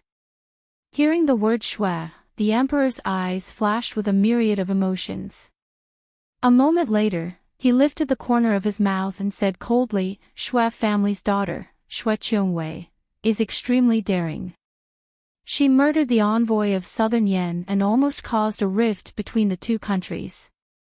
This is an unforgivable crime. Tomorrow at noon, she will be beheaded in public at the Shenwu Gate." Prime Minister Tan's forehead hit the ground, and hot blood flowed down half of his face. With tears in his eyes, he pleaded, "Your Majesty, I beg your Majesty to spare my daughter's life, considering that I have been cautious and conscientious for the past 20 years, and I have never dared to slack off. Your Majesty, I don't need you to plead for me." Xue Qiongwei screamed. Hearing about the death penalty, she wasn't afraid at all. Instead, she revealed a satisfied expression. "Before Bella died, I was able to kill such a person for my ancestors, for my mother, and for myself. This trip to the human world was not in vain. Thank you, Your Majesty, for your mercy." Prime Minister Tan's entire body began to tremble. He walked to Xue Qiongwei on his knees and reached out his trembling hand to Xue Qiongwei. Tears streamed down his face as he said, "Qiongwei, father has let you down. I have also let your mother down.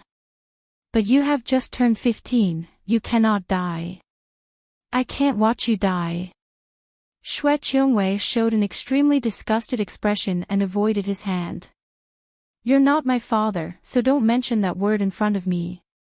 I am the daughter of the living dead.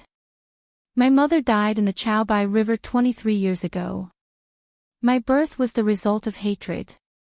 No one is my father. I don't need a father. Prime Minister Tan seemed to have aged 20 years in an instant.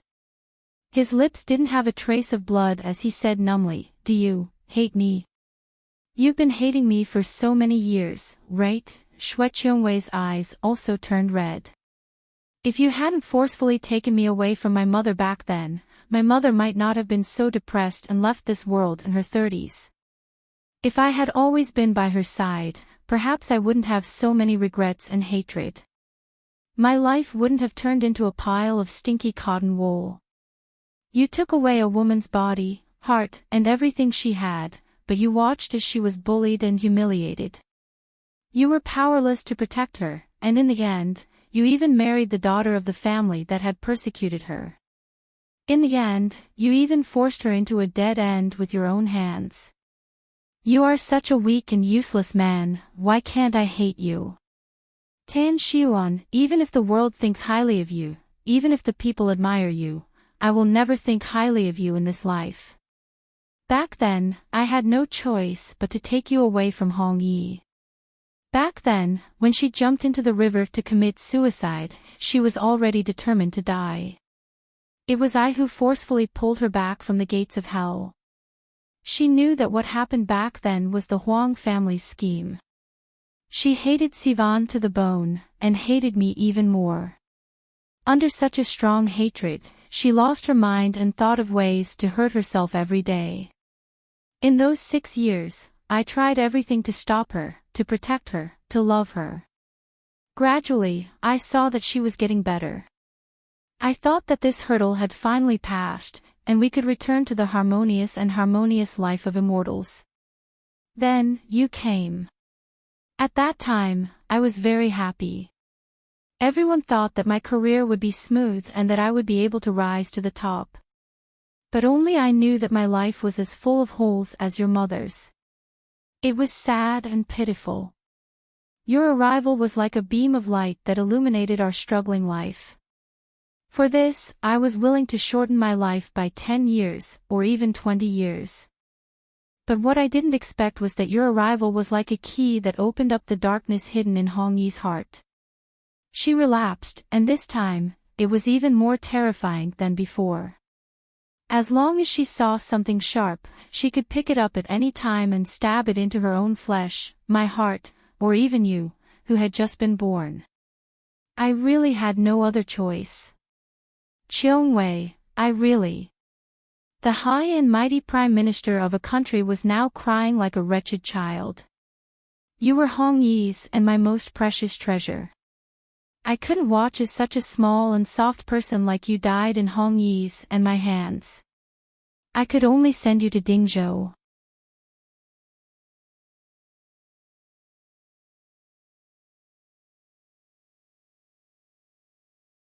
Chapter 403.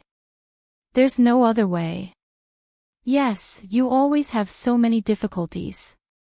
Xue Qiongwei's lips trembled in the face of his crying.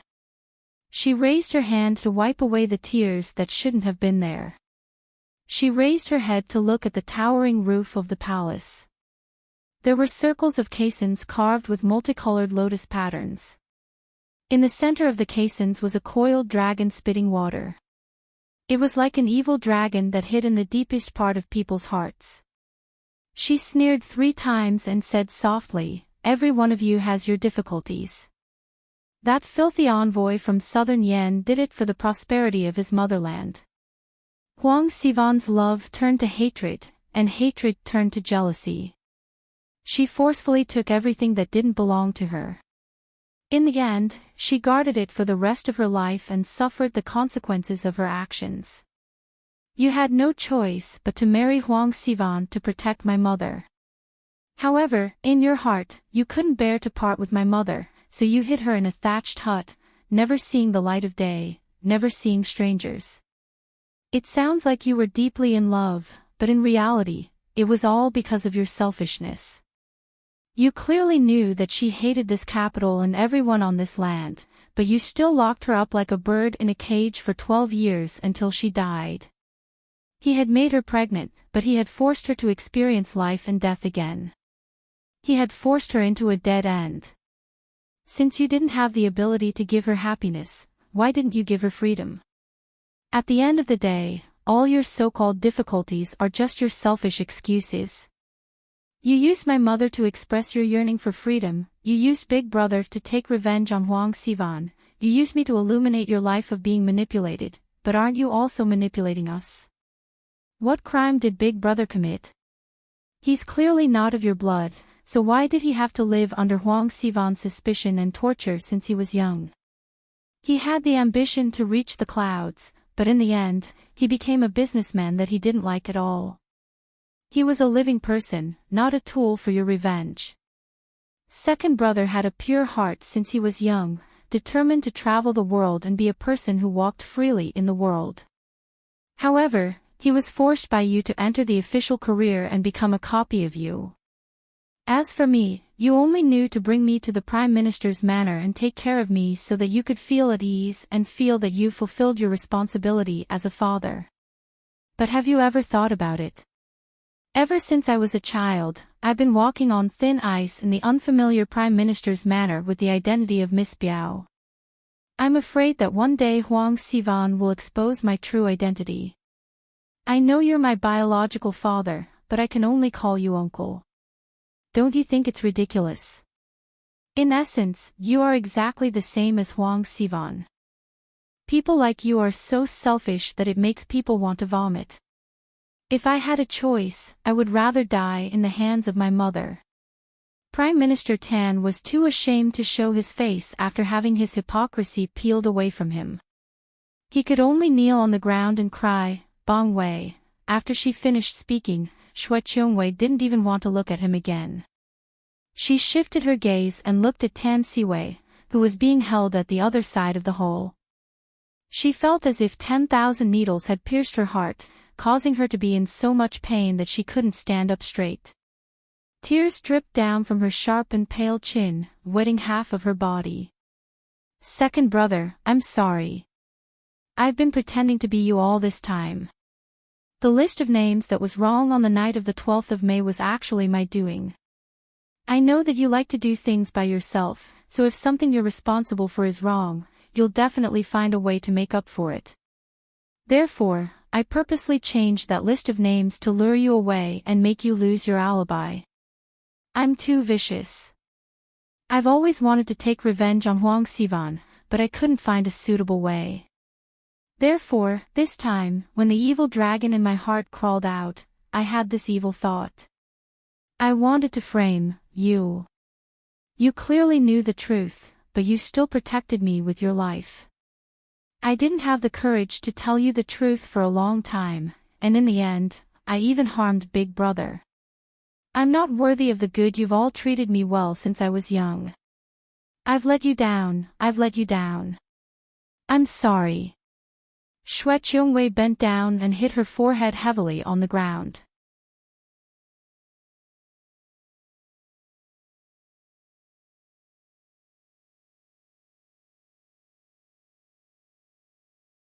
Chapter 404. Tan Siwei shook his head desperately. Don't be like this, Qiongwei. Get up. You didn't do anything wrong to me. It was my mother who harmed you and your mother. You've been trapped in so much pain for so many years, but I didn't realize it and couldn't help you. I've let you down. On the dragon throne, the emperor frowned in disgust and said coldly, "All right, the case is closed. I don't have the time to watch you play out your grudges and make me sick. Xiao Bin, take the criminal to the prison immediately. The execution will be tomorrow at noon." Tan Siwei's body was as stiff as a dead tree. He watched as the guards entered and carried Xue Qiongwei out of the palace. He shouted like a madman, "Qiongwei!" Xue Qiongwei turned around to look at him one last time. A teardrop slowly slid down from the corner of her eye, like a sparkling pearl rolling down her transparent cheeks. Her voice was choked with sobs and trembling, but the corners of her mouth pulled up into a dewy smile. She said, "Second brother, if there's a next life, we'll meet again, but I won't be your brother anymore, okay?" His reddened eyes reflected her slender and fragile figure. This little face that was clearly crying and terrified, but still stubbornly pretended to be fearless. It was exactly the same as the little girl he had met 10 years ago. Tan Siwei's lips trembled and his throat was choked with sobs. He stared deeply at his little sister and nodded slowly. "Okay. Cheongwei, I promise you, okay, Shue Cheongwei smiled sweetly. It was simple and pure, without any regrets. "That's good. It's a promise. If I go back on my words, I'll look for you in my next life. I'll go to the ends of the earth to find you. Don't send me off tomorrow. It won't look good. I can't let you see it."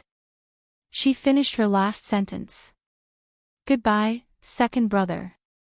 She turned around and resolutely stepped out of the high threshold of the throne room. At the bottom of the 81 jade steps, Tan Xixian and Ning Shu stood and looked up. The moment she saw Tan Xixian, more tears fell from Shue Cheongwei's cheeks. Those tears were called guilt. Endless guilt, so much so that the world couldn't contain it. She opened her mouth and wanted to say something, but her chest was blocked by tears and she couldn't say a word. Tan Xixian shook his head and walked up to her step by step. He stretched out his warm big hand and wiped the tears on her face. "You little girl, you've always listened to me since you were young. Only this time, you were so bold and acted on your own. You've really grown up and your wings have hardened. You know how to set a trap for me and take the initiative to confess against me." He smiled again. "But that's true. You've already grown up. When you came of age this spring, I was the one who helped you with your hairpin. In the blink of an eye, you've already learned to bear the consequences of your own actions. Big brother didn't dote on you for nothing. You've grown up into a good girl. Bella, don't say anything else. Big brother will accompany you on your last journey. When you were young, you always asked me what the red spider lily beside the yellow springs looked like. Was it really as beautiful as it was painted in the stories? This time, let's go and take a look together." After he finished speaking, he stretched out his big and reliable hand to her. It was just like how he had done countless times when she hid by the pond or behind the fake mountain when she was young. Shue Cheongwei looked at him with teary eyes. Just like how she had done countless times when she was young, she slowly and confidently placed her small hand in his. Then, one big and one small, under Ning Shu's wavering eyes, walked forward side by side. Today was a clear day. The clouds in the sky above the ninefold palace were scattered and the wind blew for 90,000 miles. A free and unfettered bird flapped its wings and took off from a deep corner of the palace in the northwest corner of the palace. That place seemed to be a cold palace. In the palace, there was a mellow and carefree voice singing in solitude. Doing things again and again, parting with the ruler in life. Separated by more than 10,000 miles, at the ends of the world. This song flew into the clouds along with the bird's wings. It sounded like a sigh.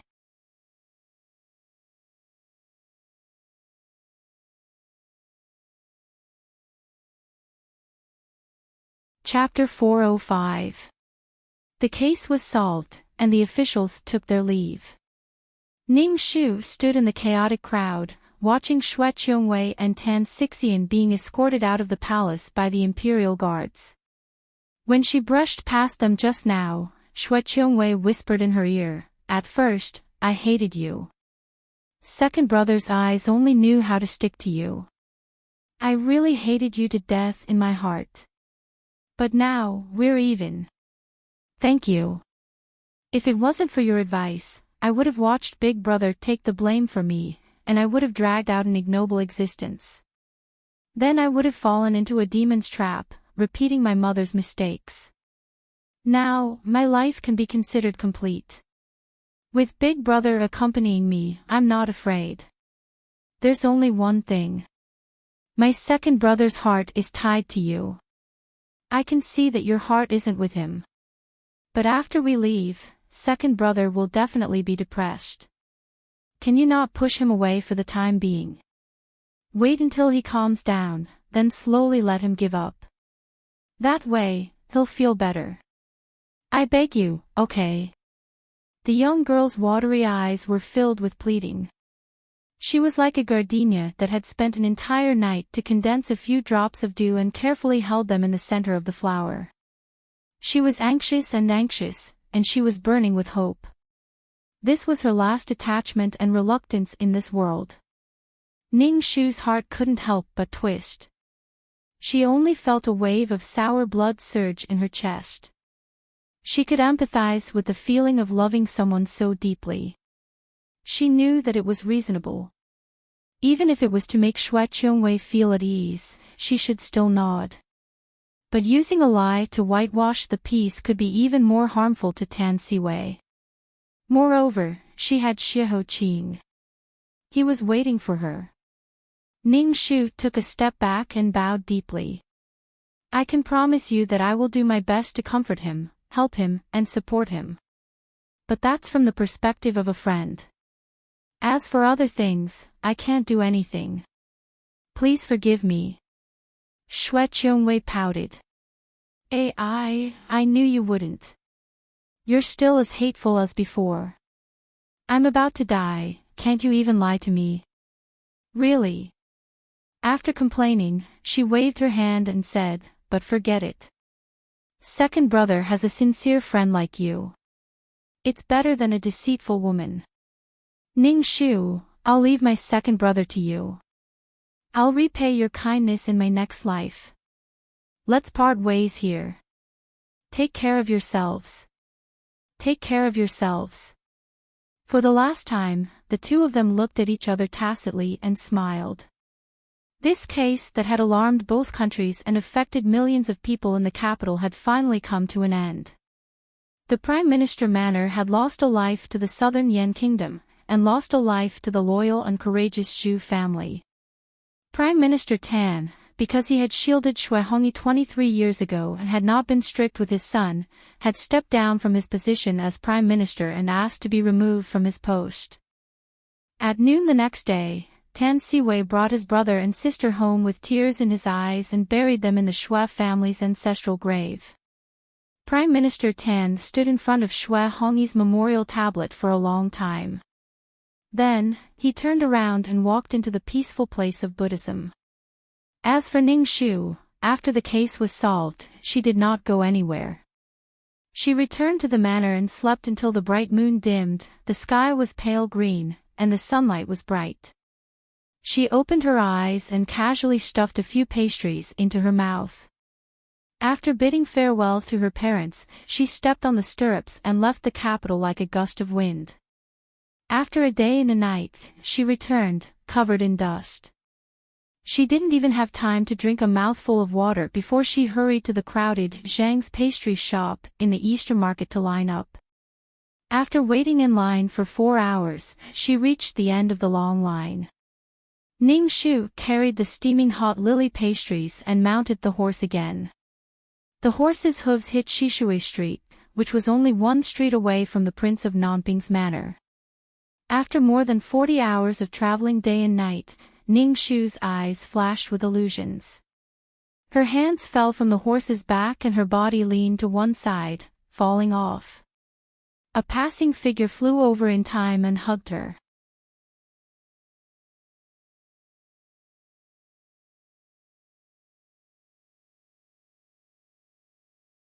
Chapter 406. Shu-er. Shu-er. A voice called softly by her ear. Ning Shu woke up from her daze and met Xiao Yunyi's worried eyes. Are you all right? I'll take you to the clinic now.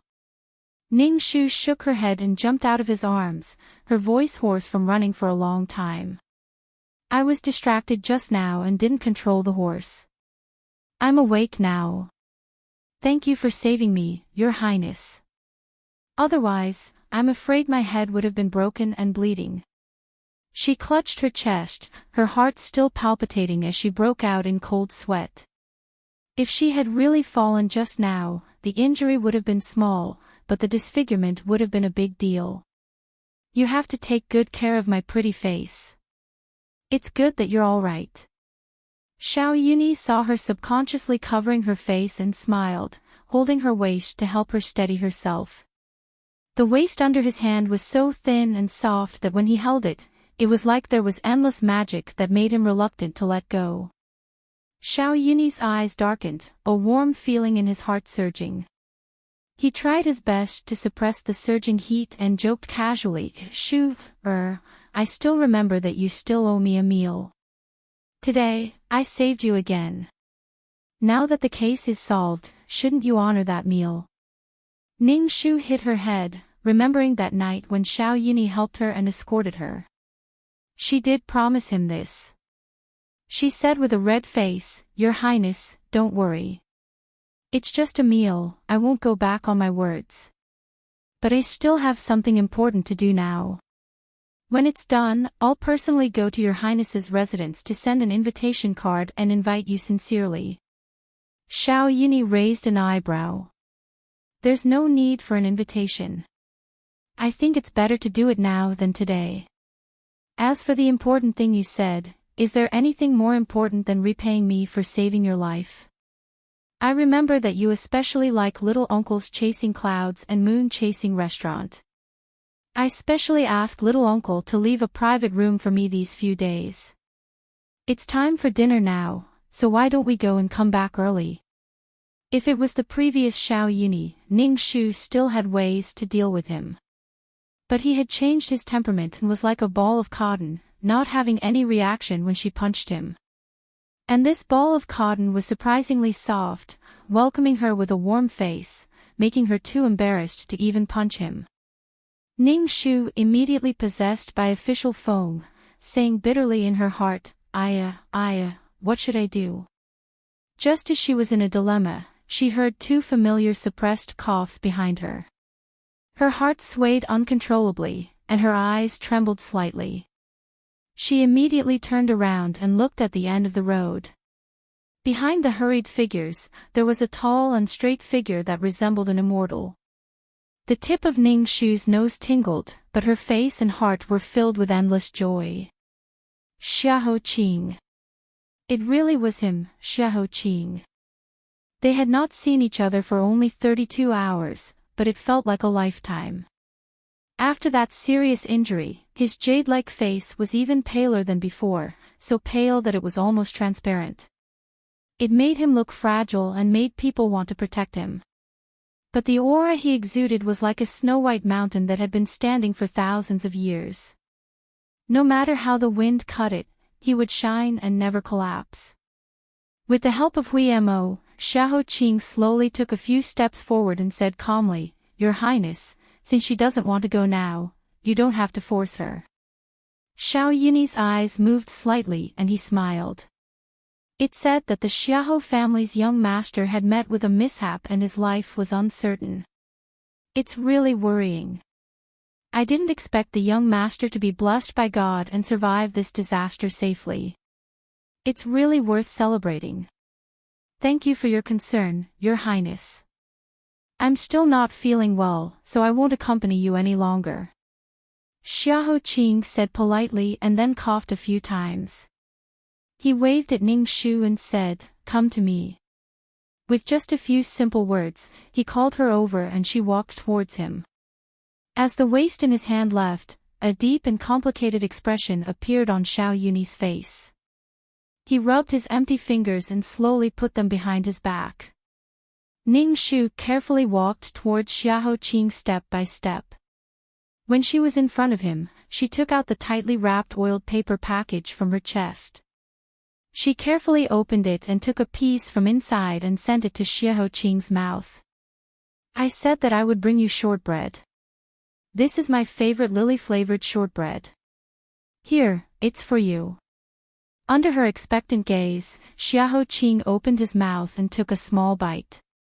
How is it? Is it delicious? Ning Shu looked up at his face, her eyes filled with him and the sun. Although he couldn't taste anything, Xiahou Qing still gave her face and tasted it carefully. When he finished the shortbread in her hand, he said softly, "It's very delicious. Try it if you don't believe me." Ning Shu smiled and lowered her head, preparing to take a piece for herself. A slender and slightly cold hand reached out and accurately pinched her chin. Before she could react to what was going on, the devastatingly beautiful face in front of her had already closed in on her and enlarged. A pair of slightly sweet lips that had just eaten the desserts had already gently pressed against her lips like the wings of a butterfly.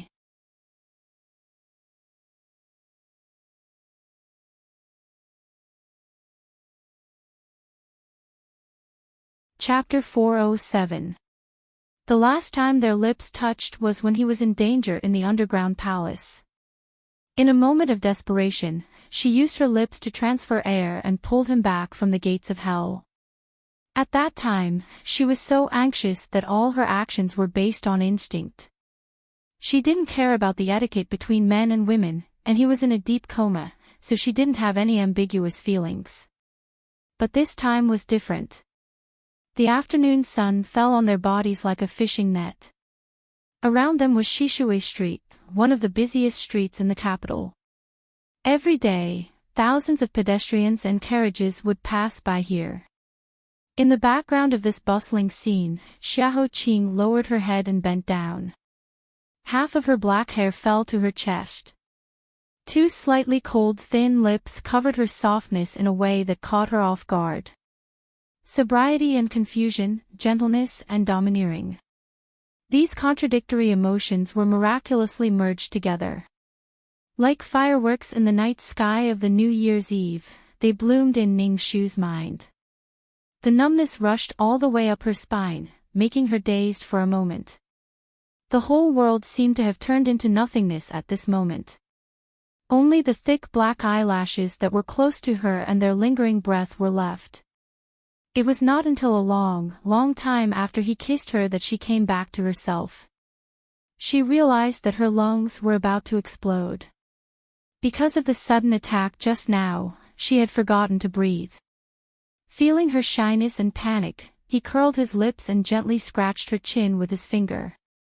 He asked, "Is it sweet?" Ning Shu was half intoxicated. Her whole body was as light as a feather, as if she was flying in the clouds. Her cheeks were stained with smoke, and her eyes were dazzled. She evaded his gaze and said, It's okay. This dessert shop is an old brand in the capital. The flavor is naturally excellent." Xiahou Qing let out a chuckle.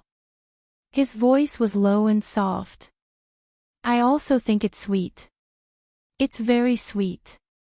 I can't stop." When he smiled, the other half of Ning Shu's heart fell into the 50-year-old wine.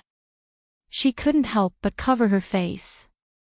Why didn't she know that this immortal cultivator, who looked as cold as ice and serious as a man who didn't get close to women, could make people's legs go soft when he spoke flirtatious words?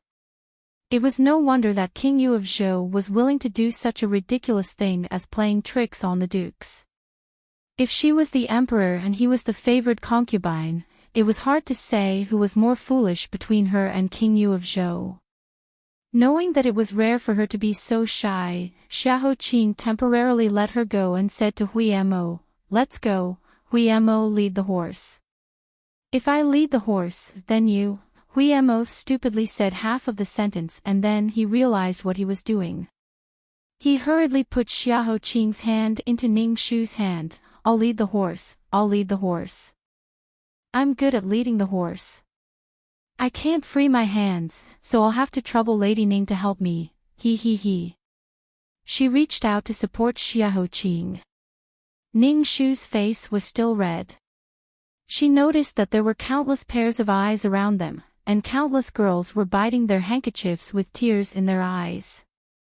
She shrank her neck and quickly lowered her head to help Xiahou Qing into the carriage. Jissi bowed in front of the carriage to welcome them. Xiahou Qing's voice brushed by Ning Shu's ear. "Jissi, do one thing for me. Later, go to the East Market and buy a shop called Zhang's Pastry Shop. Also, invite the owner to the prince's mansion to be the chef. I want the taste of this lily pastry to be exclusive to me from now on." Ning Shu's face, which had just dropped, suddenly soared again. Fortunately, the curtain of the carriage was closed in time, blocking countless fanciful eyes. The curious passers-by looked for a long time and whispered, "Just now, that was Xiahou Qing, the heir of Prince Nanping, right? Seems like it, seems like it. That posture, that demeanor, and the same disease in his eyes, who else could it be but him? Then who is the girl close to him? Duke Ning, Ning Shu. The last time she got married, she was slapped out by Madame Yun. I watched at the door and watched her carry the dowry back to the prince's mansion. There's no one else with such a foxy appearance. Didn't she just get engaged to the second son of the Tan family?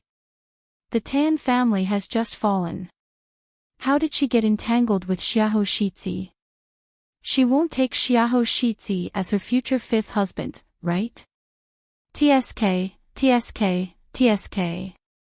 Look at this energy, this physical strength. She really deserves to be called the #1 jinx of our great Yu. Being Ning Shu's husband is simply the same as courting death. Look at the previous 3, none of them had a good ending. The news of the 4th Tan Shaoqing's engagement spread less than 2 days ago, and the entire Tan family was implicated in the case of the sudden death of an envoy. They lost their official positions, lost their reputations, and lost their lives. Scary, too scary. Her power is even fiercer than gunpowder. Wherever she goes, not even a blade of grass grows. Xiahou Shizi actually dared to provoke this black widow, the poisonous rose. He's too bold. Perhaps, this is true love. You're tuning into the LoveLore Library YouTube channel. We're so grateful for your support, and don't forget to subscribe to join us on this incredible journey through captivating stories. Your generosity through donations truly makes a world of difference, as it's the primary source of revenue that allows me to expand and enhance this channel for you. Thank you from the bottom of my heart for being a part of this adventure.